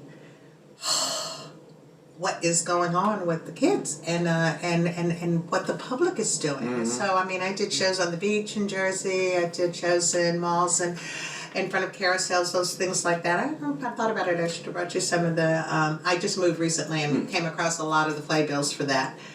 And Well, send me it. If you got a picture of that, we can put it up on the site and okay. let people see what you're doing. I'll Hey, love that. Okay, I take very bad pictures. Okay, then I talk to you about technology. It's all good. It's all good. I'll send them to you, and because I just ran across them, as I said. That's great. And I was like, wow. So it's only when you get out there Yes. that you really realize how, and you were lucky really, I know probably looking back, you were like, oh, I gotta do all the traveling. Yeah. But that's where you meet, that's where the rubber meets the road, when you really get to look in a parent's eyes and says, hey, I listened to your voice, and that's when I can go get a shower because my little one will sit and listen, and I want to thank you for that. I was at Disney World. And it was my first time to Disney World with a good friend, and we had, my son at that time was 2 or 3 years old, and my friend and her husband had brought, and I took my, at the time he was 12-year-old nephew. So we had a lot of kids. We were doing the Disney thing. We were doing all of, and they timeshare Disney people. They big time. Right. I mean, the apartment in their condo down there is bigger than my apartment here. And so I was in the best hands at Disney, and we had been around. We'd done Epcot. We'd taken a picture when we first walked in the park, and now the day was done, and we were on our way out. And a lady approached me, and she said, "Excuse me, I don't mean to bother you, but are you Stella the storyteller on Barney?" And I went, "We're at Disney. Isn't that illegal? You're not supposed to be talking to PBS characters here." "Oh, yes, I am." She said, I heard you earlier. She said, "I've been stalking you all day." And I went, "Okay, now you didn't have to tell me that." Oh, God help me. Yeah, I saw that video during the premiere. I'm like, oh my God, this is hilarious. Continue on. She said, "No, not really, but I heard your voice, and Amazing. I knew it was you." And I just went, wow. And I was really, truly blown away. I said, here I am in Disney World, and here's somebody who says, "I heard your voice." And that's the one who told me, I can put her in the rocker, and I can go take a shower, and she's content, and she is lulled and engaged by your stories. And I said, thank you, and thank you for stalking me. Thank you for letting me know that. I needed to know that my job is being done and that it's being received and appreciated. So thank you. But I still was going, "Hey, were you Disney? Ain't there something illegal? They're going to ask for some license rights or something." So that's what you find out when you're out. When you're out and about, and now with Facebook, if you send me messages and tell me what you're doing, I love it because When you realize how blessed we were and are to have been part of this. And yes. I am very fortunate that I did 10 years before I did the TV show. Wow. So I knew how important from the day one I got there because I had seen it. From hospitals to concerts to all of those, meeting parents and all of those things. Wow. So you knew it was important. But then when you gotta have that. You've got to see it in the face. And when I'm looking at a mom, and shortly thereafter my son was born, and I realized how important it was to get that shower. Okay, because my child was in the swing, and Barney loved him, and he used to pimp me out till about the 3rd grade, and then it was like Barney wasn't cool anymore. Yeah. But up until then, he'd go, "You wanna meet my mom? She's on Barney." And I was like, "Dude, did you just pimp your mom out?" Okay, that's all right. And then about 3rd grade, it became Dragon Ball Z. And Mom, you need to do something cool like that. That's what I want to see you do now. And I went, okay, well, we'll work on it, son. Okay. Yeah, it's funny how that goes. Oh, yeah. Because my sisters and all them, when they end up getting high school and I'm doing they didn't want anyone. But then later it's cool. It's cool early, it's cool later. Yeah. But in the middle it's, they were like, no. And he said, "Mom, people," because of course, they're memes now, but at the time they were always saying, and some kids saying, "Let's hang Barney from a tree." All that stuff. Sure. Okay, and I say, here's your song. "I love Barney, Barney loves me. He pays Mommy's salary." Okay? So, dude, he said, "Oh, that's a good one, Mom." And I said, okay, it's not about what they think and they care. I said, it's a good show. You had a good time. We had a great time. He's actually in one of the books. You may have taken, he was... I did almost all of them, if not all. We did a Stella at the Library. Oh, I did do that. Yeah, I that's- absolutely remember doing that. That's my son. Oh, my that little one goodness. that's sitting down and one of the Wow. little ones. So I'm excited that he was in that one. I was like, oh, Wow. yeah, that's him. Wow. So, and I don't know what was going on that day, but he was like, ugh. I said, okay, I gotta work my magic. If all the children gonna act up, it better not be mine. But Oh, he my. ended up turning around. We had a great day. That's awesome. Well, it's funny you say all that about how kids and parents didn't like him at times, and I really think that was because they just didn't understand it. And it's been such a cool thing. A part of this show is that I get messages of, I get it now. Uh-huh. Well, I maybe first of all, didn't the get it show then. was designed for It 2-month-olds was. to 6-year-olds. So if you didn't get it, why are you beating yourself up? Sure. You were beyond the target age. But once again, that lesson of love, Love. that they just didn't understand how important that is, and how many people that we get calls that weren't loved when they were younger, Yes. and they used Barney as that outlet, which I think is beautiful. I think that the simplicity of the message, we want to complicate things. Mm-hmm. And it was so absolutely ABC simple. Yes. That was difficult for people. Uh-huh. Working as a mom when because I was the mom, that homeroom mom, all of that. Mm-hmm. Whatever, that mom. Right. The breakfast, casserole, bring the cookies, that mom. Uh-huh. And I don't remember what the situation was, but I had one of my PTA members make a comment to me that stuck with me. And she said, Phyllis, you have to realize that there are a lot of parents out there who are still third graders. Mm-hmm.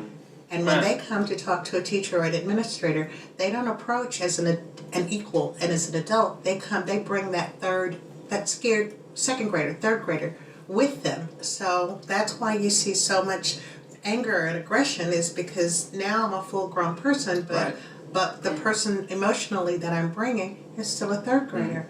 And that allowed me to really open up another inches of compassion and empathy into the role of parenting, and how important Barney, Mr. Rogers, Yes. these programs, Sesame Okay, these three are awesome in my childhood. Continue on. Street, this Sure. programming that allows kids in the medium that they are immersed in Right. to also deal with the world that they're also immersed in. So I think this kind of program is groundbreaking. It was groundbreaking, still is, because it allowed these kids to turn on the television or Yes. turn on their video, turn on their device, and tap into something that's going to let them tap into the bigger device, the world. Right. I think it's so cool that Barney's come back. If you haven't noticed that, but you can see what's I'm happening. seeing it and I'm going, wow. And I think it's part of that message that's so important that we need now. Well, the ones who got it are now the grown-ups who are making decisions. Right. So that's kind of lovely. Right. If the grown-ups that were grown up when they were kids were kind of confused and were trying to figure it out, now they're grown-ups and now they're in positions to create art, to create programming, to create to recreate the message, to rebrand the message, to put the message back out there, because it's like, not only was it a good message, but look how it impacted me. Mm-hmm. And I love that. I met a couple. That's priceless. I met a couple recently from Brazil who every night sing the I Love You song to their kids. And it's more about, they didn't really grow up with the show, but it's the message. Reinforcing the And message. now the kids will not go to sleep Without it. without it. Oh my. Wow. And they'll And pass they that turn on the to their lights on. kids. And exactly. Yes.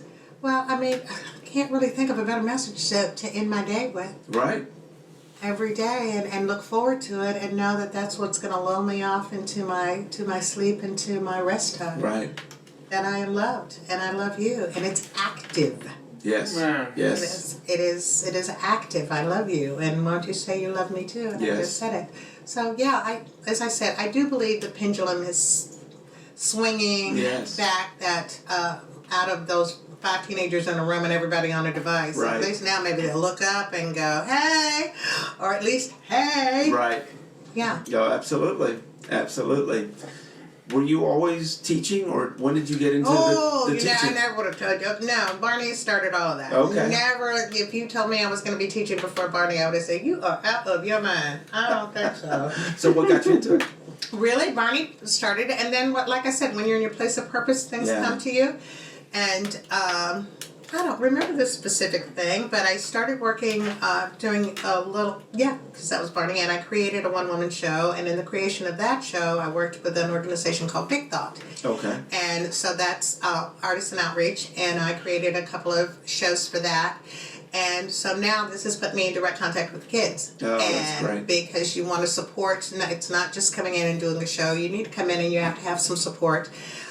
Through Big Thought, I was over the years, and I worked with them for 20 years. Oh, wow. Over 25 years, actually. And through them, I became one of their fellows. So I had 2-year fellows with them, and they took us around the country and exposed us to best practices and made a master teaching artist out of me. And it was wide open after that. And once I started at KD, I started the voiceover. I took it over from another teacher who was had business opportunities, and the program started to grow. So I started growing the program, and I said, okay, we do intro, we've done this class, let's provide an advanced class. And because the kids want animation, they want character voices, then I want to teach them how to create them and catalog them so they can go back and get them. So thank you, we created that one.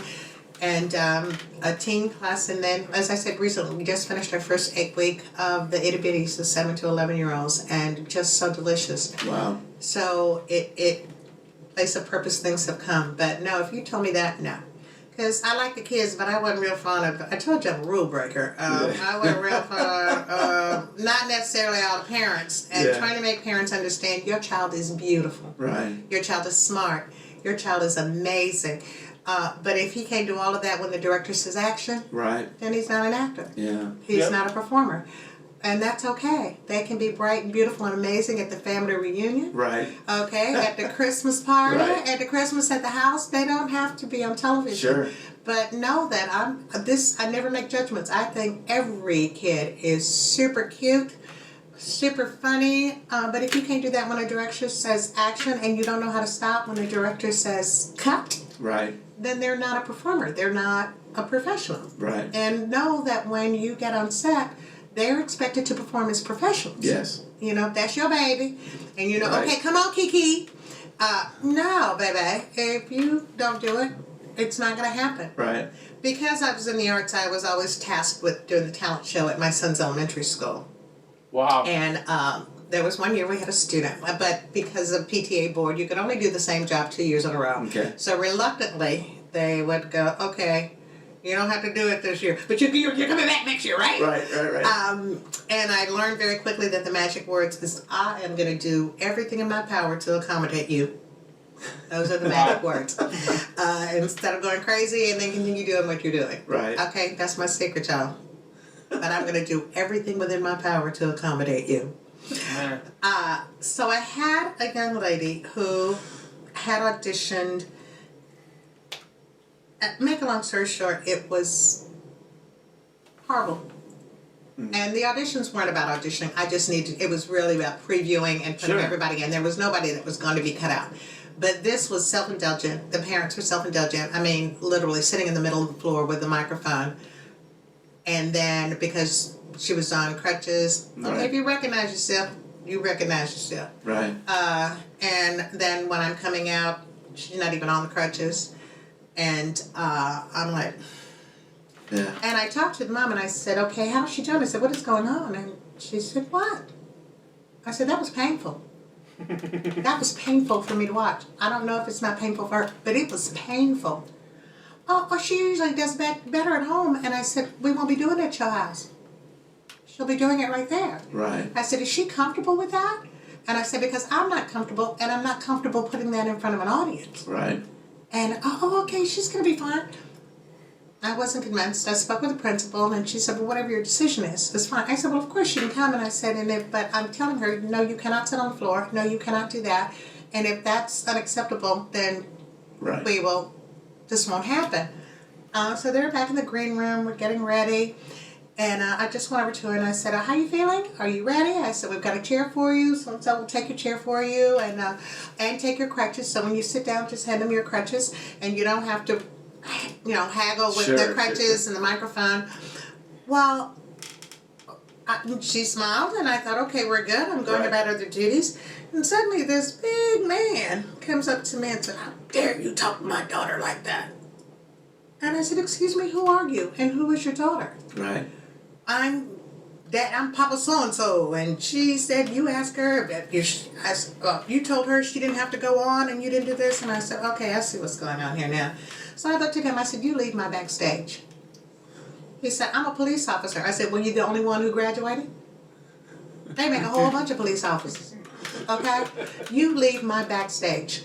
I am running this show. My name is Phyllis Cicero, and I am running this show. And if your daughter is prepared to perform, she is absolutely welcome to. But you, sir, will not step to me and try to intimidate me over a children's talent show. Yeah. So you may leave now. And then I can call some of your brethren to help you leave. And I was so... The child got out there, she walked out, did not have the crutches, and sang the song, did not sit down, and did a beautiful job.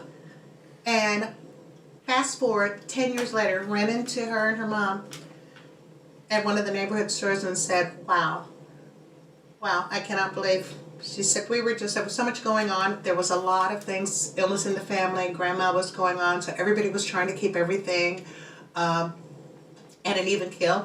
And this little one was pushing the boundaries and pushing the buttons to see how far she could go. And but I went, oh no, Daddy, you got to leave. I'm not scared of you. Right. Okay, well, you're the only one who graduated from the academy, so you're the last cop. Right. Okay, this is my backstage, dude, and you're going to have to go. Right.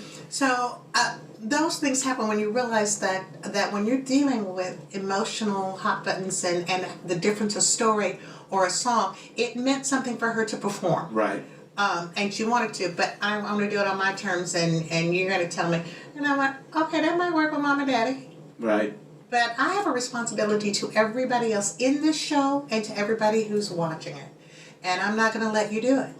And if I'm going to jail tonight, that's why I have friends who can do bail money. Just in case.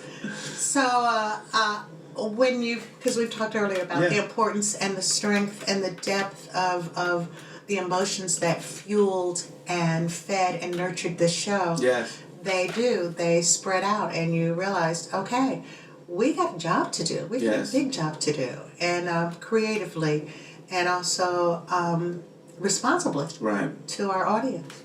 Wow. I think that's such a great point that you're making, because creativity with children, we all have it, but as we get older, we kind of lose it. Oh, yeah. And I think it's a lot of that, right? The parents push you in this and that, and they this, and they want to They make have the their next dreams for you. celebrity. Yes. Exactly, all of that. Yeah. Instead of just letting them go and kind of guiding them a little bit, I think that's one of the things I loved about Miss Penny so much. Because there was no parents around, there was none of that. No, right? no. Yeah. And she was able to see all their levels, right? Yes. There might be an advanced kid, there might be one that, and she was so great at that and using them. And different skill levels, same with us, even the adults. Oh, there were different skill levels with us. Absolutely. Absolutely. But I think that she was gifted in that. And so you realize not only you're supposed to be doing it, but it's for those reasons. You're being able to once again get back and help these children. And I knew that there was something going on. I said, there was no way you were sitting here.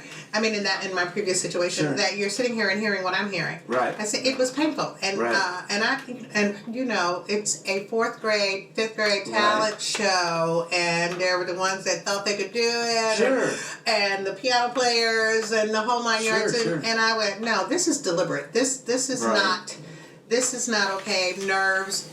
This is a deliberate, and I knew it. And then when I came out and I saw you're not even on the crutches, this is something else going on altogether here. And little girl, I'm not buying into it. But when the father came, I was like, okay, well that's what you do, daddy-wise. But I got big brothers bigger than you. I'm scared of you. And you're gonna leave my backstage. And then 10 years later, there was the thank you, and here's the explanation. So I wasn't holding my breath for it, but it was. I was very glad that there was closure in that situation, and I didn't have to be right. I'm a big believer. I don't have to be right. I just do what's right. That's exactly it. Yeah, I That's just try to do what's right. I don't have to be right. You can be right. Right. No, that's exactly it. So it was a thrill for me when I got to work with you. I knew all about Stella. You know, I was traveling the road Yes, when you that was happening. I was at home holding down the fort. Yes, and we did that video so that much Jeff fun. Gittle. Remember Jeff Gittle directed, Yeah. and they brought Stella back. Yeah, you know, I told you I had to get a bigger skirt. I was so upset. I was like, wait a minute, because you know Lisa, perfectionist, Yes, everything. Lisa Albertson. Yes, and I was like, wow, Lisa Albertson. That girl was meticulous, Yes. and when I put that skirt on, and I went, no, why do we have to let it out? No, we're not. I'm going on a diet. But she was so meticulous, so fantastic in her research and her construction. Mm-hmm. I have never felt so well taken care of, wardrobe-wise and creative. And what are we going to do for this country? And how are we going to? Amazing. But yeah, you know, I remember that. Was it fun to come back? Oh, stunning. Stunning. And I don't remember, to be honest, whatever was going on in my life personally at that time. I just remember it being such a lovely respite to just jump out of whatever I was into and get into Barney again. Right. And the majority, everybody, the whole gang was there. Yeah. So from makeup to hair and makeup to wardrobe to the set to sound people, camera guys, and it was like taking a step back into time. And of course the kids were delicious. Right. And everybody was excited about being together again. And you know, there's something to be said for that. There's a 2 or 3 year hiatus, and then all of a sudden it's 20 years you haven't done it. I know. But you pick the phone or you click on a Facebook, and there's that face, and there's that person, and there's that smile, and whoosh, you're right back there. That feeling is there. So that's pretty stunning. And not every show is that way. I've done a lot of shows, television and on stage. As a matter of fact, we just had a very good friend of mine, Grace McDonald, hosted a 30-year reunion of the cast of Hair. We did a production of Hair 30 years ago here. Wow, Hair, okay. If you don't know what Hair is, it's kind of remind me of Hair from 1967 musical, but, you know, that's just me. Continue on. And the Metroplex, and people came from 6 different states, and we had it right before Thanksgiving. It was right before Thanksgiving. But to have that group of people, and I was like, can you believe this was a show? You know, how many shows have I done between now and then? How many have we all done? Right. And how we have all, now with Facebook, thank you Facebook, been able to keep in touch with one another. And she said, I think we should have a hairball. We should have a reunion. And everybody was on board, and it was stunning. And so it's rare, those connections that happen. And when you find them, you got to nurture them, feed them, talk to people, because for, I guess it was a 3-week one, maybe a 4-week one, and that was 30 years ago. Mm-hmm. It may have been a 2-day run, okay.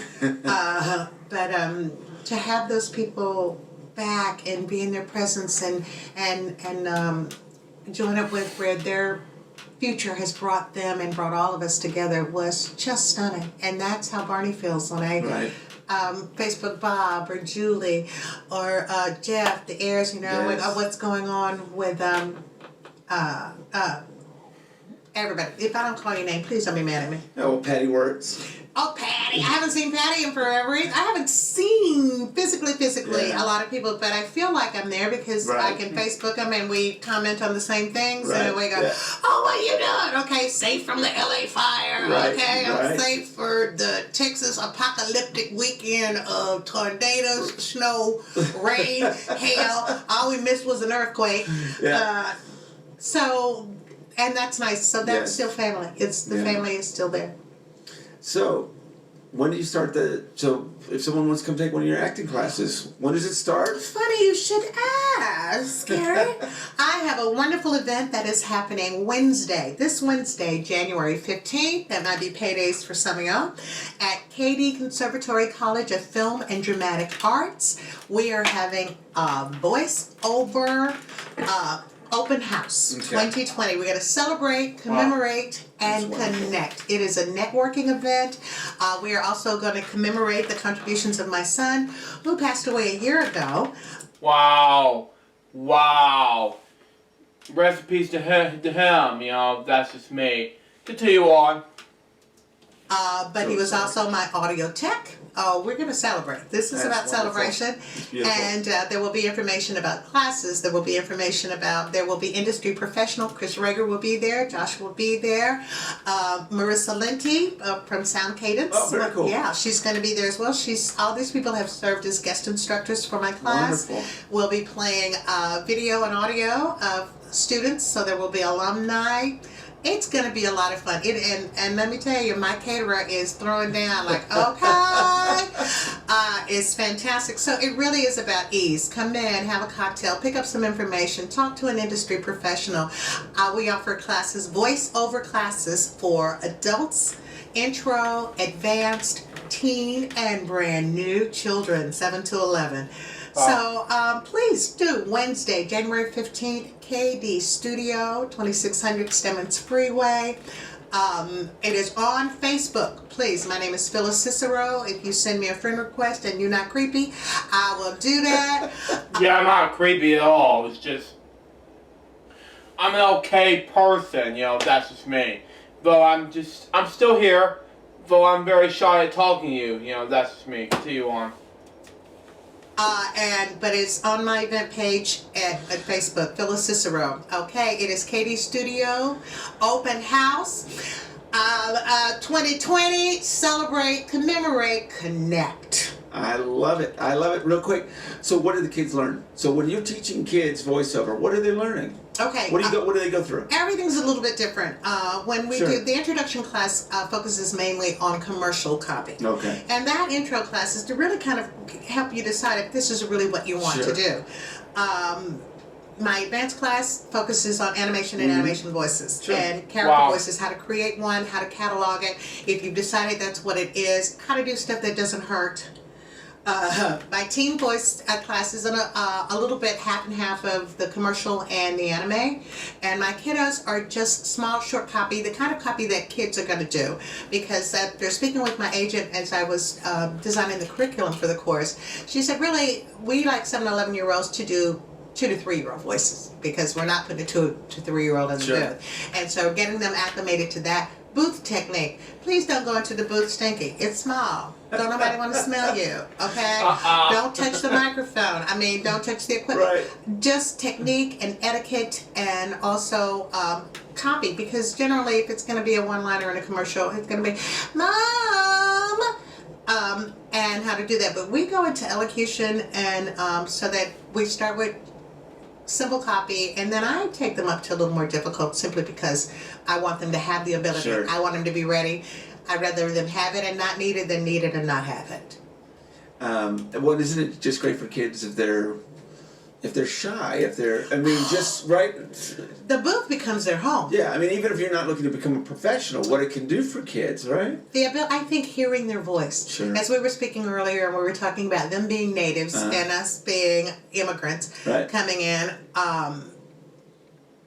for them to actually hear their voice that's not associated with a video is magical. And when they hear themselves and they realize that they are creating the image with their voice, it is one of the most delicious discovery moments that I've ever been privileged to witness. It pretty dad-blasted stunning. And yes, whether you are going to get on stage, if you can stand and open your mouth and speak to mom, dad, the teacher, it does not have to be, or at your church, yes, and know the power of your own voice at 7 to 11, that's absolutely apocalyptic. And they get it. They go, here is my voice. It has been such a pleasure. The pleasure has been all mine. Such a pleasure Thank having you again. here. The memories, hearing everything, I just absolutely love this. You know, I'm this is having what you a did when you walked on the set. You know, Yes. everyone knew you were there, and I can feel the love, and it has just been such a pleasure having you here in the studio. Well, I'm happy to have a new year. I'm happy to be vertical. Okay, as I said, I'm glad I'm being seen and not viewed. And it's nice, and you guys were so welcoming and so warm. And when I got the call, and I was so glad that Reese kind of got us together, because I just was. As I said, when you're in your place of purpose, it finds you. And thank you for this abundance. Thank you for this. Well, this was great. You have brought so many Barney fans so much happiness to get to see Thank you here guys. So excited. And thank you for taking a little time to visit with me. Because I love you. You love me. We're a happy family with a great big hug. And a kiss from me to you. Won't you say you love me too? I know you do. You're bringing tears to my eyes. Thank you so much, Phyllis. Thank you, and Carrie. remember to keep your eyes, ears, and your heart open, and you'll find your purple road. I love you, and I will see you next week. So that was Purple Roads, episode 7. Phyllis, see you right, you will pronounce it. What do I think about this episode? It was hilarious and also a huge episode at the same time. So far, it was a great episode, but, that's just me, of course. Anyways, that was episode of LJPCBM, episode 412. Hope you enjoy it. Stay tuned for the next one, which is going to be episode 8. Michael, Pappy, Druid, Glorio, the creator of that show. Never heard of him, but whatever. But until next time, this is Lou Jarvis. Goodbye. Peace out, baby. We got more LJPCBM episodes for you guys very soon. Till then, Jefferson out. See ya.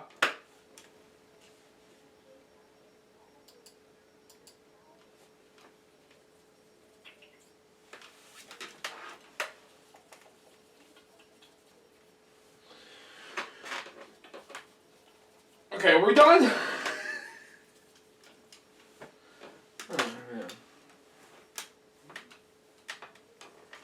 Okay, we're done. Hold on one second. Let me edit this real quick.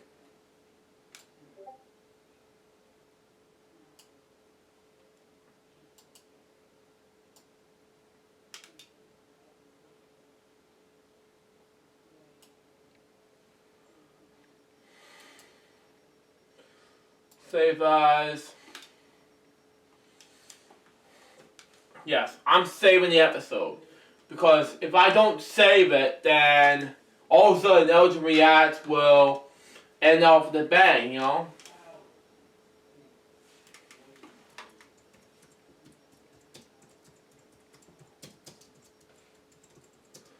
412.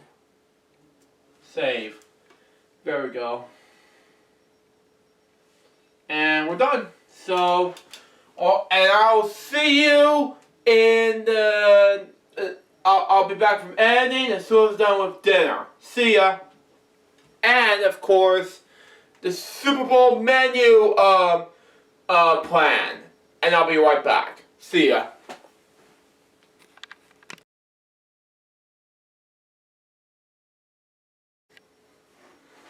Okay, I'm back. I'm just gonna let you know that once I'm done with this episode, it's time for me to do something.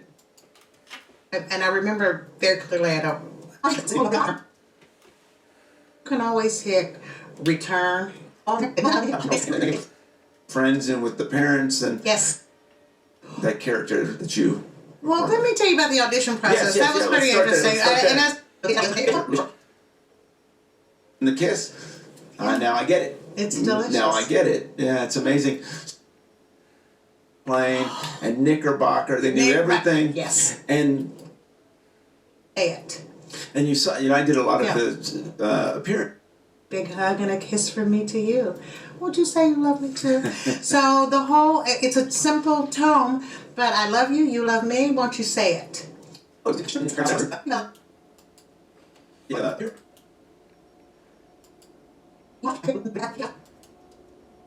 So I think that show, that kind of engagement that said, it's okay, I love you, you love me. You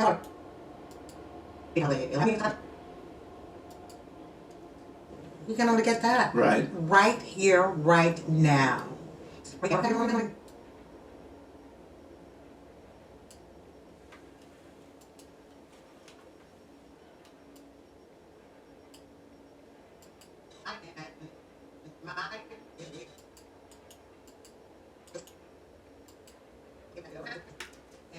it was my first time to Disney World. At the time, he was 12-year-old nephew. So we had a lot of kids. Well, big time sheer Disney people. They big time. Right. I mean, they taking a picture when we first walked in the park, and now the day was done, and we were on our way out, and a lady approached and was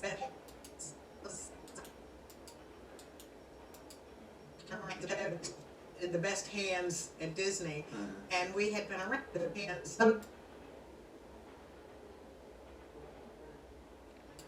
And the apartment, their condo down there is bigger than my apartment here, and so I was in the best hands at Disney, and we had been around. We'd done Epcot. We'd taken the best hands at Disney.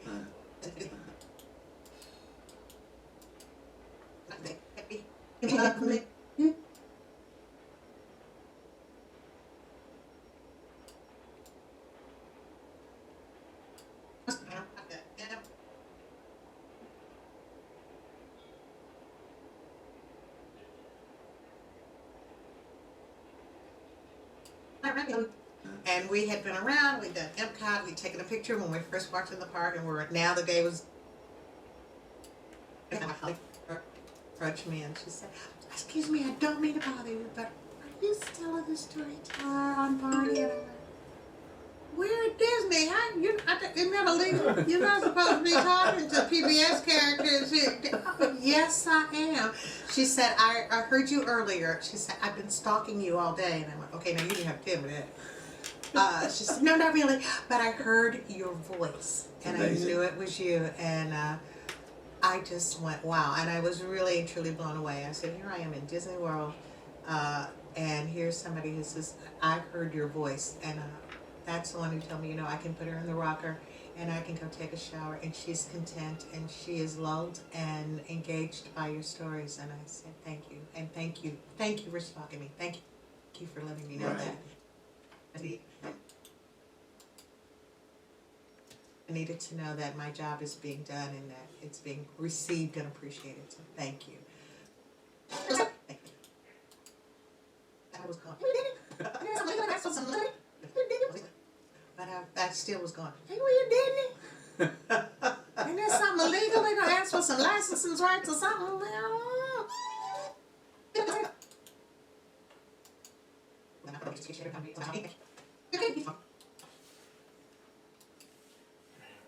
Move on, next. Got background here.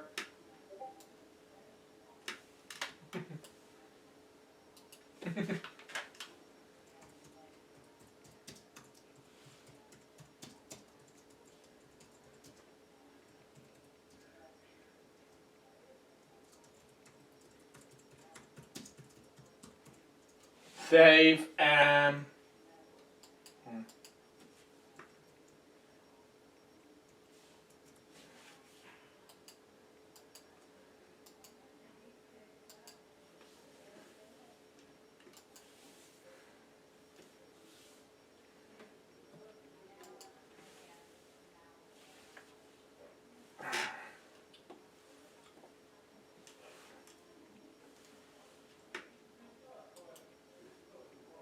okay, 412 and opening and dedication, yeah.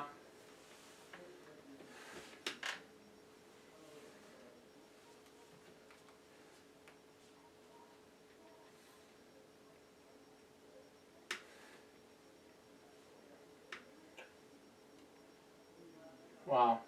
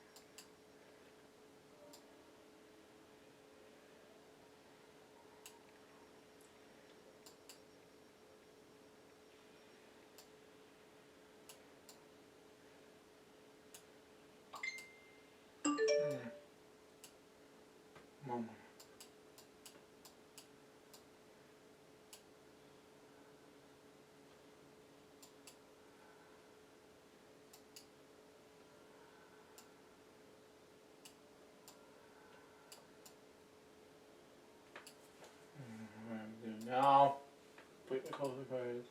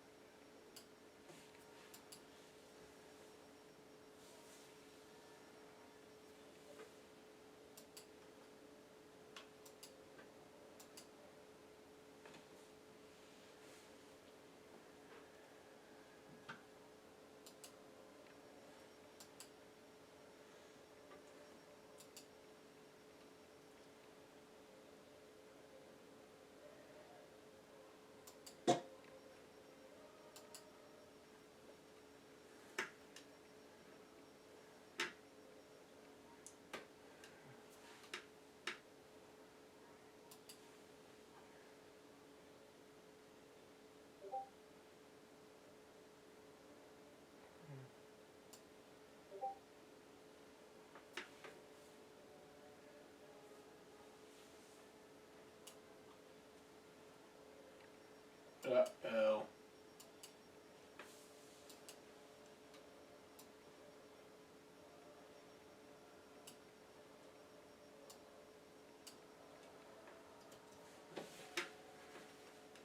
So I think that show, that kind of engagement that said, it's okay, I love you, you love me, we're a happy family, with a great big hug and a kiss from me to you. Would you say you love me too? So the whole, it's a simple tone, but I love you, you love me, won't you say it? And we had been around, we'd done Epcot, we'd taken a picture when we're...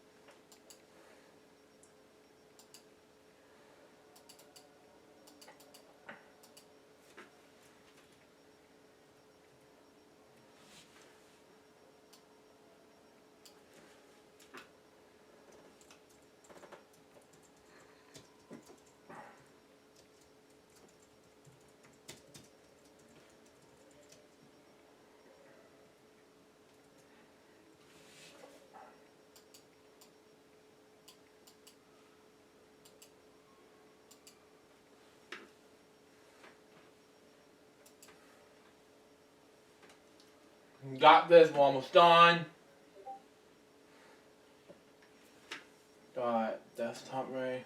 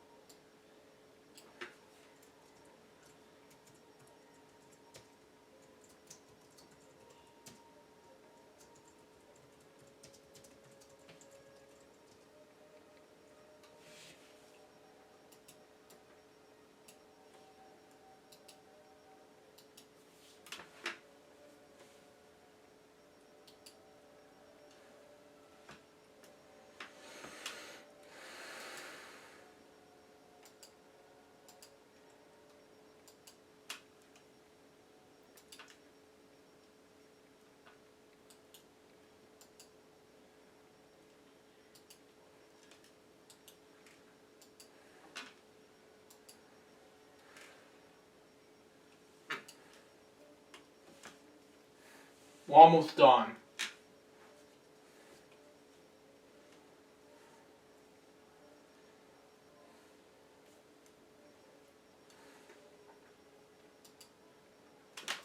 I'll be right back. I have to go to the bathroom.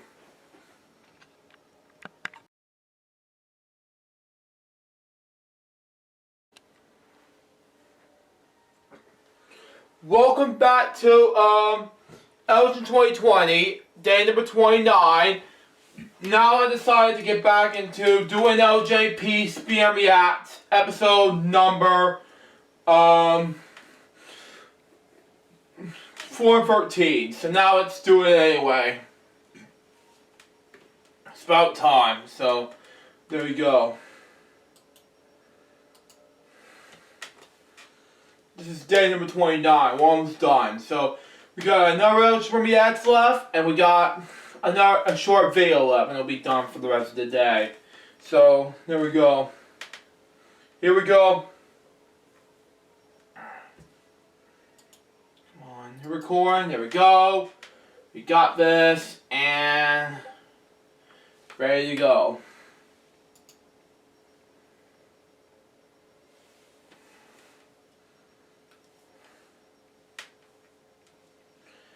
Hello guys, this is Jerry speaking. Welcome to LJPCBM Reacts, episode 413. And today we're reacting to Purple Roads, episode 8. Michael Pappy, Druid Chicago, or pronounce it, never heard of this guy before.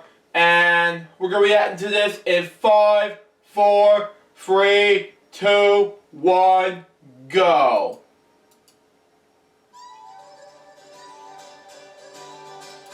I'm Kerry Stinson, and my journey through life has been quite an adventure. For over 20 years, I played Barney the Dinosaur on tour, and 7 seasons of the hugely popular TV show, Barney and Friends. Wow. Now my journey is to bring together friends and guests from all over the entertainment world for inspiring and at times amusing behind-the-scenes conversation. I'm Kerry Stinson, and this is Purple Roads. Wow, this is new. Welcome to another episode of Purple Roads. I am so glad you're here. We're very excited today. The guest we have, Michael Cariglio, I hope I got his name right. He starred as Pappy Druid on the show Pappyland, and we're so excited to have him here today. I want to give a shout out to our sponsor, Infusion HF70 Plus. We're so proud and thankful that they're a part of this show. Wow. So we want to jump in right now and welcome Michael to the show. Wow. How are you, Michael? I'm doing well, Kerry, and it's an honor to be here with you today. Wow. Well, it's so exciting. You know, we both, I think, have a lot in common. All the years I was in Barney and Friends, and then you with Pappyland. How did Pappyland get started? Okay, Pappyland got started in the early 90s.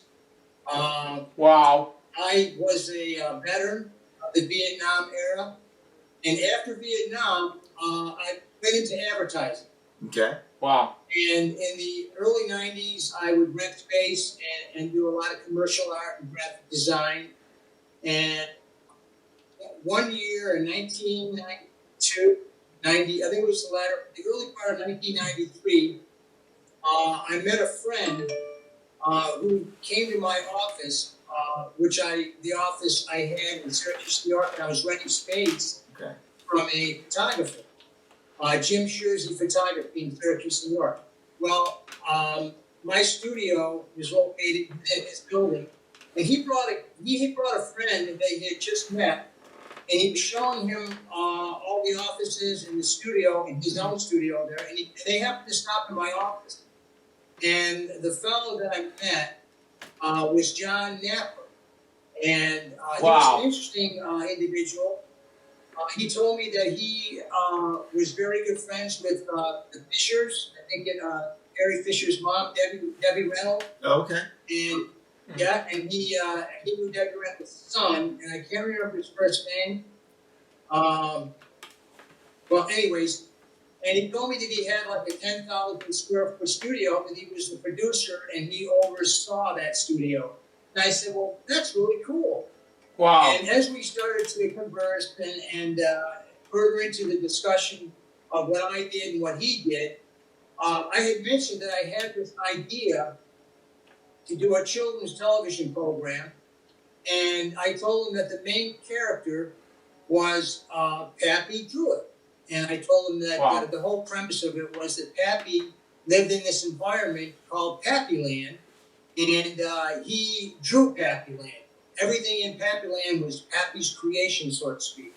Wow. And I told him, I said, if I could, I would love to, get this thing off the ground and actually do a children's entertainment program called Pappyland. So, to make a long story short, after the meeting, he left, and I didn't expect to hear from him, to be honest with you. But he had contacted me and told me that he'd be interested in doing a pilot. Wow. So that's how the beginning. That was the birth of Pappyland. And what you see over here, if you can see this partial view of the conceptual drawing that I did, which I created when I first did the show. Wow. And we did the pilot. You can see that I'm wearing different clothes. Everything was different, but this was the whole initial idea of Pappyland. I had Chucky, as we know him now as Chucky Woodchuckles. I had the Witch Well.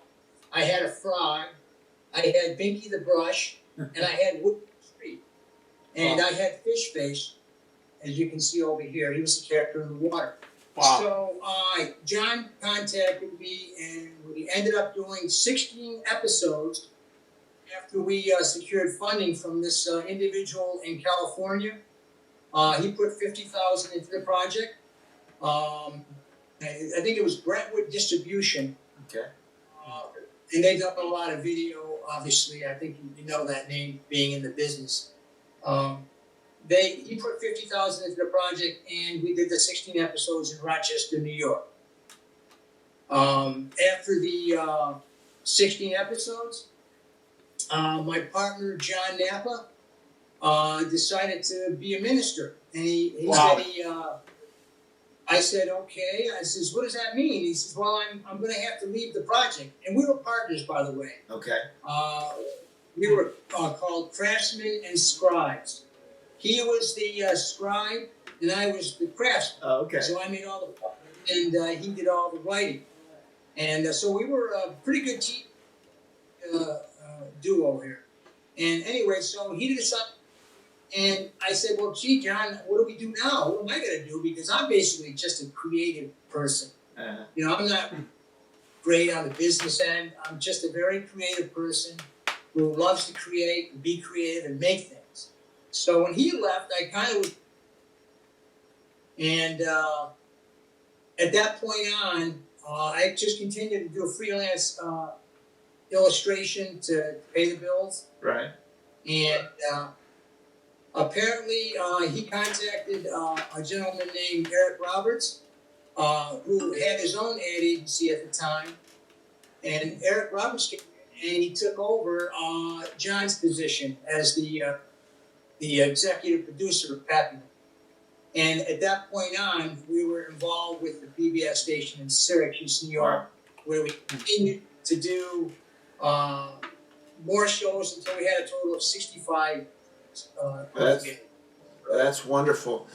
You know, when I was telling, and now we were announcing that you were going to be on this show, the reaction was really amazing about what you've done with kids and art. A lot of kids, a lot of adults now came and said, I learned to draw through you, Michael, through Pappy. Why was art so important? And I see the pencil, by the way. I know that pencil is very famous from the show. Why was it such a passion for you to put art in the show? That'd be the main focus. Okay, that's a good question. I think the important element in answering that question, or the fact, an important fact in answering that question, is the fact that I'm a kid at heart. Okay. I've always been a kid at heart. Even when I was in Vietnam, and I was in that very dangerous situation, I was still very lighthearted and very funny, and I was always being funny. It was just by nature. And so I think that's what helped me get through Vietnam, as well as my artwork. But the reason I decided to do this show is because I do love children. I feel that each child has a door in their heart, and that door is filled. Behind that door, the heart is filled with all kinds of creativity and all kinds of wonderful imagination. And a lot of shows at the time, and you know, being the character, that a lot of the shows were just bopping people on the heads and, you know, boink, smash, pop, just crash. Right. Everything was just, tell me, I wish they had a kids show that was just endearing and loving, and the kids could just become themselves and be creative and be joyful. And just like, they loved you because of the way you came off to them as being somebody who was approachable and loving and kind, and it was just a wonderful thing. And that's what I tried to emulate in my show. I mean, I did it through the only talent that I thought I could use to do this would be my artistic talent. So I tried to convey a lot of life skills through my drawings on the show. That's why there was a drawing. We did a drawing in every episode, which kind of anchored that theme or thought in that particular episode. Wow. Yeah, I think it's brilliant. I think it's brilliant, and it obviously related. And I'm sitting here, my heart's smiling, hearing what you're saying, because that's exactly how we felt. That kids have this amazing imagination, and it's squashed a lot of times. And shows like ours and shows like yours opened them up and allowed them through you guys through drawing. So I don't know. Do you realize when you were doing the show how important what you were doing was for children? Yes, that was answered through the mail that we received. The response was overwhelming from the parents, but the kids absolutely loved to draw on the episodes. That was the marquee segment of the show, as well as the Hall of Fame segment, where people, the parents would have their children send in their drawings to me, and then I would go to the Hall of Frames and look at the wall, and they'd be filled with the children's drawings, and they absolutely loved that. But there was a drawback. Okay. Some of the children that didn't get their drawings showcased, they were kind of like disappointed. They didn't hate me for it, but they were disappointed. And I'm getting some of that response through emails from some of the kids at the time that were 7, 8, 9, 6, 7, 8, 9 are now in their 30s. Sure. And they're telling me that some of their drawings they saw on TV, and others told me they didn't get theirs on there, but they still love me. And they went on to do art as a career, which was another inspiring element of the show.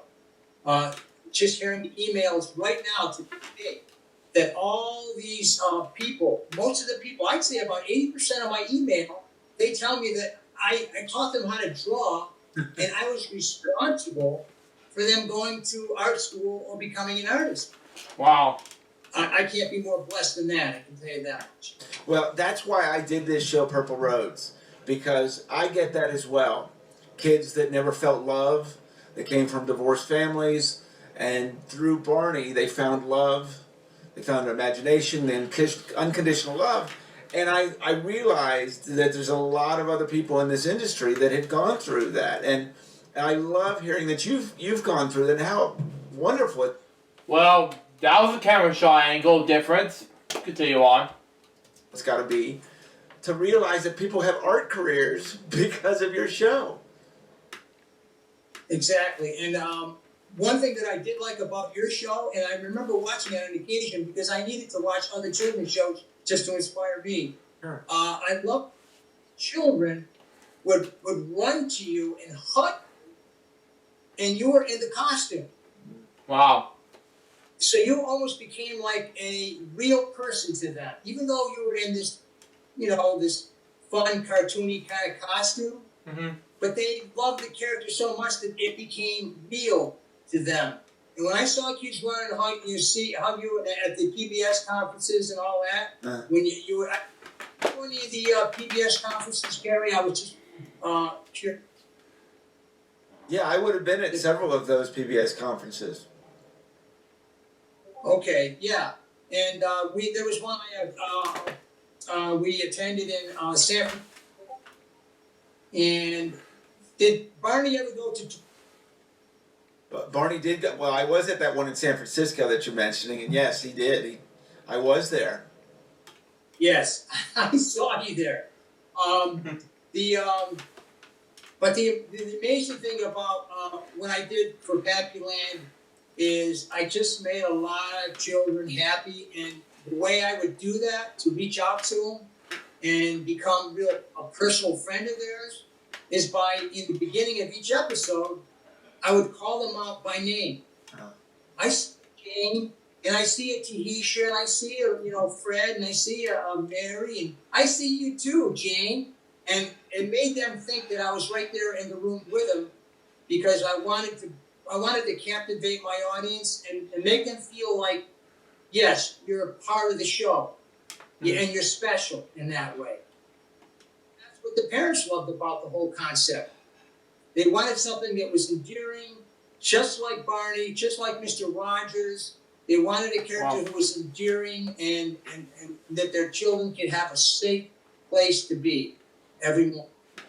Wow, this is like Rubber Room in style for the 90s. Continue.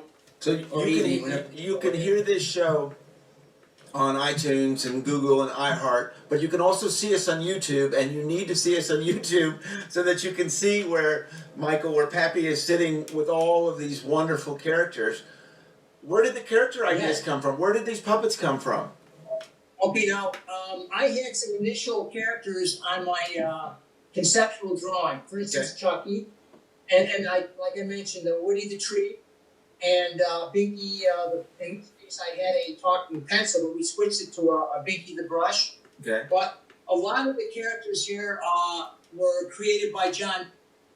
When I partnered with John, he took my concept. Excuse me. I created Pappy Druid, the character, and he took the concept and he made Pappyland. He wrote Pappyland. He gave it substance, and he gave new characters, and he created. For instance, he created.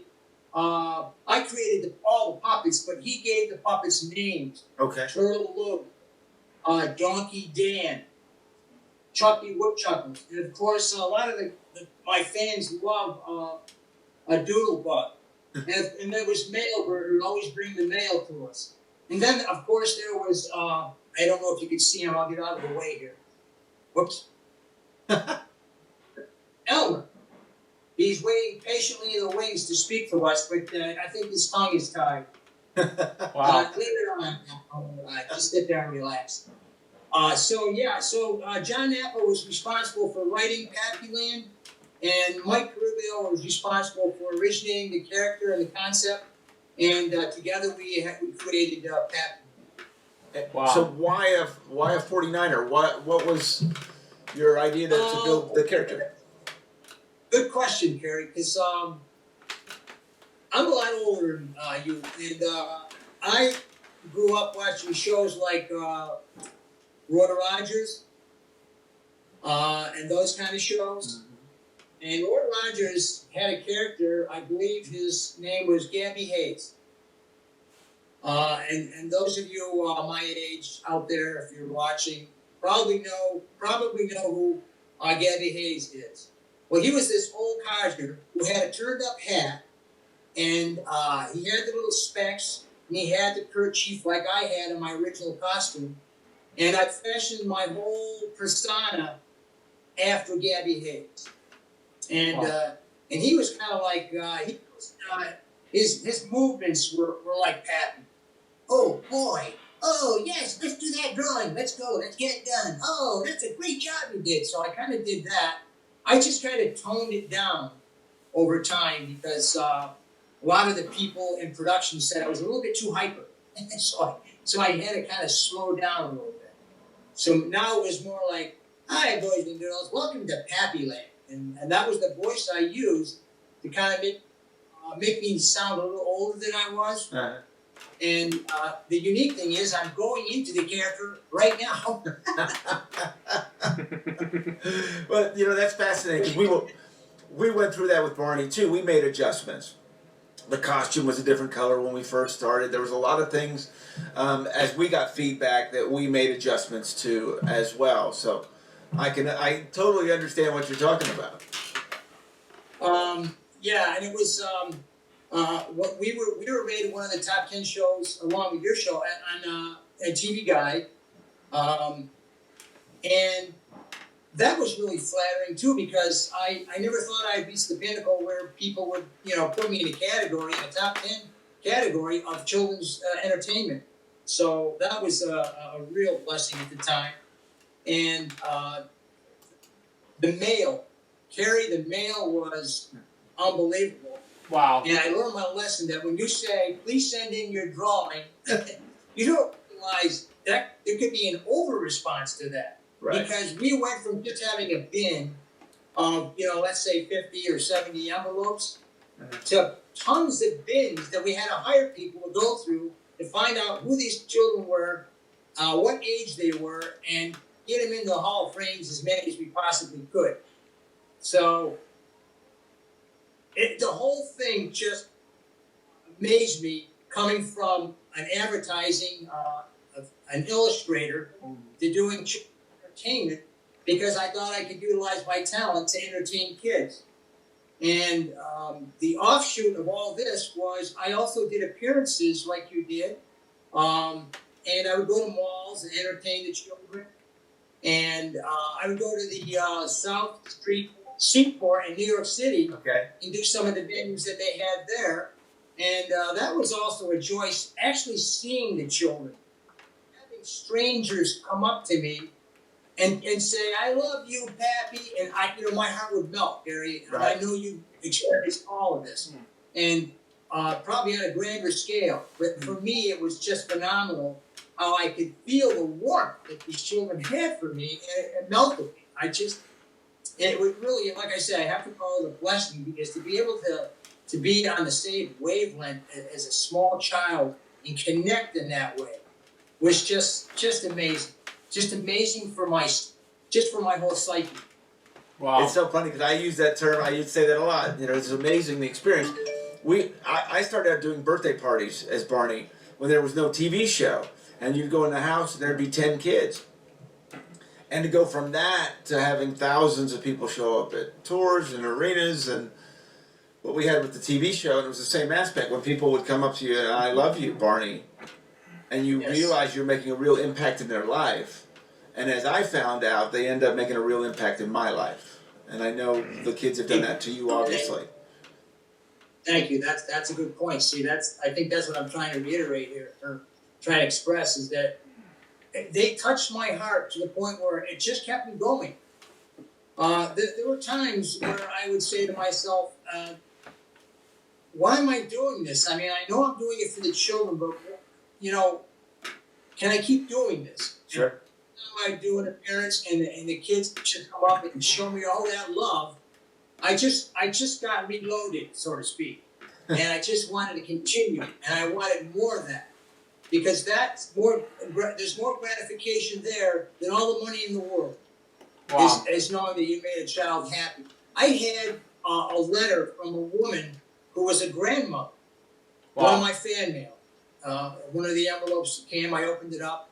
In fact, I didn't open it up, but the people who opened up the mail brought it to me and said, there's a woman here, she's in her 70s or 80s, and she's in the hospital, and she's like, she's really almost on her deathbed, and she said she was so inspired that it just helped her feel alive, just anticipating the beginning of the next episode of Happy Land. And when I've got that mail, and I get mail similar to that, and of course there's a full gamut of reasons why people love the show. But that one there, I get a lot of mail like that from people that are paraplegics. Some people had autism, and they would express their love for the show. And that is the ammunition that really, really gives me the satisfaction that I did something important in my life. Once again, we have this connection because the same thing. I always tell people, obviously it was a job, but I've done it for nothing. I mean, the experience, I'm the richest person on this planet because of the experience that I've gotten from the fans, from the kids, the things that I've seen, going to hospitals, doing Make-A-Wishes, and just going on a Saturday morning to do a concert, and wow. Those kids got up at 5 in the morning and they woke their parents up and everything it took to get them in the car and get them to the arena and then get them in the seat. And then at the end of the show, when Barney's singing I Love You and the child hugs their parent and gives them a kiss and says I love you, they get it, right? It's all worth it. And, I got back in the costume actually 7 months ago. Wow. Just because I can't, it's the same thing. You just the opportunity to touch people and you understand how important it is what you're doing. Mm-hmm. It's impossible to leave. That's so true, and I can relate with you, and I think that puts us on that same playing field. The fact that the effect that we had on children is just a wonderful feeling, and like you said, it's so gratifying. One of the things, the problems that I had when I went on my kind of like visits. Yes. For instance, I would go to a mall. Right. And the Roosevelt Mall in New York wanted me to do an appearance there. And like I said, like venues like for WLIW out of New York, they would ask me to come down and do an appearance in New York City. Wow. And so I had to tell, I had to figure out a way, what can I do? Because, I'm doing the show and everything's done on the show. Right. I would do a drawing, I would color it, and I would entertain the kids, and that would be it. So now how do I transfer that over to a live appearance? So what I did, and I'll give you a little example here, is somehow I had to connect with the kids through drawing, but do it in a real fun way. So I came up with the whole idea of doodle challenges. Okay. And the kids would do a doodle for me, and I would make something out of the doodle. And then I expanded from that and said, well, why don't I ask them if they would like to do a doodle? And then I would say, would you like to do a letter from the alphabet? Or pick a number from 1 to 100. And what they would do is I would ask a child to come up to the podium, and they were all excited. You know what I mean. If Barney said, hey, I need a volunteer, I guarantee you there'd be a billion hands popping up. Right. So I would say, okay, what's your name? Okay, Mary, come on up here. So Mary would come up here, and she would put, for instance, the number 2. I don't know if you can see this. I'll try to get it so you can see it. Yeah, and you can see us on YouTube, see all that he's doing. Okay, so like they would put the number 2 here. Okay. And I go, first thing I would say to him is, what do you see, Mary? I see like a swan or a duck. I said, yeah, but I think it's a bird. And I said, if I put a line there, and I did that, and then I put another oval here and colored it in, we would have I. And then if I go like this, oh look, there's a bird's beak. And look at that, there's a hair. And hair's on his head. And then I would make a body like that, and I would put 2 long little legs like that. I keep walking, and then I would draw part of the wing, and I said, what could he be doing? What could that bird be doing? And I go, oh, I know, he has a yo-yo. So I would go like that, and put some movement lines, and the kids would go nuts. And that kind of reminds me of Big Bird. I don't know. Little Bird's one that from Sesame Street. And he did a drawing. Awesome, man! Continue on. That's how I did all my appearances, by doing doodles and scribbles. Wow. And it turned out to be quite a successful technique to entertain the kids. Because I tell you what, after I did the first one, all 500 kids wanted a doodle. Oh, wow. sure. You've got Michael. You've got me and Derek, our producer, here smiling, and I'm kind of blown away by that too. That's brilliant. Wow. And that works on the imagination, which I think is so great. Yeah. Yes, and that was the whole technique behind doing doodles and drawings. Was I wanted them. I didn't want to do it for myself. I wanted them to test their own imagination and test their imagination so that they could see in their mind's eye, in their creative eye, what that scribble line could be, what that letter from the alphabet could be. Right. And it was amazing how smart these kids are, what they would come up with. And it was a tremendous subliminal way to teach them to draw, or inspire them to draw, I must say. It was a really great technique for them it was a great learning experience for them because they get to use their own imagination, their own ideas. Right. Of course, now here's a funny one. I got to show you this. It's just all right. I was at the there's always that one child Sure. that wants to be a little bit aggravated. Kids don't get me. I've met that child. I know exactly what you're talking about. He goes like this. And I'm like, oh boy. So I said, oh, and in my head I'm going, you're so cute. So I would go like this, and I would continue making scribbles, right? And then I would make a plate, like this. And I'd put a fork, and then I would put some meatballs. Oh, man! That's spaghetti and meatballs. I thought it was a hat. But anyway, let's continue on. And there you go, hot spaghetti.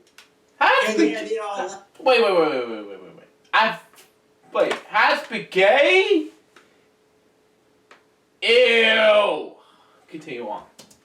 because I knew the kid was kind of being a little bit tough on me. That's brilliant. Oh yeah, well, we dealt with that too. You know, you always deal with kids want to pull Barney's tail and all of those things. Yeah, I've dealt with that too. But I love how you turned it around. That's brilliant. Yeah, I mean, if it wasn't that, it would be smoke out of a chimney. Sure. House, and that was my other technique to get rid of that type. But it was a real joy, and I'm still doing doodles and entertaining kids today. And when you mentioned doing birthday parties, yeah, that thing that I did a lot of too was birthday parties, and that was up close and personal, which was a lot of fun. Sure. And if there were 10 children at the party, I would do 10 doodles. But they had their choice. Sometimes I would say, "What is your first name?" And they would say, Linda. I would take the letter L, and I would draw something from the letter L, because it made it personal, because that was the first letter to their first name. Right. I love that. So I had a lot of fun, and I'm still having fun. But I can see that. Now, one of the things I think is so cool is that, I always talk about the fact that Barney was done in Allen, Texas. I'm a proud Texan, and so we did it in a small town in Texas here. Wow. And your show was done up in New York. Oh, really? Sesame Street Place. Continue on. New York. Yes. Correct? Yes. What challenges did you guys, because we had a very small studio when we started Barney, what were the challenges? Because I know yours was done on blue screen, right? Most of the show was done on blue screen?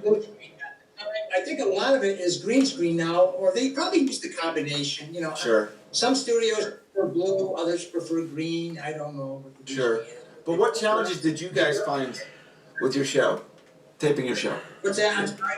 What challenges did you find being in a small studio, taping that show, putting that show together?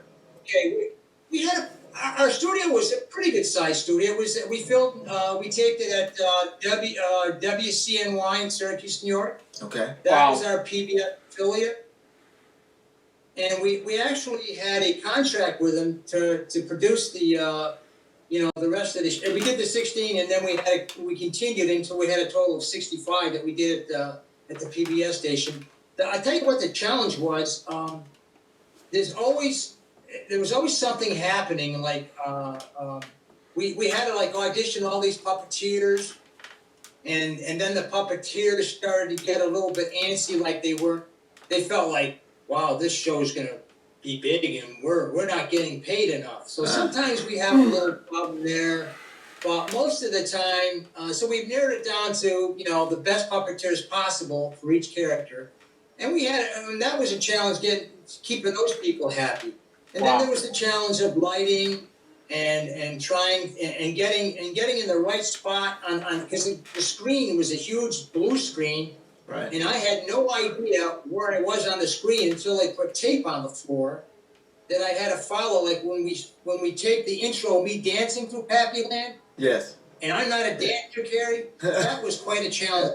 I mean, I was jumping around and spinning around my pencil, and I was just. It took a few takes, but I finally, and we had to tape it on a blue screen, and I had no idea where I was going until they did that. Because initially, I just started dancing around. I said, "Whoa, you need to follow the tape marks." Right.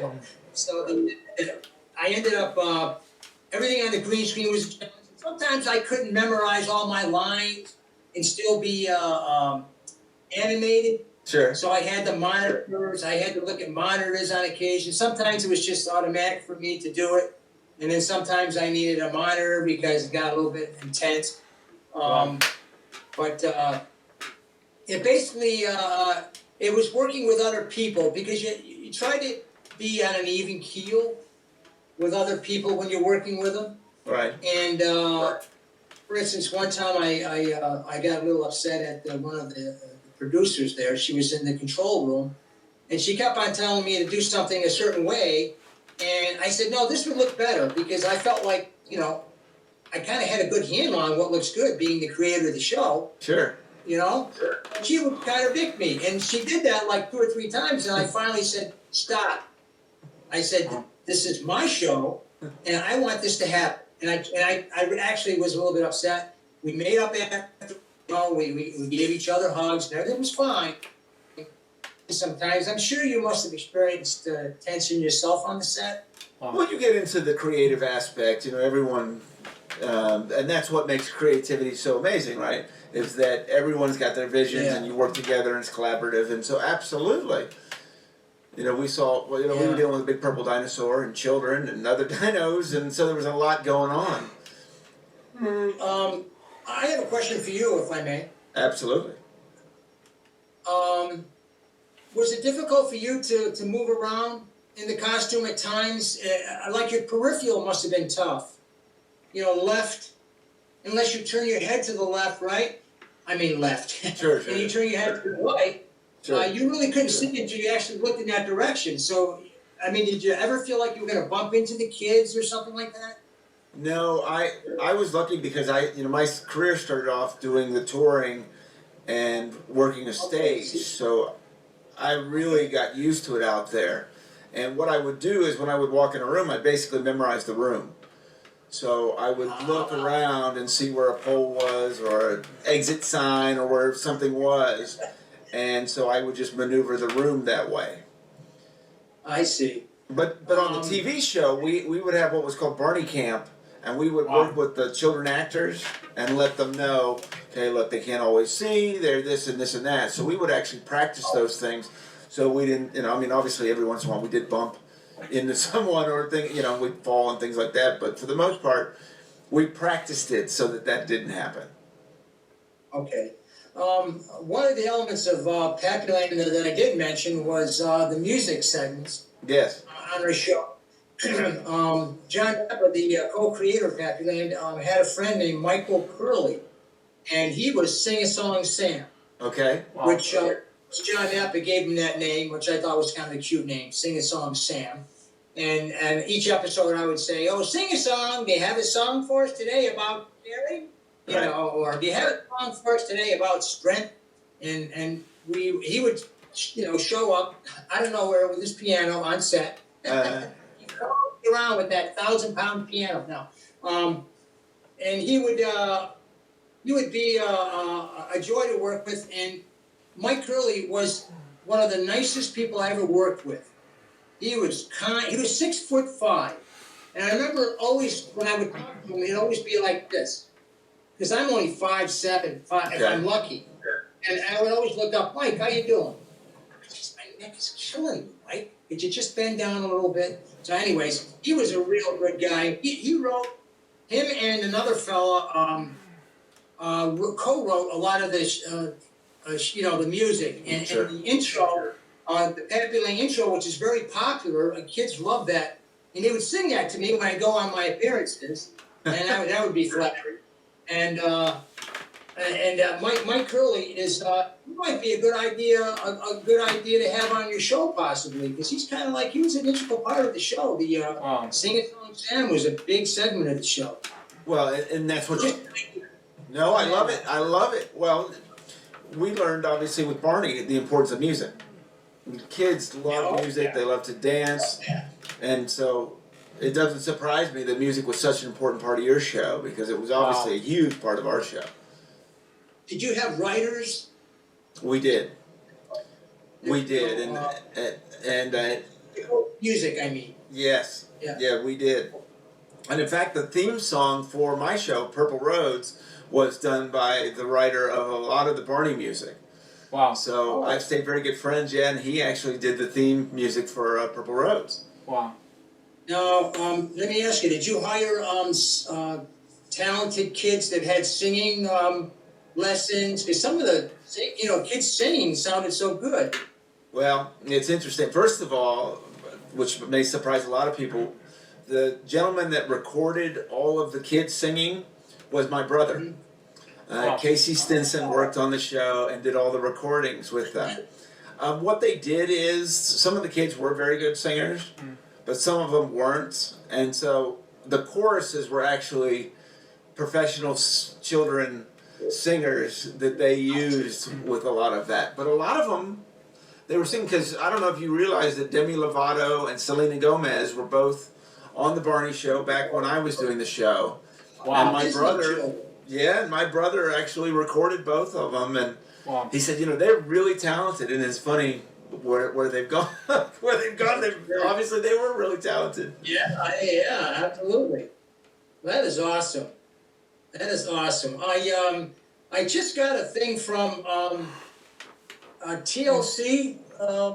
Ryan, my good friend Ryan is here, and he notified me, and he said that the TLC had said that I was one of the top IMDb ratings. I am the IMDb ratings. I was one of their most popular shows on the Learning Channel. Wow. Which was flattering, because I had no idea. And I knew parents loved it, because when they discontinued this, we were on the Learning Channel, by the way, for 4 years. Wow. And when they took it off, parents responded saying, please put it back on. And I think they put it back on short stint. And that was exciting to know that the parents were behind me like that, Yeah. It was just, the whole thing was just, it almost seems, in retrospect, it just seems like a creative, imaginative dream that became a reality. and now I have there's a revival now. Sure. All the kids that were little respond to me right now at the age of 30-something, and they're all saying how much I helped them in their careers, like we mentioned in the earlier portion of your show here. Right. And it's just amazing how this thing just continues, and it has its own legs still. It's unbelievable. Yeah, we're going through the same thing with Barney, that now they're adults, and so they're, of course, showing it to their children. Wow. And so you're seeing that same thing. We're getting all of these fans that are 30s and millennials that love Barney, and now their kids are getting into Barney again.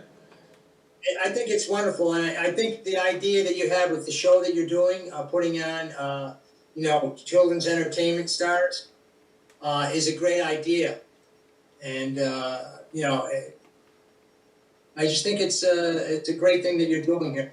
Well, maybe an opportunity to let my fans know what's going on. Well, thank you. What was so important is that for people. Oh, is that something like that? Yeah, it's kind of hurt. Continue on. For everyone loved my show. I loved your show. But what I wanted people to understand is how much you loved it. You understood that your fans loved the show, and it was important to you. You weren't just going to do it for a paycheck and become some big star. You believed in the message. You wanted to help children and their creativity. And I think that's what's so cool about all this, is that the fans are realizing the people that they loved them and loved what you were doing. Yeah. Yes, and when you think of companies like Crayola, I mean, I don't think I've been, in a relatives or, my grandkids or my, anywhere I go, a school where there's a lot of children, all the kids have crayons, most of them, and they love to draw. I'd say a good 80% of them. There's some kids when I would say, does anybody out there like to draw and doodle? And then, all the hands would go up. But there'd be a lot of kids that didn't raise their hands. Wow. And I used to tell them, I said, those of you that didn't raise your hands, I said, you can do it. You can be an artist. You can draw. And I'm going to help you do that right now. And then I would go into my doodle and the visual kind of, I tried to get that visual connection going. If I made a circle, for instance, the first thing I would say is, I wouldn't tell them what that was. I would say, can you tell me what you think that is? And they would say, it's a wheel. I go, yes. And I'd say, what else? It's a face. And I go, that's right. It could be a face because our face is oval shaped. And sometimes there's some people with a rounded face. And I would say, and what else could it be? And another kid would raise, if it's a balloon. I go, yeah, it could be a balloon. You see how the shape is shaping your imagination? And that's exactly the technique I use to teach kids how to visualize not what something is, but what something could be. And that's where the imagination comes in. They don't look at a number 2 and say, yeah, that's a number 2. And somebody would say, yes, that's a number 2. And I'd say, no, it isn't. I said, it's a swan. Wow. Or it's a bird. Or it's a plane. Or it's a frog. Wow. And let me give you another example. Sure, absolutely. I love these. I love it. And the number 2 is probably one of my favorite numbers because you can switch. You can say, okay, the number 2. Okay. And I made a bird, right? Yep. But also, it's a frog. See, just by making some small adjustments. Wow. Like this. Uh-huh. Instead of doing a beak, now I do a frog. And I would bring the leg over like that. And I would put a couple arms like that. A couple circles for polka dots. And boom. Now I have a frog. And of course I would have to make the lily pad. And Wow. the kids would say, oh wow, you can make a frog from the number 2 also? I said, yes. And then some of the children would say,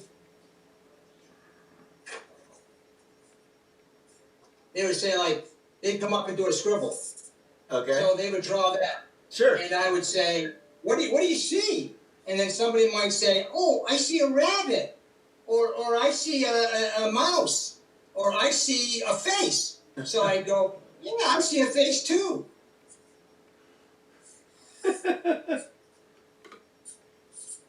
It's a human being. I don't know. It's like Mark Brown or something like that.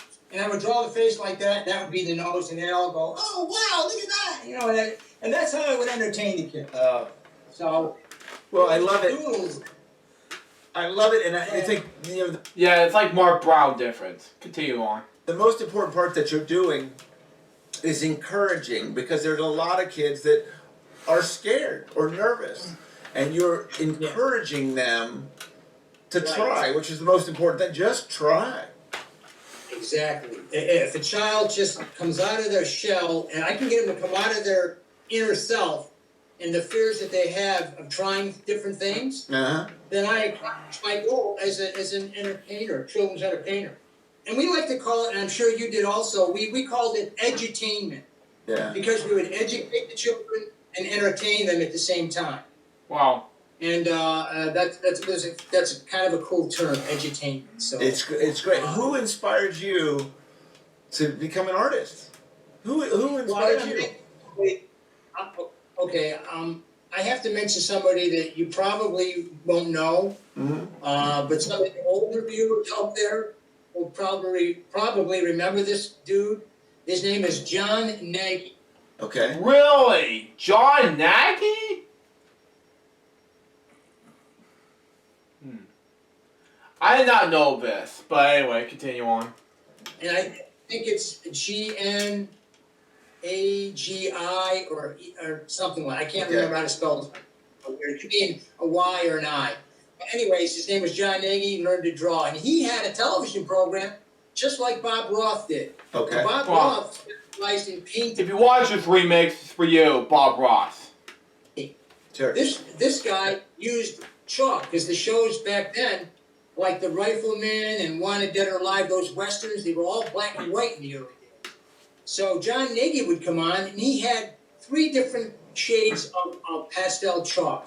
Okay. He had the black, he had another tone that was like maybe 30% of a gray, and then he had a very soft, like maybe 10% of a lighter tone, but it wasn't white. And he would draw using the side of the chalk. Wow. And that's where I got my idea when I would tell children, don't worry if you break your crayon, just take that smaller segment of the crayon and use it on the side to color a larger portion of your drawing when you were calling it in or filling it in. And so he inspired me to draw first because I couldn't believe he was drawing landscapes, and he drew a Great Dane, all doing this chalk, and it would be just like Pappy, only there was no plot. He was just at the easel like Bob Ross. Wow. And it was a fascinating show for its time. And he used to have a drawing set that I remember I'd be in the store, and I'd go in the store, and there it was, a box. It had the 3 chalks. It had some paper stumps for blending the chalk. Right. And a couple graph pencils, one that would make a light line, one would make a dark line, and it had what they call a kneaded eraser, which to me was fascinating.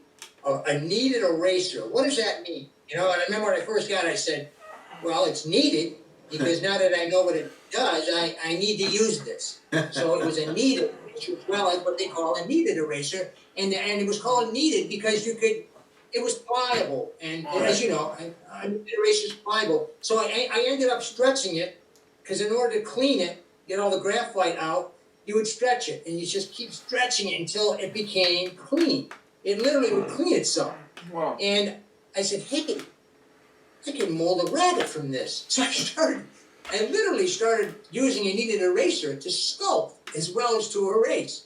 And I remember before I did Pappy, I took a couple kneaded erasers and put them together in a big clump, and I literally made this little dragon character. And I said, wow, this looks just like a dragon, but he needs teeth. So I went in the kitchen, and I got some white rice, and I individually stuck each individual piece of rice in the upper and lower portion until I had this dragon with all these teeth. I'm using a kneaded eraser instead of clay. It was really fascinating what I did with items that were artistically supposed to be used for drawing and erasing, erasing lines. Right. And I would make a little character out of it. So that kind of like helped me in my puppet making experience because I have no experience at all. When I did Pappyland in the beginning, I had no experience with puppets. It was all new to me. But because I had this, I don't know, it's like an innate knowledge, a God-given talent on how to make things. I could visualize in my mind, like, how do I make a mouth move? Right. So I would Yeah, kind of like Jim Henson Muppets. But anyway, continue on. the side and say, well, there has to be a pivot point or a hinge. So now I'm figuring out ways to hinge them out together.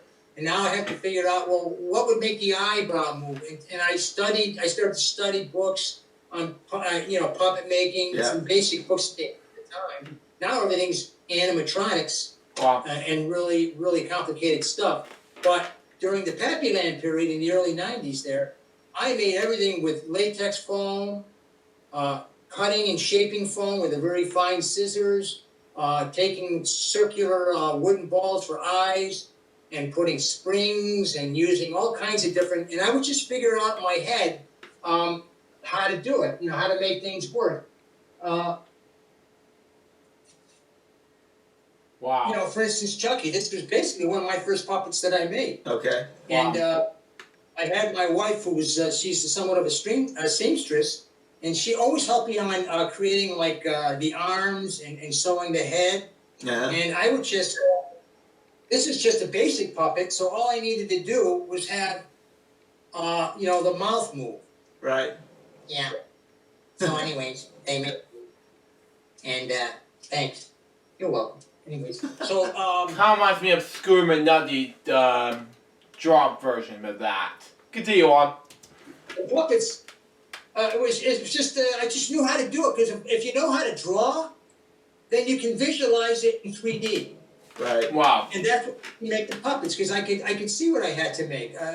It's kind of what reminds me of Pixar when Toy Story came out in 1995, and when I first saw it, and when I was first came to Morgan, mom to pick up Morgan daycare, I was like, oh my god, Toy Story was a phenomenon in theaters.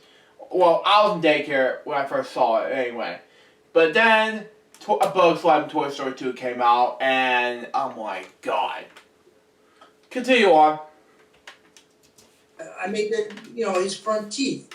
Yeah. So I went to my shop and I just took a piece of wood and I carved out a slot, and then I just sanded it, and then I hot glued it up into the crevice of the upper part of the puppet. Right. It came natural to me. He needed glasses too, so I went to a novelty store and they sold doll supplies, and I saw these glasses, so I just bought them and stuck them on the puppet, and everything just came together. It was really amazing how and everything came together, and I made a lot of friends. Wow.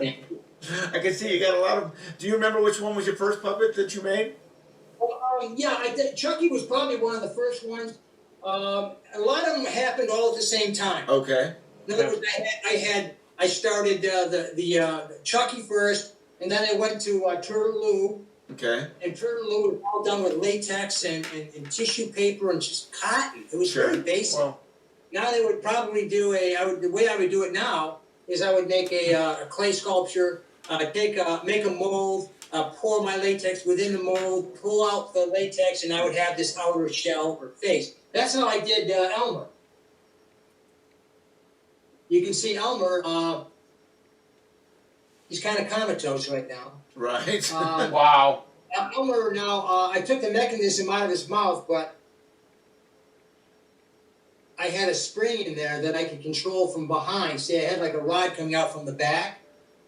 And on the set of Pappyland, I had the rod going all the way down through the center so that people were underneath and they were controlling it like a trigger, like this. Yeah. And every time I would squeeze, the mouth would open. And that's how, and this was I did this technique for his face. I utilized clay. I did a clay sculpture of his face. Then I made a mold, and I pulled the latex out of the interior of the mold, and that's how I made Elmer. I actually used some of the contemporary techniques that they use now. And then again, my wife made, all the clothes and stuff. That's great. It was quite a challenge, and it was a lot of fun. And I look at all these puppets now. And it just amazes me because I can actually see my accomplishments before me. So when you created them, did you have envisioned what they were going to sound like? So when you auditioned the puppeteers, did you help in that, or did the puppeteers bring that, or was it a combination? Yeah, the puppeteers. John Napa, the guy that wrote Pappyland, co-created it with me. Yeah. He gave all the characters a persona, a description of who they were, what they should sound like, because, for instance, Turtle Louie. So I said to myself, well, Turtle Louie, he has to be an Italian turtle. Right. So that's why he has a tie. His tie has little tomatoes on it. So that's how I ended up doing his tie, and there's all little tomatoes on there. So Gabe Velez, by the way, was one of the puppeteers for Sesame Street. Okay. And wow. Gabe, okay. Continue on. We hired him to do Turtle Lou, and so he gave him the accent. So Turtle Lou sounded like, well, geez, man, that's a good drawing. He tried to do that Italian persona. And then Chucky Woodchuckles was done by a friend of mine, Chris Brown. and he's the guy that brought Chucky to life. Okay. And then there's Doodlebug, who was brought to life through Marilyn Arnone, and she was a professor over at Syracuse University, and she was on the Howdy Doody show, and years later. Oh really? Howdy Doody show? Okay, that was awesome. That was like, okay, I got the DVDs and all the things that you saw, but okay, I see where this is going. Continue. When the show became, it kind of like played out, but then they kind of like brought it back again. And when she was on the show as one of the co-hosts there, Marilyn Arnone, she did Doodlebug, and she did a fantastic job with Doodlebug. Just to make it's so hard to be a puppeteer. Sure. I thought I could do it. I could make them, but to operate them really does take a special talent. And all the puppeteers on Pappyland, I must say, did a great job. I was really happy with it. What was it like for you to interact with the puppets? Because you're not a trained actor. I mean, was it a challenge for you? Right. Yeah. Exactly. I've always been animated. Right. People always said, "Gee, Mike, you're animated. You ought to go into movies." I go, "Well, I'm not an actor." Oh yeah. Anyway, so that's how it kind of came natural to me to be Pat and be that persona. But working around puppets was a riot. For instance, Chucky. I remember one morning, it was early. We would start our shoot at 6 o'clock, and it would go to 6:30 in the evening. Right. Well, in the morning, everyone was kind of like, trying to unwind. So I get my coffee. And I'd go over to Chris Grom, who was operating Chucky, and I say, "Good morning." I'm not even saying good morning to Chris Grom now. I'm so used to having the puppet characters. I'm saying, "Good morning, Chucky." And there's Chris Grom. He's a human being sitting right there. And all of a sudden, he goes into character. He goes, "You talking to me? You want a piece of me? Come on, George. You want a piece of me?" And he would crack me up. He had a sense of humor that was out of this world, and when he did, it just kind of set the stage for the day's shoot. Because sometimes you get up in the morning and you're like really not in a mood, and then you have to get in a mood. And the puppeteers really interacting with them helped me get into the mood. So that was really a joy working with the puppets. Still, they became real, almost like real people. So what are you doing these days? Right now I'm in sunny Florida, in beautiful horse country, which is Ocala, Florida. And I have a studio here. I have a space here, and I just finished a pilot for a show called Pap's Art Ventures. And it's basically similar to Pappyland, but it's not in Pappyland anymore. Yeah. It's in a different environment. And if you go on YouTube, you can, if you just type in Pappyland, you'll see all kinds of stuff. You'll see footage from the old shows. You'll probably run into a link that shows Pap's Art Ventures, that new show, the new show I just finished. And I'm currently working on episode 2, and we're also selling a lot of fun products, that we've come up with to try and make some of those nostalgic Pappy fans happy out there. Right. Because they love to have a piece of Pappyland, and so I would come up with little posters and little things like that, and we would actually sell. This is kind of interesting. What I have here is this is the actual reel-to-reel from the episode. One episode. This one was "Would You Be Woody's Friend?" The larger reels have 2 shows on them. The Day Pappyland Lost Its Color. And that was a fun show, too. Well, these are the original, and my friend Ryan Lilly, he bought these online. Wow. Somebody from the studio way back 20 years ago when we were doing the show apparently had a connection to the studio. And before they put them on Betacam, the cassettes, to distribute the distributors, this was the original reel-to-reel in the days when they had the reel, and it's all tape. It's probably oxidized, but we were selling these also online, and people are buying these as nostalgic pieces. And I actually signed them and did a little doodle. Oh, that's great. Get some of the love back, so to speak. That's awesome. Are you still doing your art? Are you still drawing? Oh yeah, in fact. Can you I have one of my art pieces right on the wall here. Thank you. I'm a fine artist as well as a Wow. artist. Wow. And you can see, Wow, that's beautiful. I'm a fine art photographer, so I didn't even know we had this in connection too.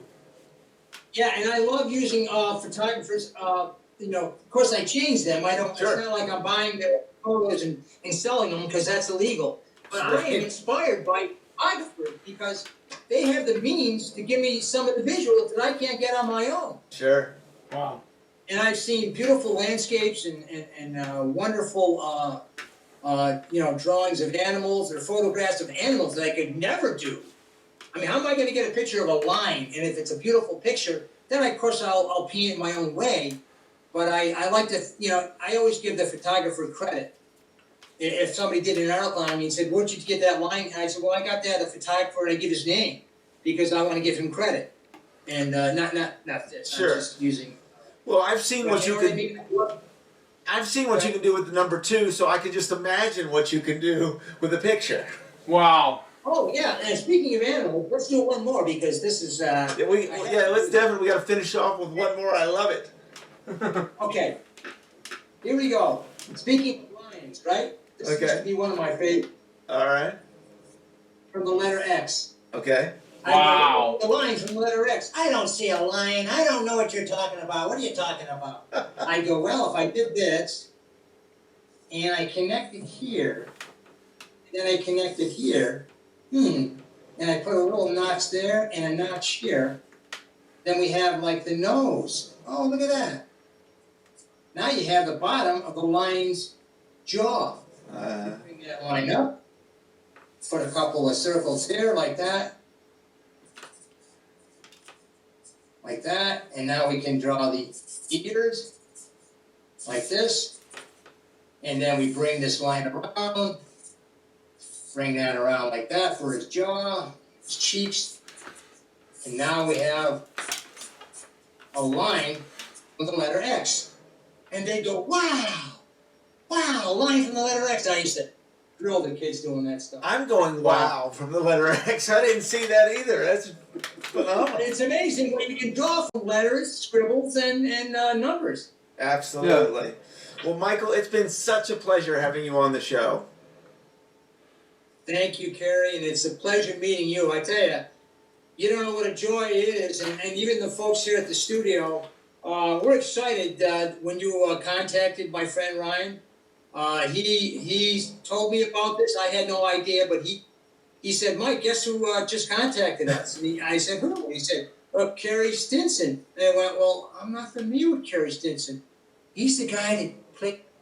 And he went, "Whoa, really?" I said, "Awesome." So I was excited, Carrie, and I want to thank you for having me as a children's entertainment guest. Well, it's been such a pleasure. Congratulations to you, and I think it's amazing what you've done with art and children. My sister's an artist, and I've seen her career, and I see how important it is for people like you to show what you can do with art, and what you've done with letters and numbers is just amazing. Thank you, and it's all about imagination and creativity.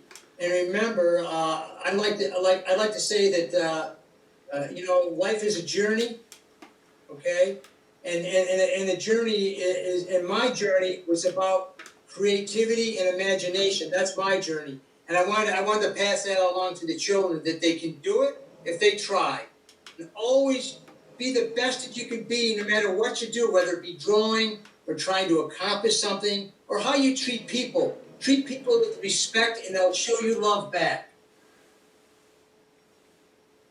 It's the perfect way to end, because it's absolutely 100%. Thank you so much, Michael. I want to thank all our fans of Purple Roads. Remember to keep your eyes, ears, and heart open, and you'll find your Purple Road. I love you all, and I'll see you next week.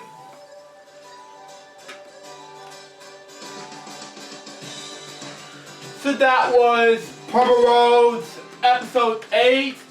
Michael Pappy, Druid Coleridge, or way you pronounce it. What do I think about this episode? It was amazing. I have never seen Pappy before drawing letters and numbers and scribbles.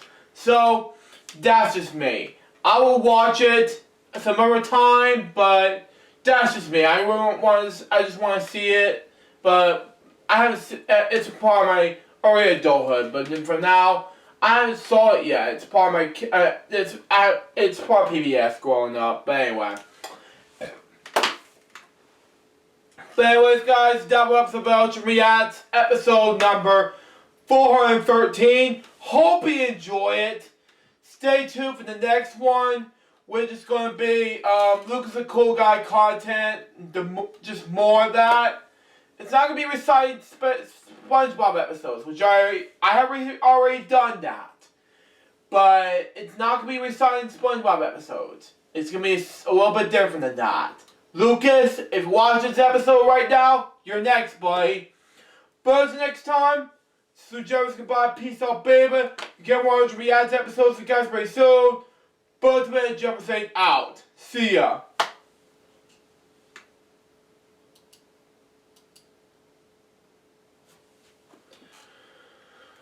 Okay, and we're clear. So what we're gonna do is get things all set up, so things like that. We're gonna wait until the editing, so and everything. 413 is done. Okay. What else are we gonna do? So, okay, there'll be no post-credit scene today. Come on, move.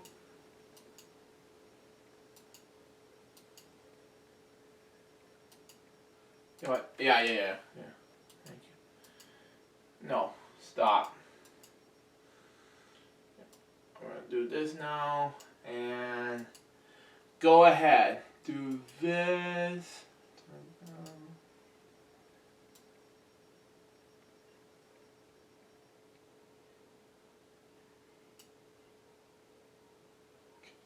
Okay, save this as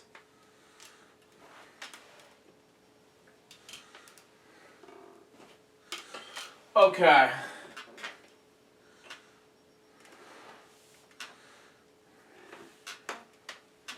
LJPCBM Reacts episode 413. Save.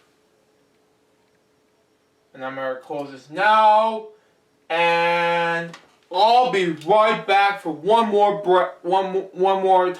two more breaks, and I'll be right back.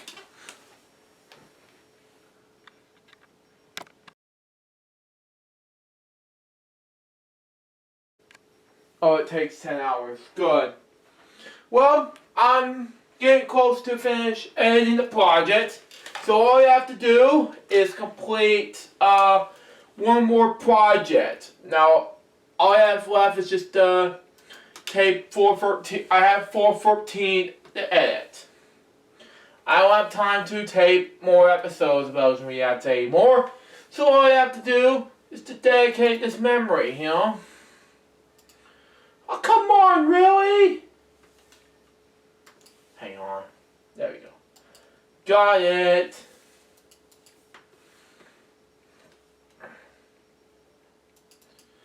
Oh, man. Oh, man. I'm not supposed to be doing that.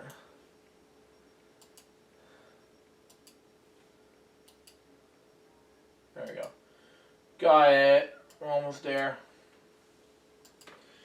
We're almost there. And case is closed. Now we're going to do is copy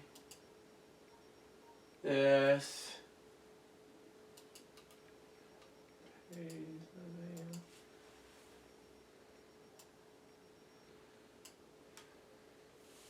Where's my word cup? Go. Once I'm done with saying out, see ya, and all I have to do is just translate that and have it more easier for my audience. Where's that?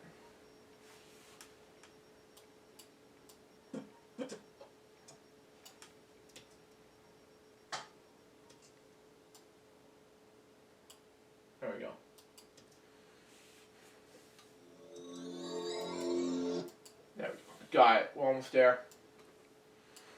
And I'm saving the project. And what we're going to do is add the opening to those going to be ads. Oh, come on, really? Gotta be joking me. I can't be doing this and all that all of a sudden get me doing bullcrap, you know? You know. But anyway, let's go ahead and do this now and go from there.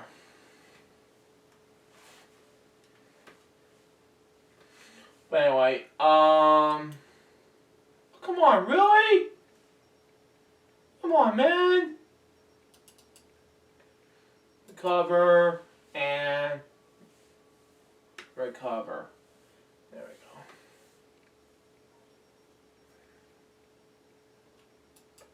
I don't want to recover. I want to recover this episode, man. Otherwise, I'll be mad, you know? Copy and save.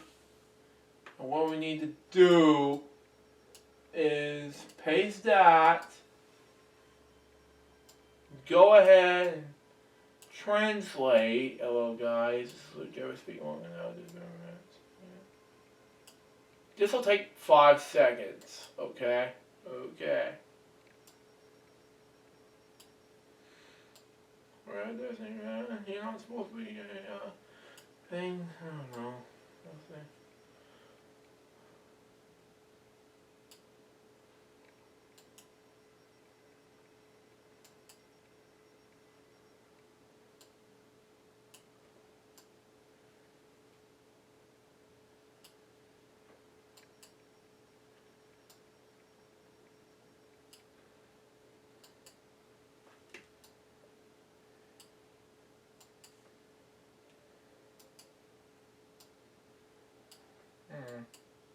Let's see.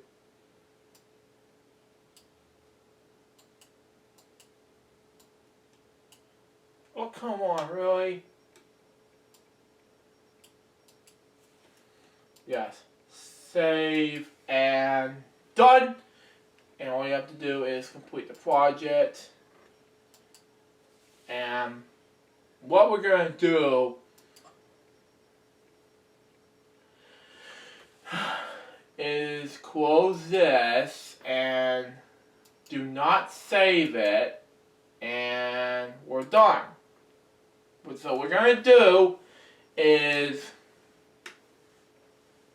I'm done with the episode, and I have water with me in case I want to tape the game shows. So there you go.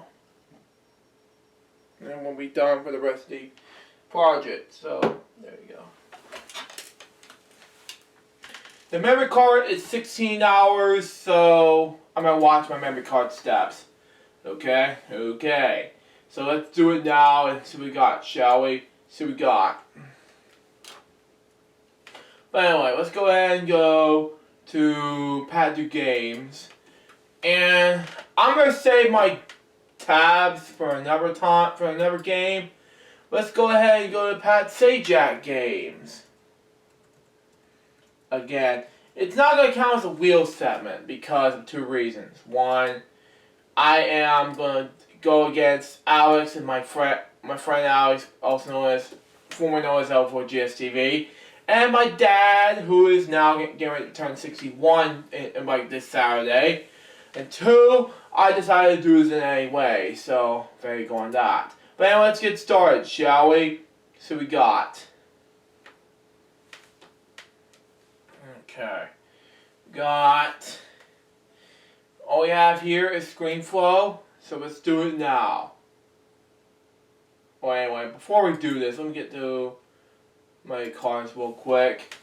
This is something that Alex is supposed to be doing in RFL for GSTV because it's now completely dead, so there you go. I want to make this clear to you, but I want to make this done, so there you go. I want to minimize this, so there you go.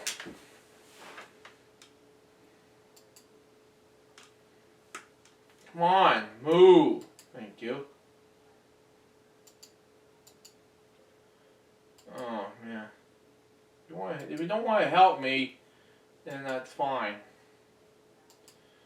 Okay, I'm very close. Let me go ahead and do some of how many gigabytes I have left. Oh, that's good. I'm gonna record this one last thing and I'll be done.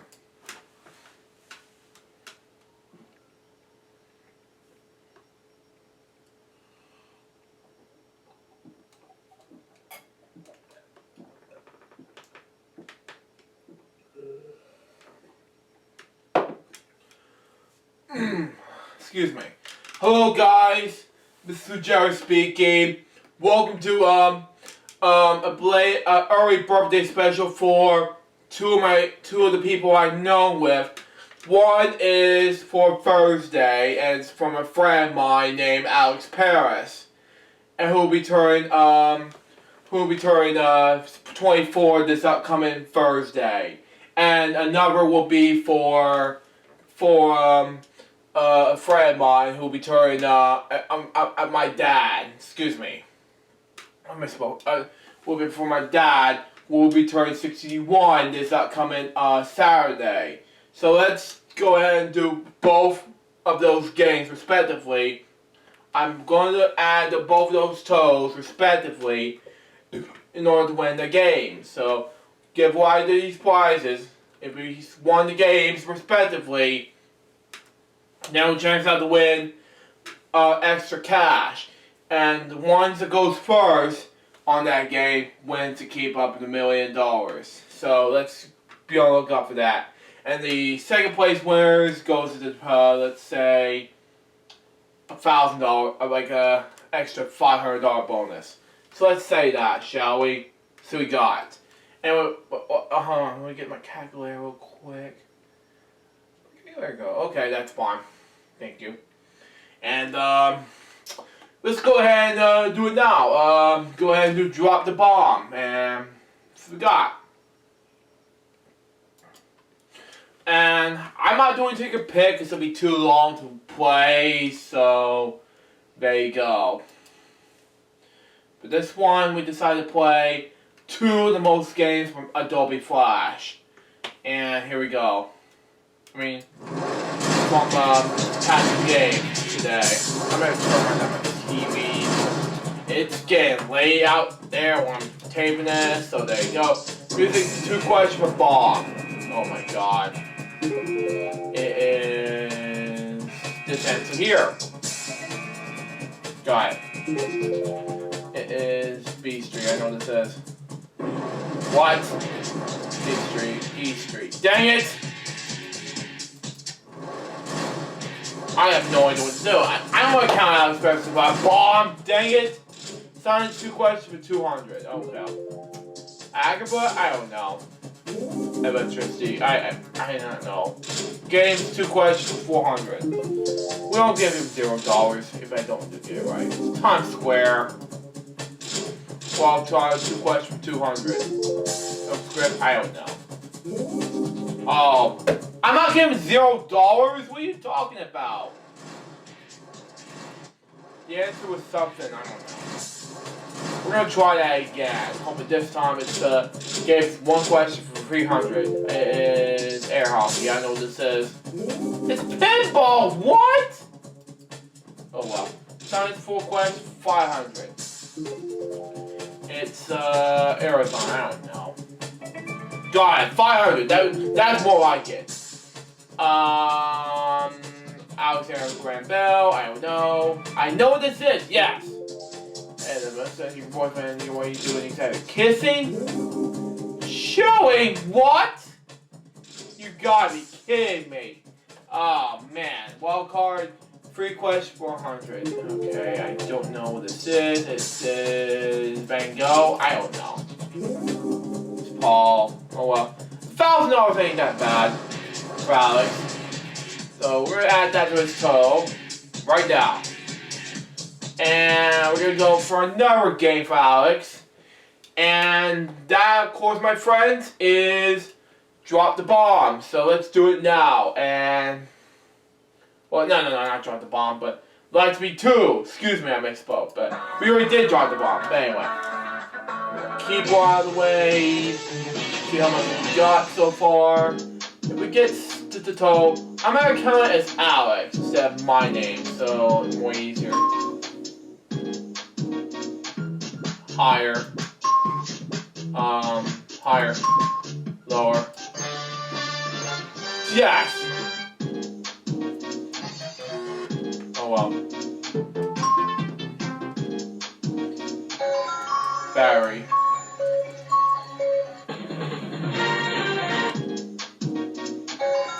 Earrings.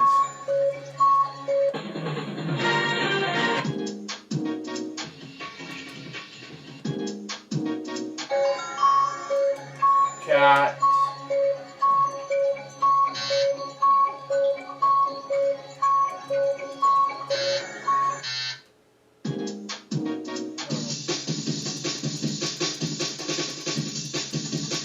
I don't know what this is.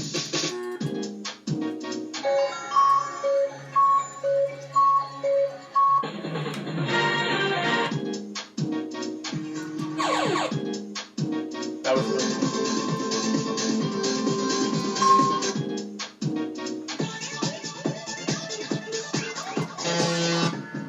$12,000 in earnings. Went up to $13,000. Let's do this right now, and we'll have to save up a little more time for trivia gems right now. See what we got, shall we? See what we got.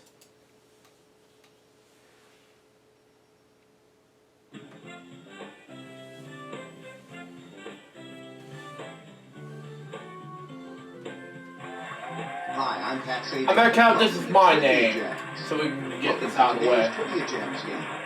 The categories for today's game are Music, celebrities, language, history, TV, grab bag, and grab bag. Okay, that was a lot easier.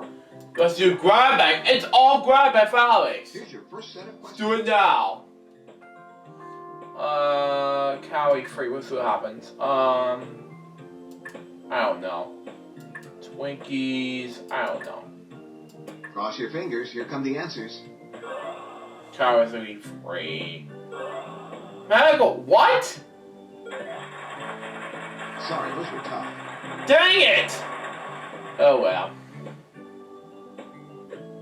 Okay, get ready. Here they come. I don't know. Language.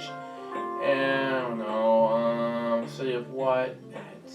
Insects. I don't know. Sheep stock is. I don't know. Dance. And let's see here. Greek. I don't know. It's not French. Okay, the moment of truth. Let's look at the answers. Not! Dang it! Lay in, oh well. Ooh, a negative wager total. Sorry you lost that step. Oh, dang it, oh well. I'm a historian. Questions.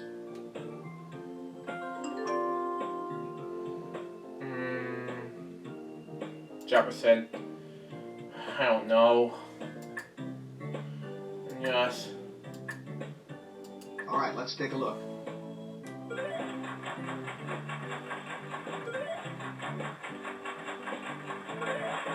Got it! Congratulations, you won the all-in. Hooray! For Alex Paris. We'll see what happens. My history. Ready for a little brain-spinning fun?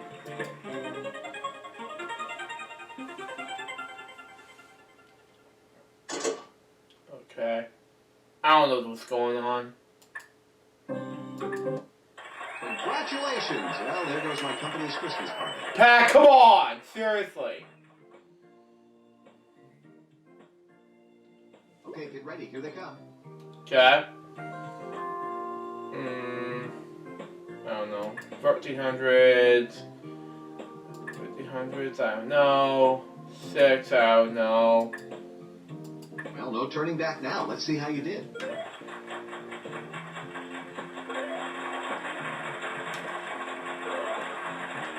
Way to go. Hooray!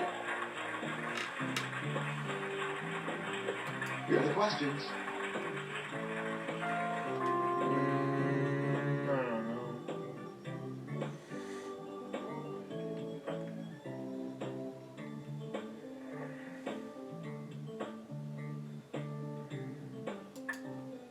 I don't know.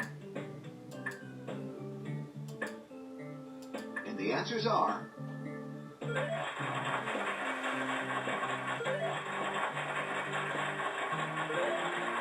Got it. wow, that all-in wager put you in. Hooray! Okay, get ready. Here they come. I don't know. 2001, I know what this says. 2 hours, I don't know, and 20, I'm not sure what the year. Here are the answers.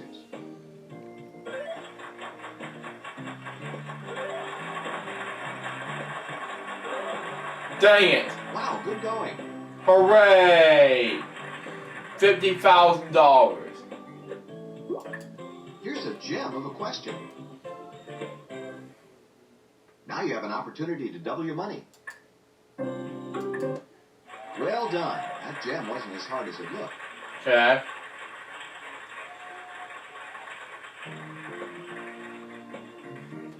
Here are the $62,500. questions. You know what this says? The Black Album, I know what this is. I don't know. White, I don't know. Isaac Hayes, and I don't know. This answer, I don't know. Okay, here's how you did.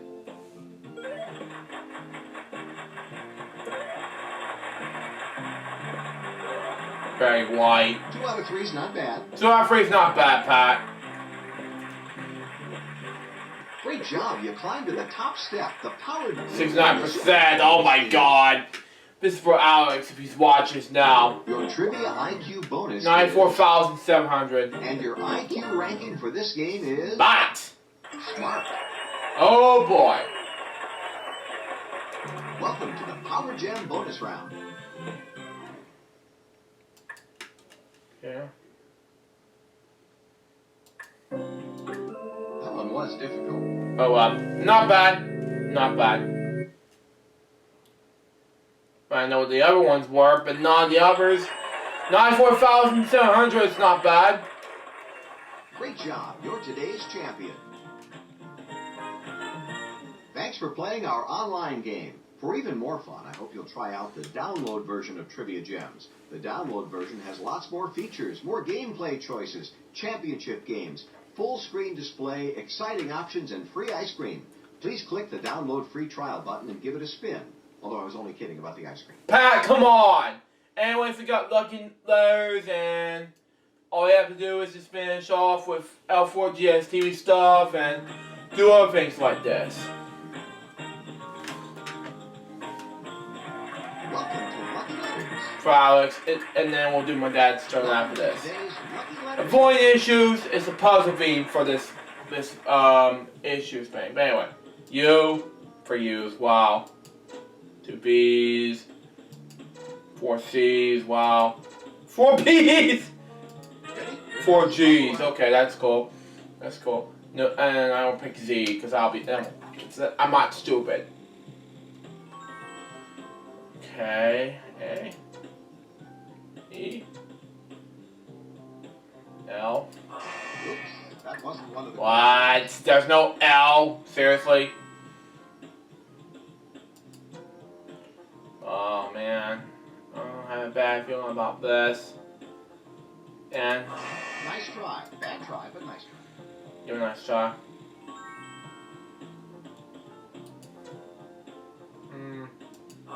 Sorry, that letter isn't in the answer. Seriously? You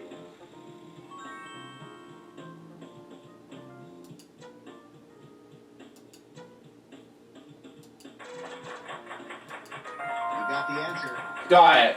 You got the answer right. Oh. Oops.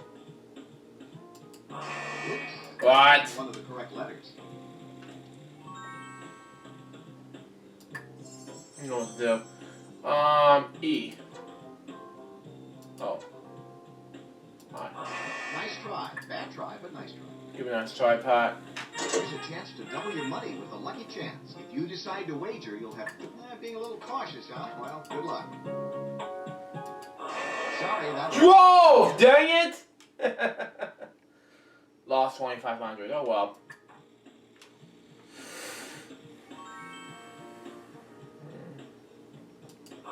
Oops, that wasn't one of the correct letters.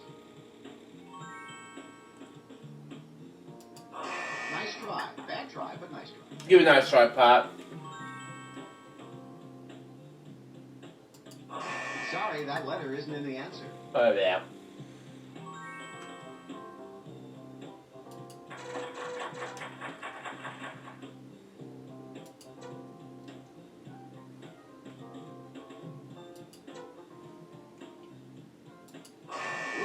That one, get ready. It's the lucky lightning round, and you'll need to think fast. Hey,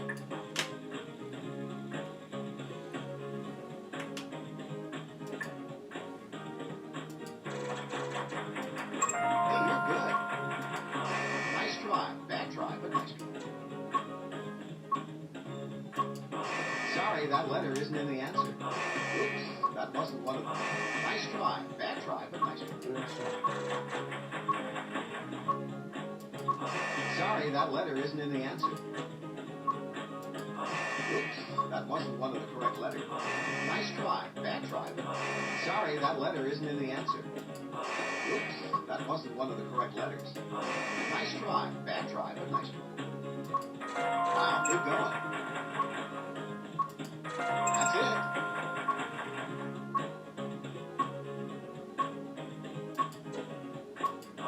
Sorry, that letter isn't in the answer. Nice job. Oops, that wasn't one of the correct. Nice try. Bad try, but nice try. Sorry, that letter isn't in the answer. Oops, that wasn't one of the correct letters. Way to go. That's correct.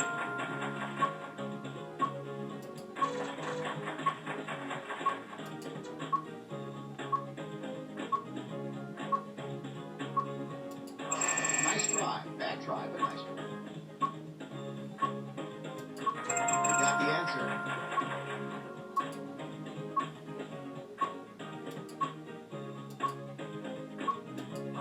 Sorry, that letter isn't in the answer. Oops, that wasn't one of the correct letters.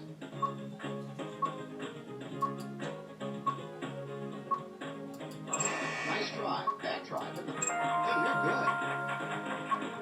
Wow, good going. What? Oh, too bad. You ran out of time. Yeah, I just thought it'd be a good idea to say, forget it, I'm done. This game, oh well, try everything. Alex, we don't want to beat you heavy-handed, but oh well, I just want to do something. I'm going to try this again for you, anyway. Wow. 5 H's. 4 P's. 4 C's. Oh my god. Ready? Here comes the puzzle round. Wow.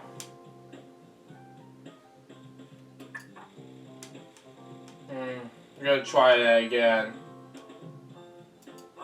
Sorry, that letter isn't in the answer. Oops, that wasn't one of the correct letters. Yeah, I feel like that'll be something, yeah. Nice try. Bad try, but nice try.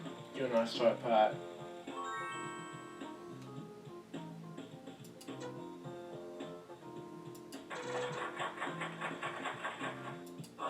Sorry, that letter isn't in the answer.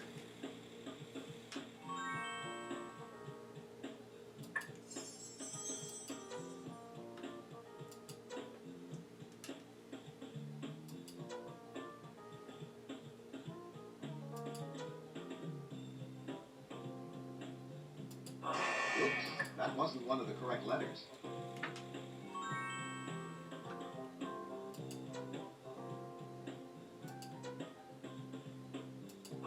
Nice try. Bad try, but nice try. Give it a nice try, Pat.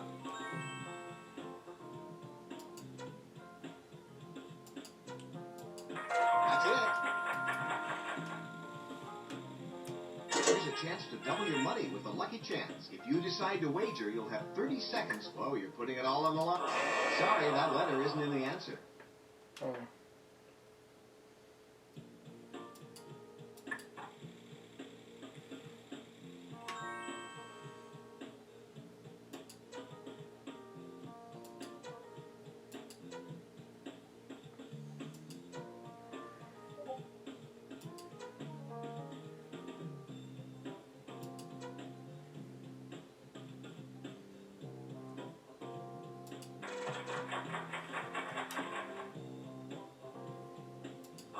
Oops, that wasn't one of the correct letters.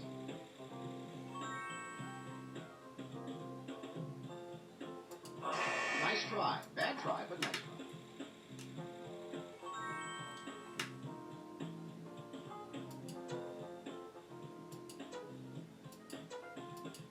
Nice job. Get ready. It's the Lucky Lightning round, and you'll need to think fast.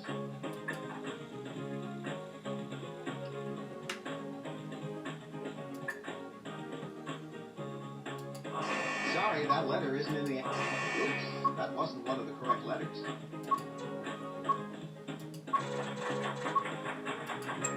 to go. That's correct.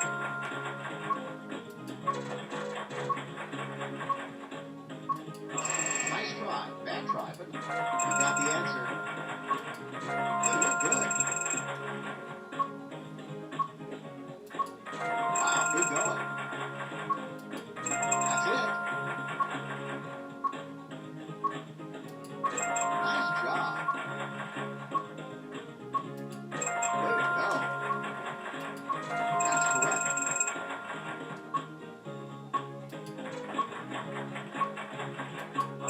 Sorry, that letter isn't in the answer.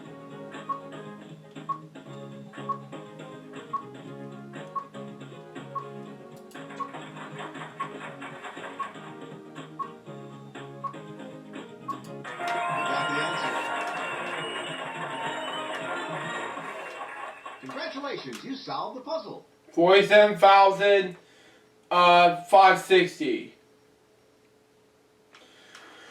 Okay, that's our second chance in this game. So total is 155,460. So this is his last chance in the lucky letters. So this is his last token for this last thing for Alex if he watches now. But anyway, right now we got one more game left, and then we'll do for L4 GSTB game stuff, and we'll be done as possible. We got L4 GSTB game stuff, and then what we'll do is return to my dad's turn, and we'll do something else fun. You know, that's just me. So let's do it now.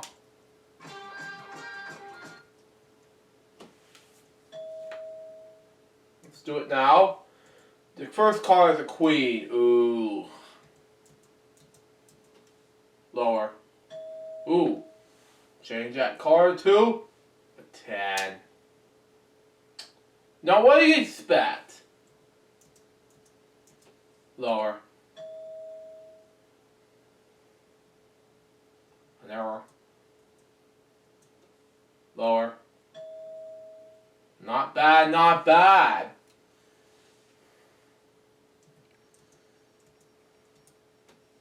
Higher.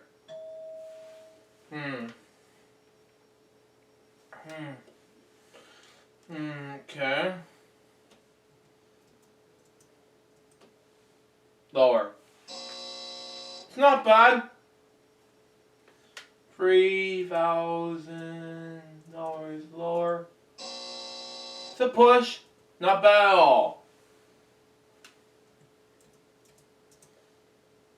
Lower. $6,000. And his total so far is $161,000. So let's do Super Scratcher right now with 15. Oh well. 13.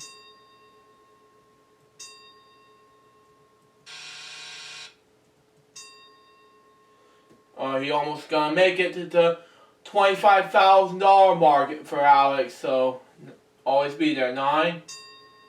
Oh, and he's getting close at 50. So, see you on Sucky 7.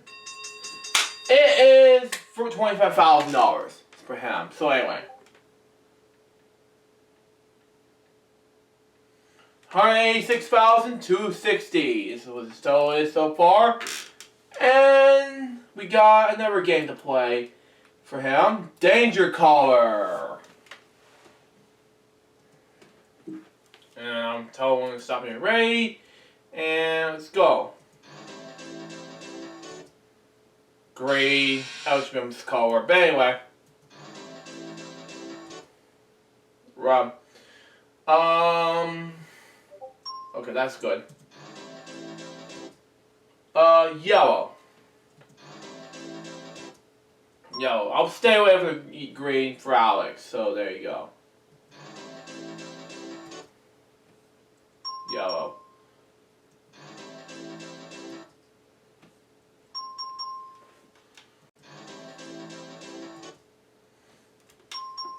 Yeah. But anyway, let's go ahead. It's not fair.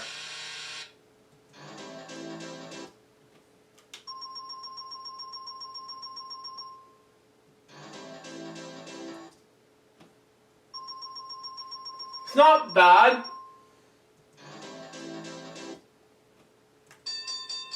Okay. We're almost there for Alex. Whoa! Another $1 million range. But actually, without count, he'll win a $10 million mark. So, if I'm not mistaken. So, and then Alex, my dad will walk home 500,000. I'm not sure how much it would be, but we'll see. $5 million if he doesn't stay up the line. We'll see what happens. It fits on mine, but anyway. Number 3. Come on. Oh my God! $100,000 for him. But anyway. 12. It's a red. Okay. 37. Have blue. 9. 1. Oh boy. Another one of those neck-to-neck breakups. 2. And 8. One more now. He'll win $100,000! Come on, Alex! You can do it. 11. Ooh. Not bad for the nifty. We're almost there. We're almost there. Give me one more number or 2. We'll see. 6. Not bad. $25,000. Leave of him a total of $1,211,260.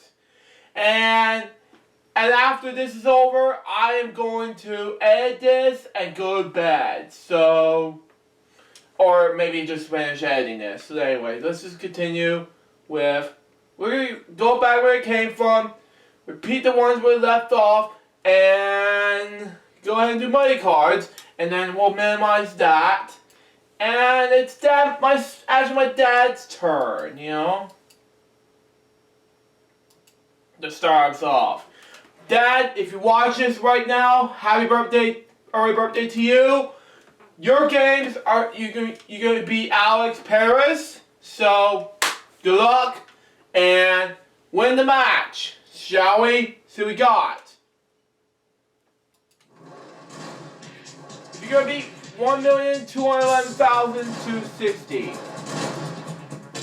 TV, 4 questions for 100. How many tourists for free? I know what this is. Drama Students High, Las Vegas. I know what this is. $100 back. Children. 6. I know what this is.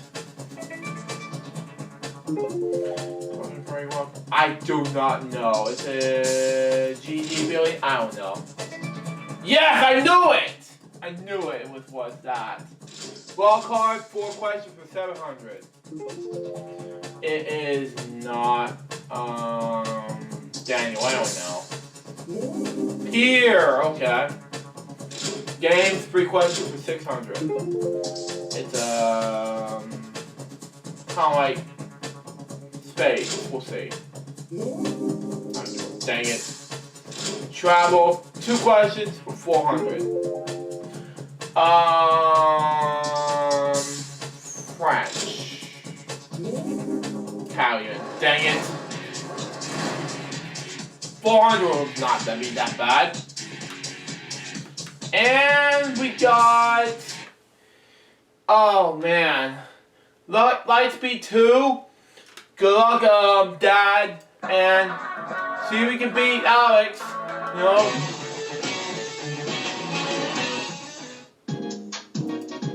I'm gonna count as Dad because he's my dad, you know. I don't know. This wrong. Higher. Higher. Lower. I don't know.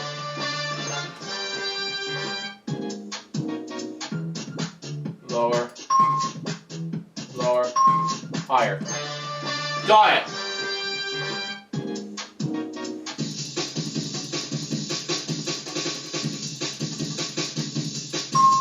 Got it.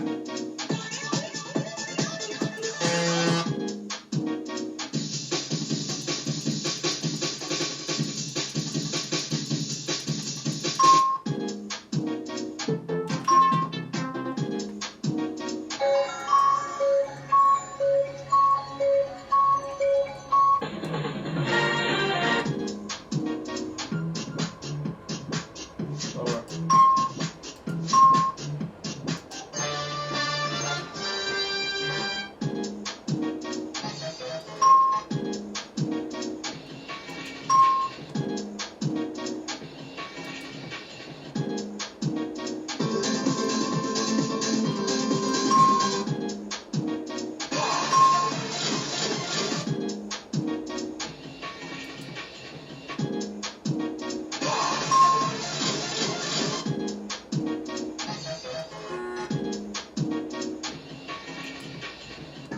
19,000 wouldn't have been that bad. These are the total of $19,400. Anyways, we got the trivia gems. So, if we can beat that score, then I'm sure we're gonna beat it. We'll see what happens. Hi, I'm Pat Sajak. Welcome to Trivia Gems. Doesn't count as my name, though. Trivia Gems game. The categories for today's game are 2000 television, food, movies, TV sitcoms, language, and everything goes. Ooh, that'll be easy. I'll go all the way in and go there. Here's your first set of questions. Yo, it's a lot easy. I know what this is, and I know what this is, and true. And the answers are This is easy for Dad! Hey, your all-in wager work. Hooray! Here are the questions. Okay! Okay, CSI, I don't know. Boston Legal, I know what this is. And 24, John Logan, I don't know. We'll see. Now, let's see the answers.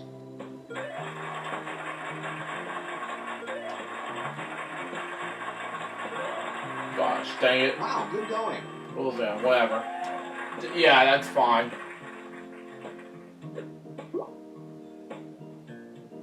I'll go with movies for Ready this for a one. little brain-spinning fun?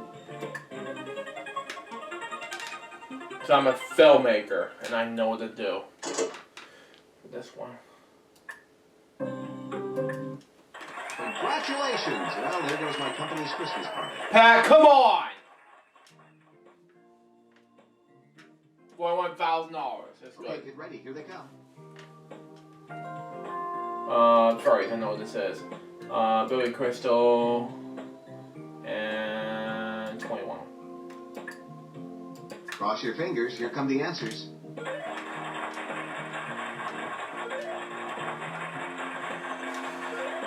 Got it! Wow, that all-in wager. Hooray! $53,000!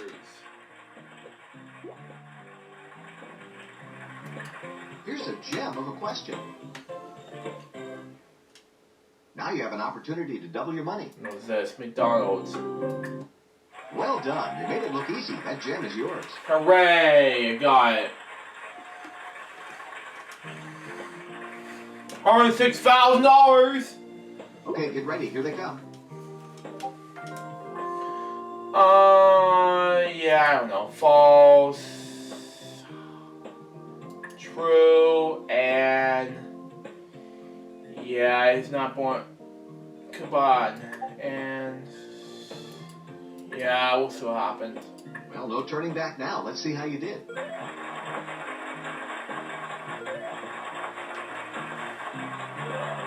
Spencer, dang it! Here's a big thumbs up. Hooray! I got it.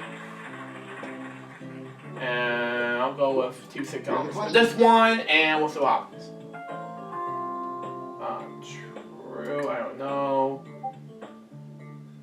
True, I don't know. 1 in 10. I know what this is. Here are the answers. False, dang it! False! Ooh, a negative wager total. Sorry you lost that stuff. Dang it!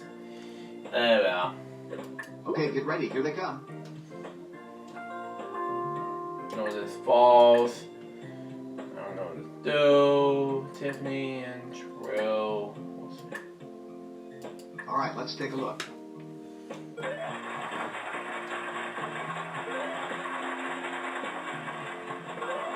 Dang it! Nice job. Hooray! $110,000!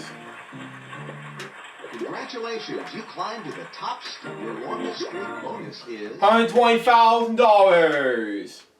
your trivia IQ bonus is $142,500. and your IQ ranking for this Rainy, okay. Rainy. It's not bad for him to win how much money to save. Welcome to the Power For his Jam charity, bonus round. for official money use only, so there you go. I don't know. I don't know the 2 questions, but anyway. That one was good. I don't even know what! Yeah, well. Oh well. 442,500. Great job. You're today's champion. Thanks for playing our online game. For even more fun, I hope you'll try out the download version of Trivia Gems. The download version has lots more features, more gameplay choices, championship games, full screen display, exciting options, and free ice cream.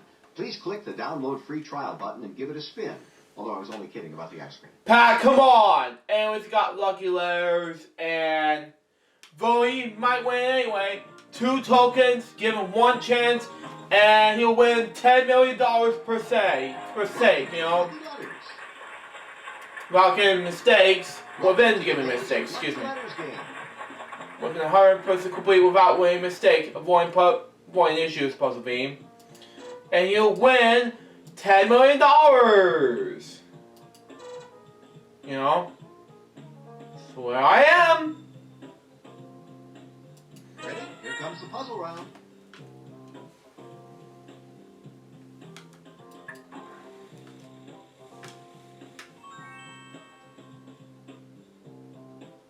I don't know. THEE AT on a Y.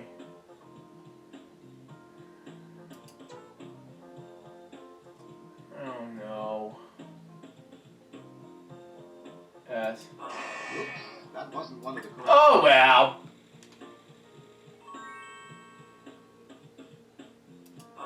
Nice try. Bad try, but nice try. Friendly, I don't know. Not Cracker Girl. A. O. Sorry, that letter isn't in the answer. I don't know.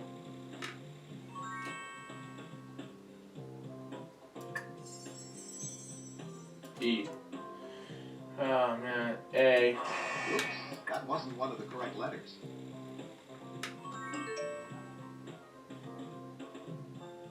E. R. That's good. T. O. R. You got the answer. That's good. Here's a chance to double your money with a lucky chance. If you decide to wager, you'll have 30 seconds to answer. Being a little cautious, huh? Well, good luck. Nice try. Bad try, but nice try. Dang it. It's Greta. I should know it.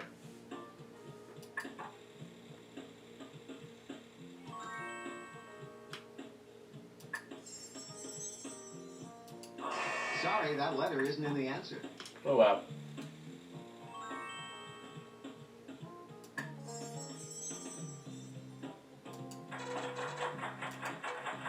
Hey, you're good. Got it.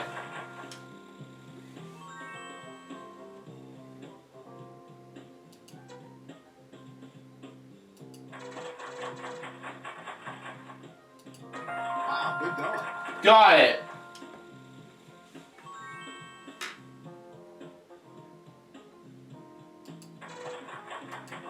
Oops, that wasn't Oh, one wow. of the correct letters. I don't know.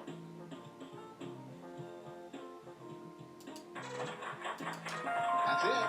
Get ready. It's the lucky lightning round, and you'll need to think fast.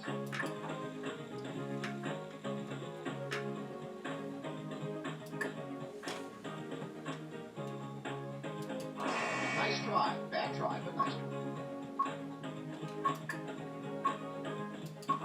Sorry, that letter isn't in the answer.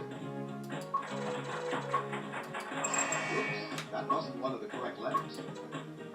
Nice job. Way to go. Nice try. Bad try, but nice try. That's correct.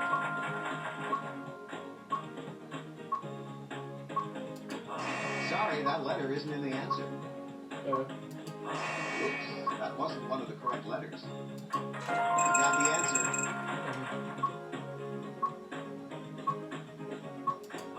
Nice try. Bad try, but nice try. Sorry, that letter isn't in the answer.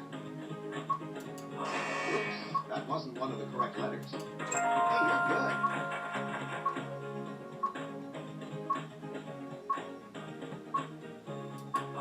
Nice try. Bad try, but nice try. Sorry, that letter isn't in the answer. Wow, good going. Okay. Oops, that wasn't one of the correct letters. Nice try. Bad try, but nice try. That's it. Okay.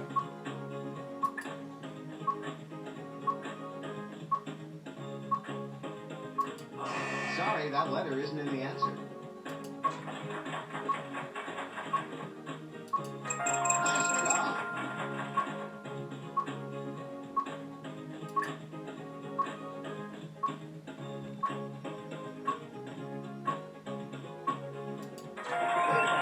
Got it! And we got a chance to get 4 seconds left. You solved the puzzle. 56,000 to 3. That was quick as possible. Leaves up in a total of $218,130. Okay? Now we're gonna do, let's get to the money cards right now.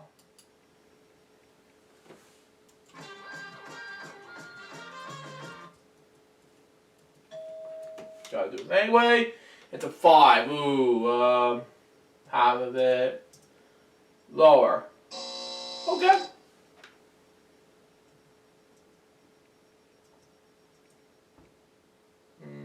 Lower than that. Not bad.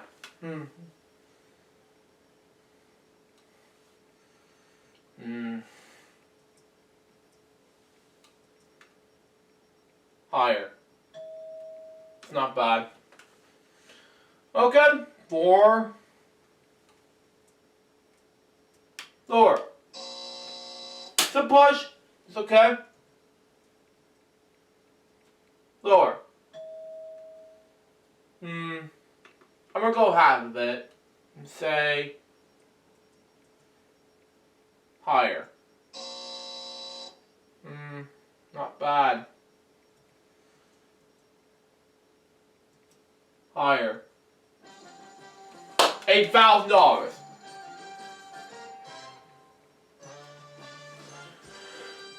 Moving on to the Super Scratcher now. Because the leaves has a total of $226,130. And that is, of course, 15. Okay. Just strike, really.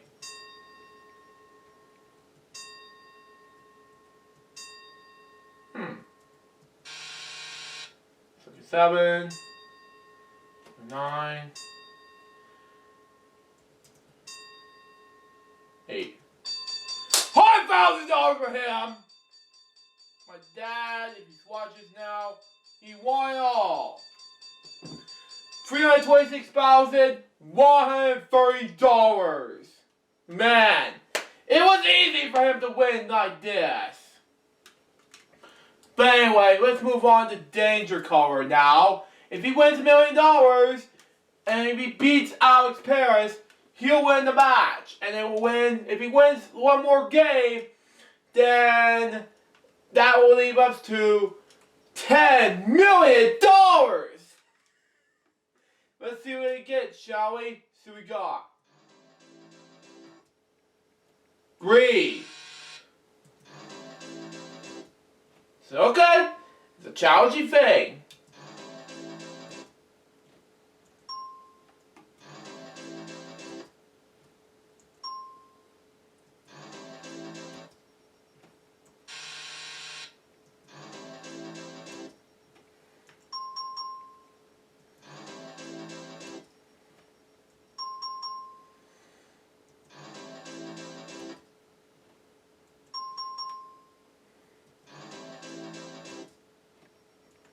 You done it all. $128,000. You almost did have it for the $1 million. Oh, you're so close. That is $0 for him. Oh well. But we're gonna do better, even better. That is not going to count as a thing, so, but we try anyway. So, let's try a free, okay, free, at $75,000. 12, it's a thing, it's a red, 7, it's another red, 8, it's a blue, and 1. It's another red, yellow. 9. One more run, and then we'll win up to $10,000, and then we'll congratulate Alex for this one. Okay. So it doesn't even feel like a special toll, but yeah. So neck to neck with these two cars. 6. Oh yeah. $10,000 for him, but that is not enough. Congratulations, Alex Paris. You have won $10 million. And sorry, Dad, if you're watching this project right now, you are not you're not leaving empty-handed. You just won $5 million into the individual money charity. So guys, thank you for watching this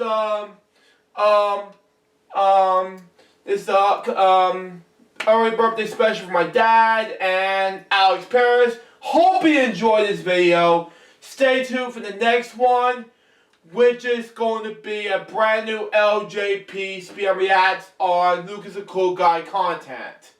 But until next time, this is Jeremy saying goodbye, peace out, baby. We get more stuff you guys very soon. Budsman Jefferson out. See ya.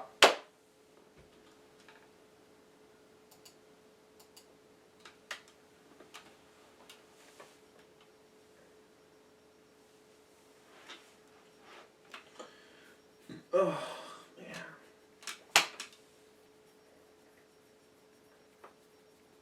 Now I'm gonna wrap up my day with. Hold on one sec. I gotta wrap up my day. Hang on. Do.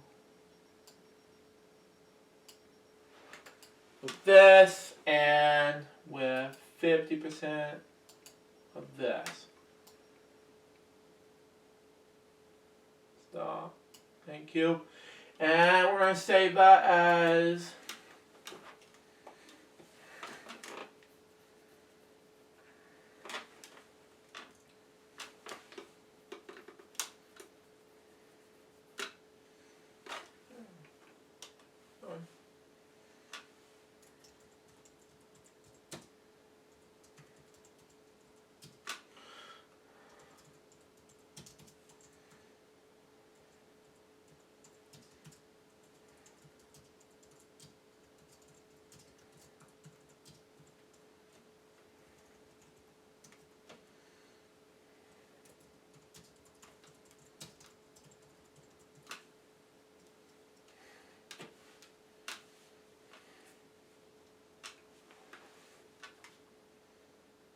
now I need to do now is edit and tell them thanks for watching this LJ 2020. So there you go.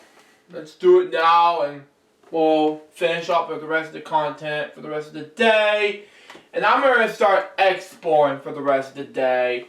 And I'm just going to finish off where we left off. So there you go.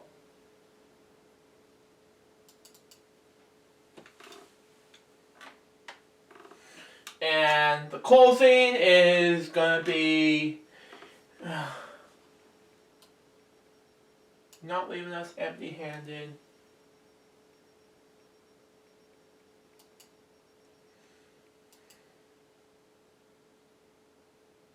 Not leaving.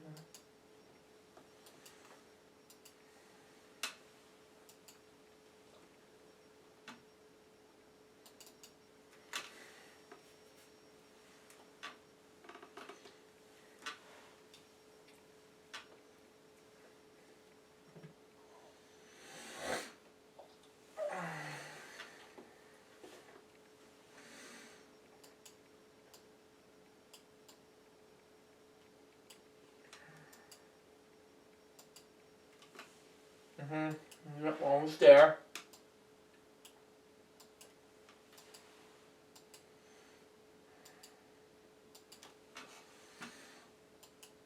Oh, excuse my forehead. But anyway,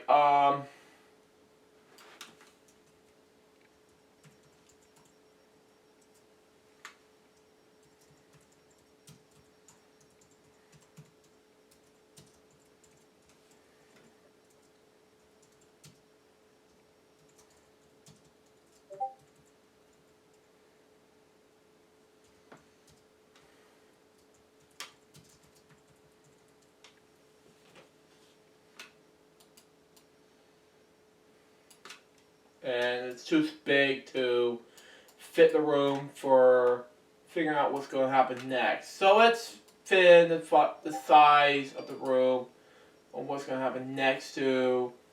No, hang on. It's too big. No, you gotta do it in the ready to fit. You know, it's too small. Nah. Let's go ahead and make it more popular. You know. More pop. No, you can't do that. But anyway, I'm gonna go ahead and do this now and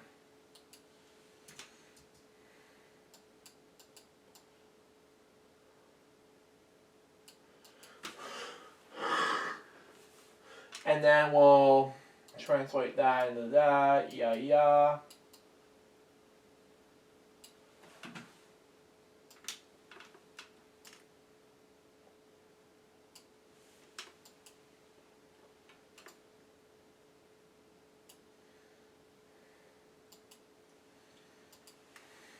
This is not like LJPCBM Reacts as you saw before. But anyway, let's go ahead and take this project into the next level.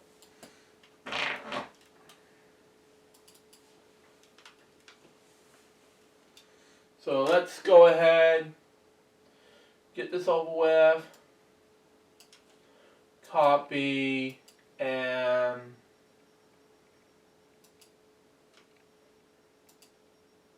paste. And it's not really a reaction video series. This is more like a, we're going to delete this and go right ahead and do this now.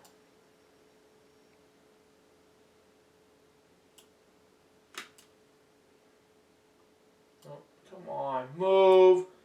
Thank you.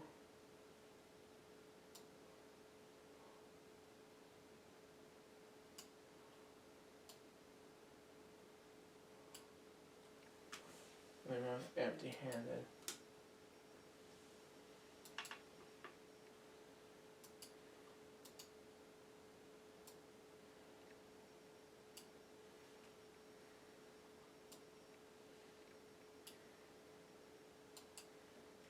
Empty-handed.